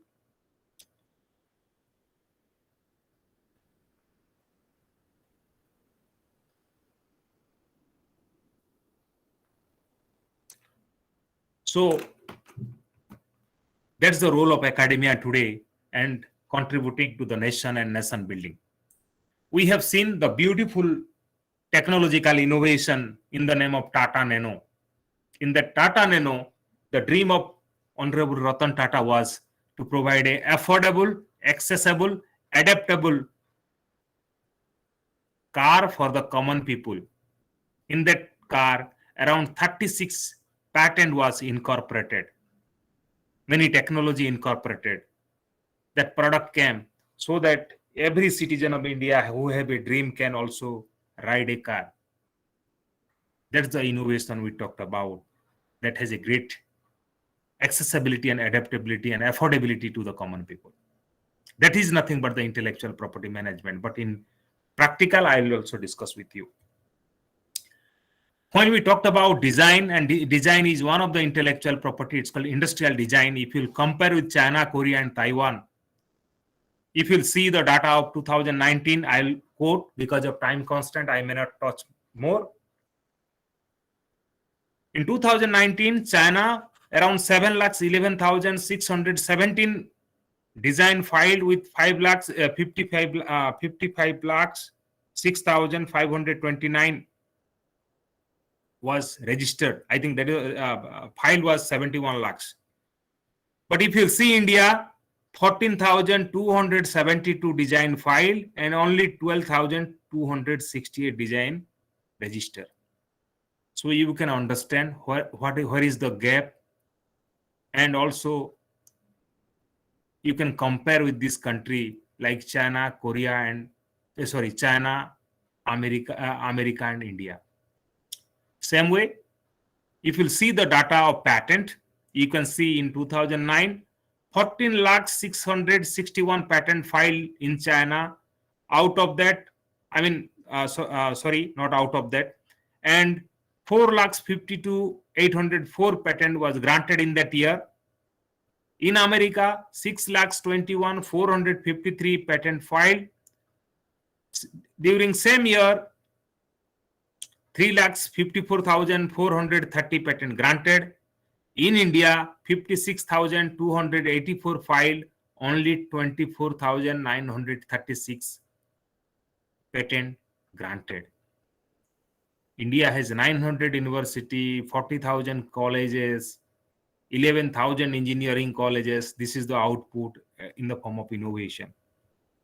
So the way we talked about Google, the way we talked about some of the multinational corporations who are giving livelihood to the million engineer and budding engineer globally, we talked about Silicon Valley. And that Silicon Valley today, every citizen or every people are getting benefit. Many process and products came from Silicon Valley. And that is nothing but one of the best place where the intellectual property management has been doing. That is the Stanford University, Silicon Valley. We will normally call it as mind to market, and that is a best academia industry collaboration.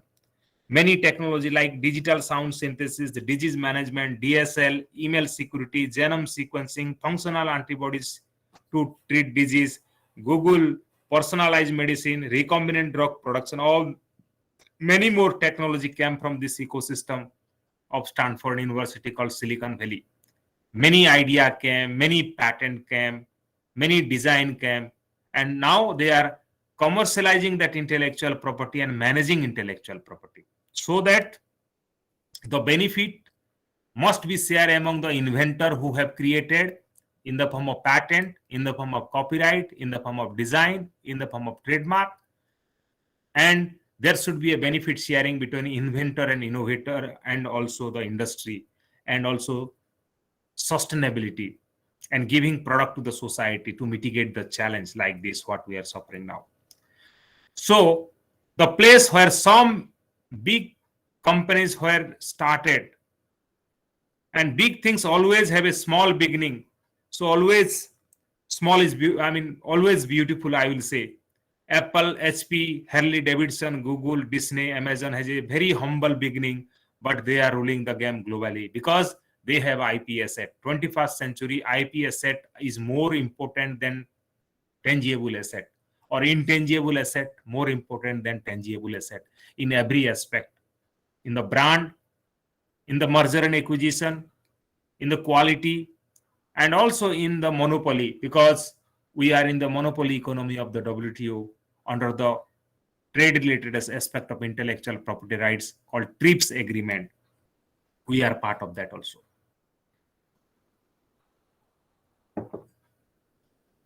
So innovation is nothing but more from less for more, and that is the Gandhian notion of innovation. The innovation must be accessible, adaptable, available, and affordable to the common people.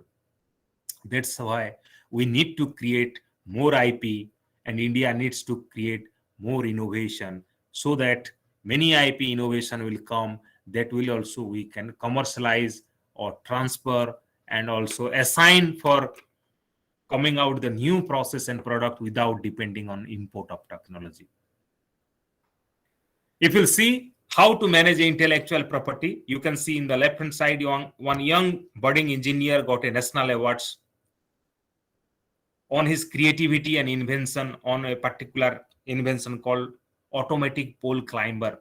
He was just a BTech graduate, but today from his patent that has been filed, and today this young chap has a company, and that company is manufacturing this automatic pole climber. I think 100 people are getting livelihood directly, and indirectly many people are getting the product to mitigate the challenge. So our job is to protect the idea in the form of patent, trademark, design, copyright, and also mentoring to the startup entrepreneur, and also collaborating with university and academy on innovation promotion, innovation protection, and innovation commercialization.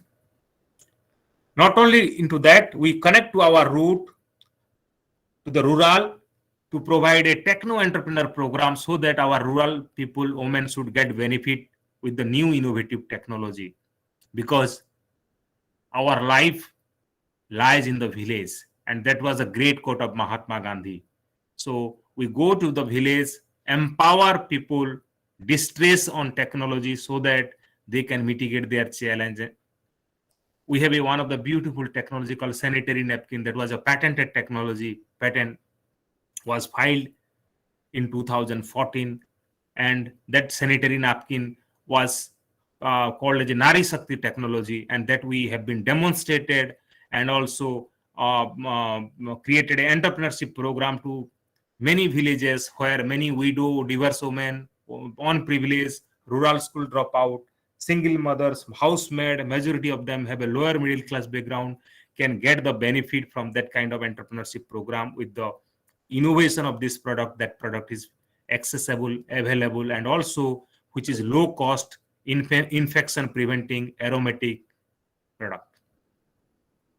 Many technology was patented, designed, protected, and many startups who came out with the product to the society to mitigate the challenge, also challenge of the nation. And that is nothing but the protection, management, and commercialization of intellectual property, and also providing a affordable technology to the entrepreneur to commercialize that product in the market so that many livelihood come. So protection of intellectual property is very, very important. Friends, you might have known the movie, the Funsung Wangdu is none other than Sonam Wangchuk, the story, who has a patent and create a solar military tent and transferred to one of the company called Visakha Industries to launch solar battery house for the Indian Army at Galwan Valley and Ladakh. That is nothing but creativity, invention, and intellectual property protection and also commercialization for innovation and value creation for the nation and nation building. Another intellectual property management is nothing but managing the young women who are BTech, MTech, and PhD, who could not do the job because of the family liability. We have a women IPR scientist program.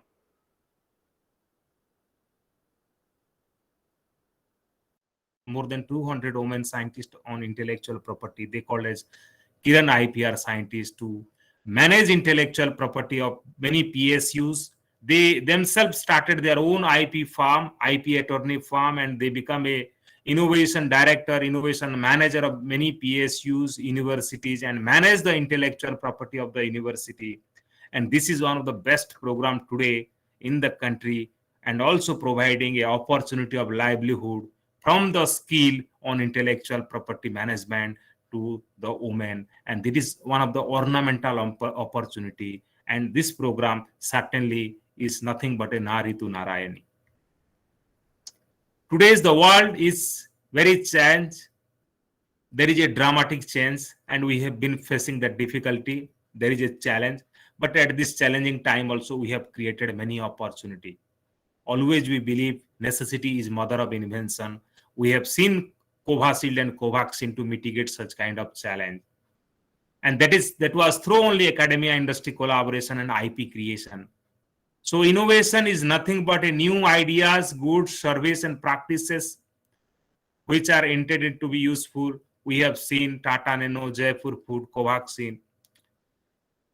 So always innovation is nothing but invention that create value to the society, is market driven, invention driven, and technology driven. And we have seen many entrepreneurs come out with their invention and patented invention, I will say. And some of the beautiful product at this challenging time was Corona Oven, Vistar, Milagros Eagle, Doji. Those who are not only giving comfortability, mitigating the challenge of this COVID-19 outbreak. So friends, now I'll come to touch upon intellectual property, why we wanted to protect. Under Article 27 of Universal Declaration of Human Rights of 1948, everyone has a right to the protection of the moral and material interest resulting from any scientific, literary, or artistic production of which he is the author. And everyone has the right to share the scientific advancement and its benefit. First to protect under the Universal Declaration of Human Rights of Article 27. Then you can share. So that knowledge must be acknowledged, and there must be a knowledge management. And knowledge management in the 21st century knowledge economy is nothing but the intellectual property management. So we have different type of IPR for patent, for new invention, copyright for literary work, artistic work, software. Trademark is nothing but the distinctive identification of product and service, like Google's. Design, external appearance, the 2 and 3 dimensional shape of any goods, like Coca-Cola water, cola bottle. Integrated circuit, design of topography. Geographical indication of goods, the unique characteristic of goods, product originated from particular place, quality, like Alfonso mango, Kullu sal, Bikaner bhujia, Agra ka petha, Pachampali ikat, Nagpur orange, Odisha Rasagola, Tirupati Laddu, Darjeeling tea, so that we can protect our community and also give the livelihood to the community. We can protect our brand and also promote our brand and indigenous product globally. And that's nothing but the local for vocal. We need to create such kind of ecosystem, and that is nothing but intellectual property management. And also the another IP, confidential information, trade secret, and that you need not to protect as a IP and keep secret the way Coca-Cola formulation has kept. And other than this, there is also a protection of plant varieties and farmer right. That is also one of the intellectual property right. So we need to create, protect, and exploit. It is the time for all of us. जिस देश का जितना IP होता है, उस देश उतना आगे होता है और उतना तरक्की करता है. And globally, they rule the game because they have invention, they have monopoly right, they have technology. So it is the high time for India and each citizen to sensitize, to manage, protect, and also commercialize intellectual property. The importance of intellectual property, particularly academics work for collaborative research, grant-in-aid research, contract research, collaborative research and sponsored research, and also incubation and technology licensing. So for that, Government of India also came out with the National IPR policy. For university IP management, Government of India has a program called SPRUHA, that is Pedagogy on Intellectual Property at Higher Educational Institution. Under the SPRUHA, there is a IPR chair professor under the DPIIT, Government of India. And these are the 7 objectives under the National IPR policy as far as the management of intellectual property, human capital development of intellectual property, awareness, creation, all are the government mandate, and we need to create such kind of atmosphere and support each other. We need to integrate research and development with intellectual property. The research what we are doing must be protected as a IP, and we must have to get the benefit from that IP as far as commercialization of IP and get the money so that we can create a cycle of innovation. We must not only confine to research and doing publication, but we must have to come out with the new invention and innovation for the growth of the society and also benefit to the economy, so that many industry will come, many startup will form. Our indigenous technology money will not go anywhere, and we can create a sustainable innovation ecosystem with our innovation, and that to technological innovation. We need to integrate intellectual property into our institution. Like the human resource, we need to build the capacity of our human resource, faculty, researchers, scientists must know about IP, so that they must protect IP, respect IP, leverage IP, so that we can mitigate the challenge of infringement and plagiarism. We must have to brand the institution, goodwill of the institution, and also the product, and that is nothing but the brand positioning today. And the way we recognize many universities globally, they have that much of brand, and that is their credibility in the global economy. We need to market ourselves to a competitive advantage, and when there is a merger and acquisition, the IP will plays an important role in the case of merger or acquisition of any companies or any institution and organization. And strategy we must have to develop so that we can monetize IP, securitize IP, and IP can be a valuation in balance sheet, because intellectual property is an intangible asset, intellectual in nature. So ultimately that will create impact to our economy, to our innovation, benefit to the consumer and society, and also mitigate the challenge and fulfill our objective of Startup and Stand-up India, Make in India. Now we have been talking about self-reliance India, and that's through intellectual property only. There should be an institutional policy on intellectual property right at every institution, and that has been, there is a model guideline from DPIIT, Government of India, so that this IPR policy will be the Bible for everyone to respect, leverage, collaborate, and also there should be a benefit sharing and social and ethical value. And that is essential for every institution, and many of the Indian institutions has also come out with the institutional IPR policy. So IPR plays a very important role in academics, university, R&D interaction with industry for all this sponsored, collaborative, grant-in-aid research, consultancy, R&D partnership, technology transfer, and incubation. And we need to create the IP, and also we need to transfer that IP industry. Then only we can. There is some disturbance. Can you please mute?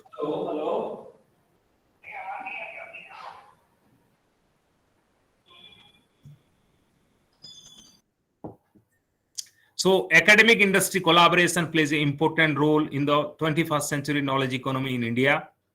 We have a common goal and objective under self-reliant India. If we will bring Lakshmi and Saraswati together, certainly we are going to mitigate the challenge. And that's our objective in that. And also there should be a benefit sharing. If any professor has created any IP, if it is licensed, majority of the money or licensing fees must be shared with the inventor, not only to the university, so that interest, the ecosystem will develop and benefit sharing will be there. So I'll urge you, you innovate, we will protect. So patent prevent from copying, stealing, selling, and manufacturing your idea. That is also the one of the important aspect of IP management as a IP manager. Owning a patent increase your market position manifold to makes you a market leader. Being a patent owner create opportunity to license to the product to the several manufacturer. Other than patent, the copyright plays a very, very important role today, and that is also one of the intellectual property we need to manage very proficiently, due diligently. You will be surprised, because of the copyright piracy, India is losing around 60,000 jobs annually as per the FICCI KPMG report, and also total revenue loss around 180 billion annually. You can see the challenge of the nation, particularly copyright violation or the illegal activities of copyright. Another brand, and always brand plays an important role, and brand is nothing but jo dikhta hai wo bikta hai. And the bottle, what you are seeing to now may not be a water bottle. What is that? You do not know, and you can't believe also, and you can't pay for that also. But you are going to pay by seeing this and pay whatever. So this is nothing but the brand, and this is nothing but the trademark, the value, the quality, trust as a consumer, and this is also one of the intellectual property. Design, already your session is on design thinking, design innovation, and industrial design plays a very, very important role. Any aesthetic product having great appearance in 3-dimensional, 2-dimensional, that can be the design or industrial design for commercial use, and that can be also protected and managed for 10 years and also extendable up to 5 years. Patent, you are getting a patent right up to 20 years. 20 years you have to manage and pay the annuity fees and also mitigate many challenges. Copyright, life plus 60 years. Trademark, 10 years. You have to renew every years for that. Same case of design, up to 15 years. All this is nothing but managing a patent or managing intellectual property in day-to-day life and also business. So 15 years back or 15 years ago, companies competed on price. Today it's on quality, but tomorrow, or today I will say tomorrow it's on design, because when companies are competing at equal price, and functionality design is the only differential that matter. So design innovation plays a very important role to the market economy. Another most important example of IP is geographical indication of goods. The community should get the right. The clusters must get the right over the product originality, origin from a particular place, like Odisha Rasagola, Araku Valley coffee. Many products from Mysore silk, Mysore agarbatti, Mysore rosewood, Mysore sandalwood, all this, you can understand how many entrepreneurs came and how much we are exporting and getting benefit out of it. And that is nothing but branding our product and also recognizing our geographical indication of goods. We have also another protection of plant varieties and farmer right to claim the ownership of plant varieties, researcher variety, and farmer varieties, and also mitigate the challenge of duplicate product and process selling in the market, because original is original. The people who have created must be rewarded, recognized, and get the benefit out of it. The painting, jewelry, handloom, textile, many things comes various product from in India that must be registered, protected, so that we can manage our intellectual property very well and also give benefit to the communities those who are depending their livelihood.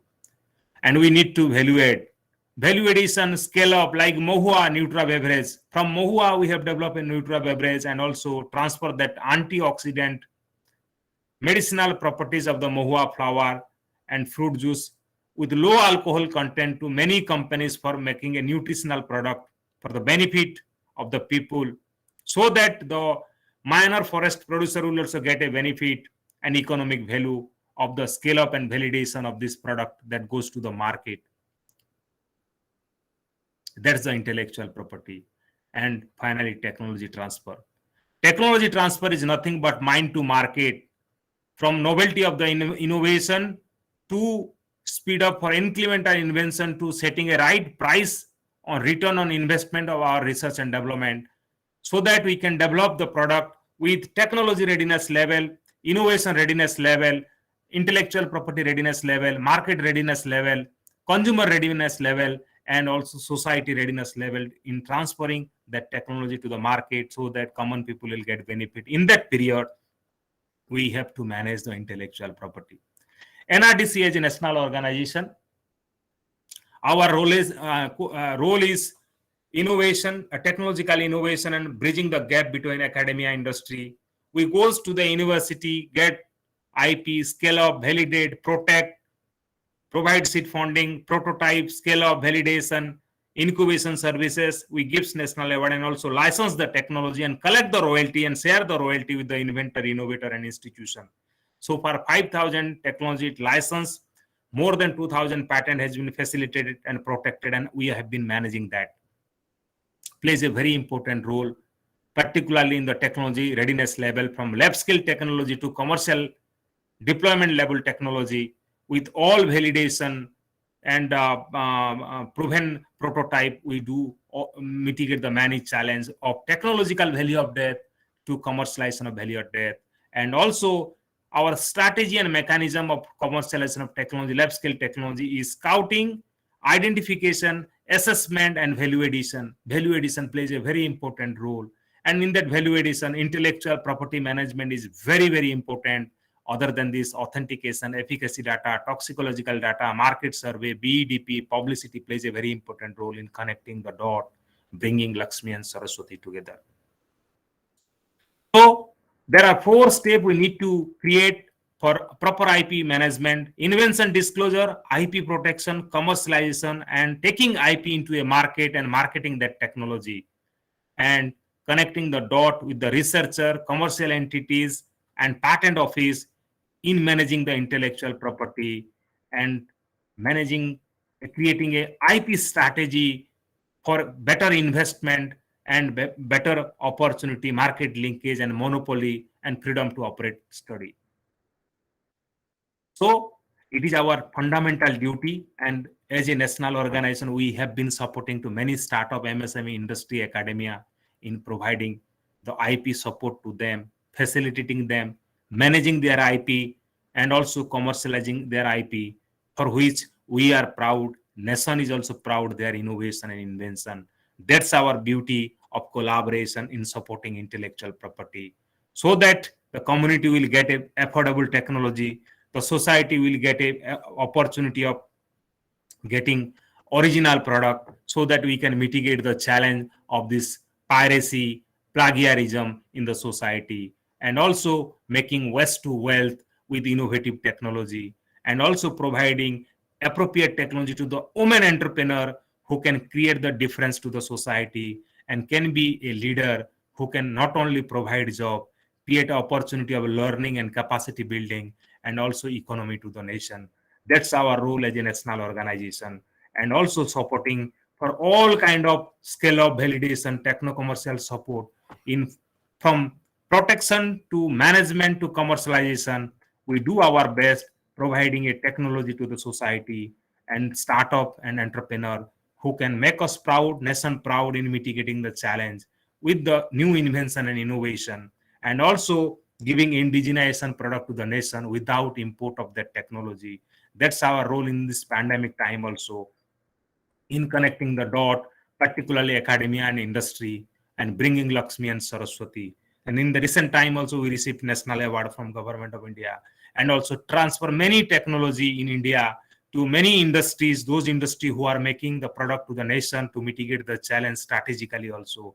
And bringing academia industry together is our role, our mandate, our mission, and also transferring the technology.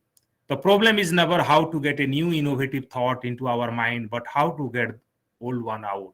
It is a time to reform, perform, and transform. And intellectual property management is very important, but we need to create IP, respect IP, leverage IP. And also, I will urge you all, any kind of IP support, you are free to talk to me so that we can connect the dot, fulfill the dream of Mahatma Gandhi, self-reliance, homegrown ideas, and technology and self-reliance. And our role is to give the root. We have to let them to fly. And I'm so happy that you have given me opportunity. And for any IP support, IP management, IP transfer, and also IP facilitation in the form of patent, trademark, design, copyright, many more, you are free to talk to me and send an email to me. We are there to protect and manage and help you and connect you. Thank you, Bharati Vidya Bhavan, for giving me an opportunity. God bless you all. Let's join hand, make the difference. Any query and question we can discuss. God bless you. Vande Mataram. Thank you so much for your talk, sir. It was really inspiring and motivating. I'll just ask the participants to please unmute and ask their questions. I think there is already one question by Jyoti Gupta, madam. Madam, you can unmute and ask. Yes, thank you, Pallavi ma'am. Sir, I just wanted to know, actually, I teach in an engineering college and I saw many students carrying many tools with them for doing all the drawings. So once I designed one tool which has many functions inside and can fit in inside their backpacks or even in their pocket for drawing. But I showed to some people in my college and they say, yes, you can go for design patent for this thing. But I never got guidance that how to apply for it or whom to approach and whether it will be useful, really useful, and I should go or not. So I just wanted your insights. Madam, you just send me and we will help you in whether we should file a patent or not. That we will guide you, and also we will do a due diligence, IP due diligence, whether it will be protected as a design patent or a normal patent, or it can be registered as a design. And you please send an email. I will send a format also. In that format, you send it to us, and we will do our best. Okay, so I will send the drawing along with the form which I should fill along with that, right, sir? Yeah, what you are looking for, that also you mentioned, so that accordingly, my team, one of our engineer who is PhD in this field and working on IPR, and we are supporting to many organization, university in the country, and it is our mandate also, and we will do our best. Okay, thank you so much, sir. Thank you. Thank you. Thank you so much, Jyoti ma'am. Any other participants want to ask any question? Please utilize this opportunity. We have Vijay sir with us, and he can guide you regarding many things related to IPR. Please ask questions.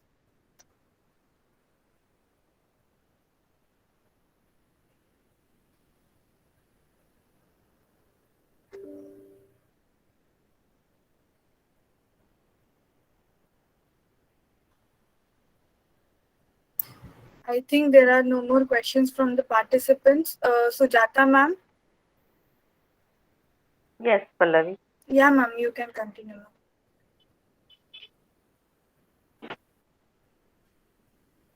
My question is to sir is when we are talking about the Indian patent and the international patent, and if something is unique in my algorithm, so shall I directly go for the international patent, or any facility in India, because it is a software oriented? I got the point, but when you are going directly for international filing, what is the objective of filing first? Because does your program has a demand in the market and there is a market opportunity for commercialization? Because only if you are filing a patent internationally or foreign country, at the end of the day, there is a financial liability. For what purpose you are filing the patent? That we must have to do a due diligence, and that is called strategy. So we need to adopt a strategy, and also we need to see if there is a demand in the market of that programming, and if any industry is looking for that, so that we should protect, and so that we can make great negotiation and also demand from that market, because no one will come until unless it is a IP protected product, so that there is a originality, there is no issues of piracy, there is no issues of legal infringement. So that kind of strategy we need to develop, not only for the sake of filing, but we must have to develop a framework of opportunity, that whether that programming has a demand in the market, so that we can invest for filing a patent, because filing a patent in US particularly, or American other country, or foreign country, certainly cost more than 10 lakh rupees. Yeah. Thank you, sir. Yes, any more participants? Please ask questions if you have any.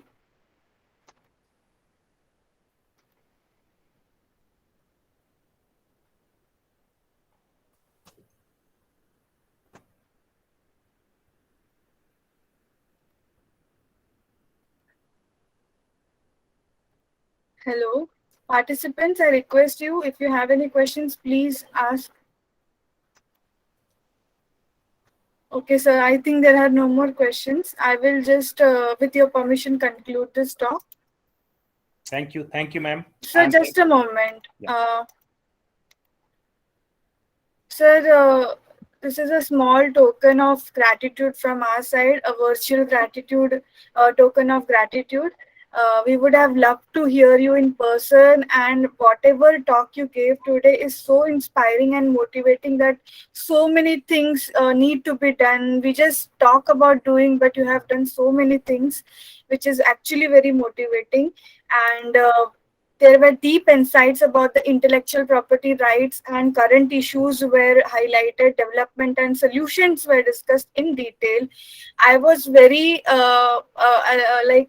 motivated, because I saw the insight in form of Saraswati and Lakshmi for the first time, and it was a very innovative way to teach IPR related issues. Thank you so much for your time and consideration.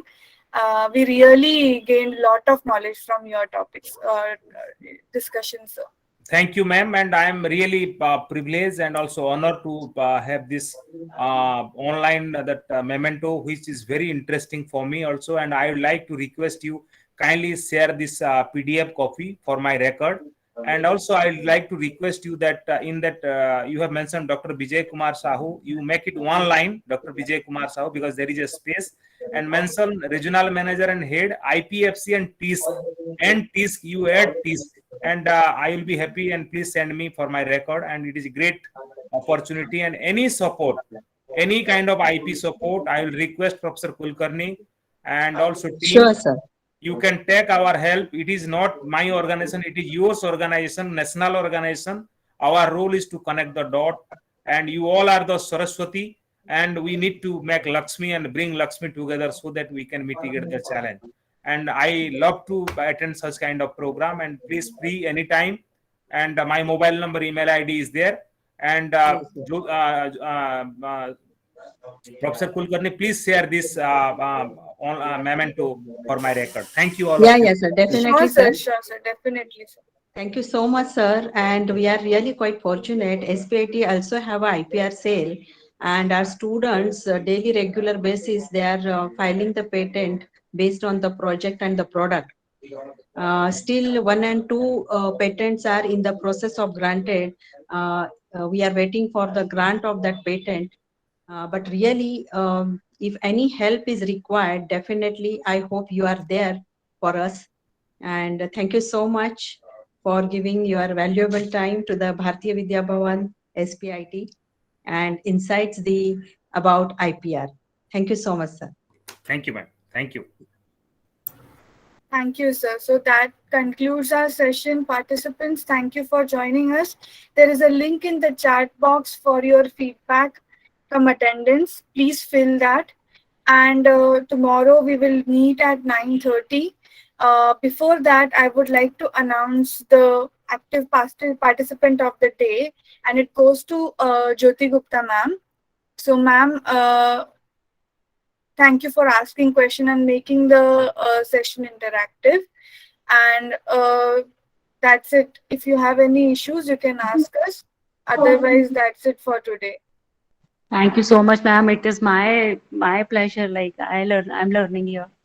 Yeah, Thank you. ma'am. We need participants like you who could make this interactive and ask questions. That is what we love to do. We love to interact with people. Thank you so much. Thank you. Bye.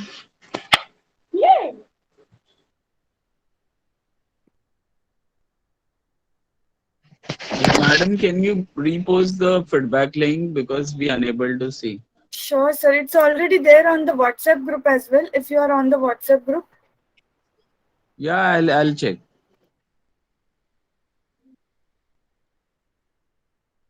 But I'll still post it in the chat box. Sir. Just give me a moment.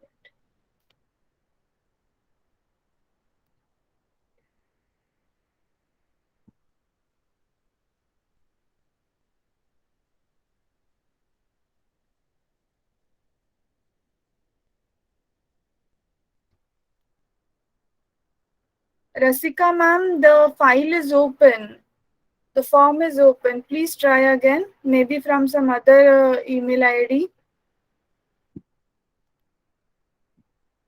Rasika Naik ma'am. Yes, sir. Yes, sir. Akash sir, yes, you can leave the meeting.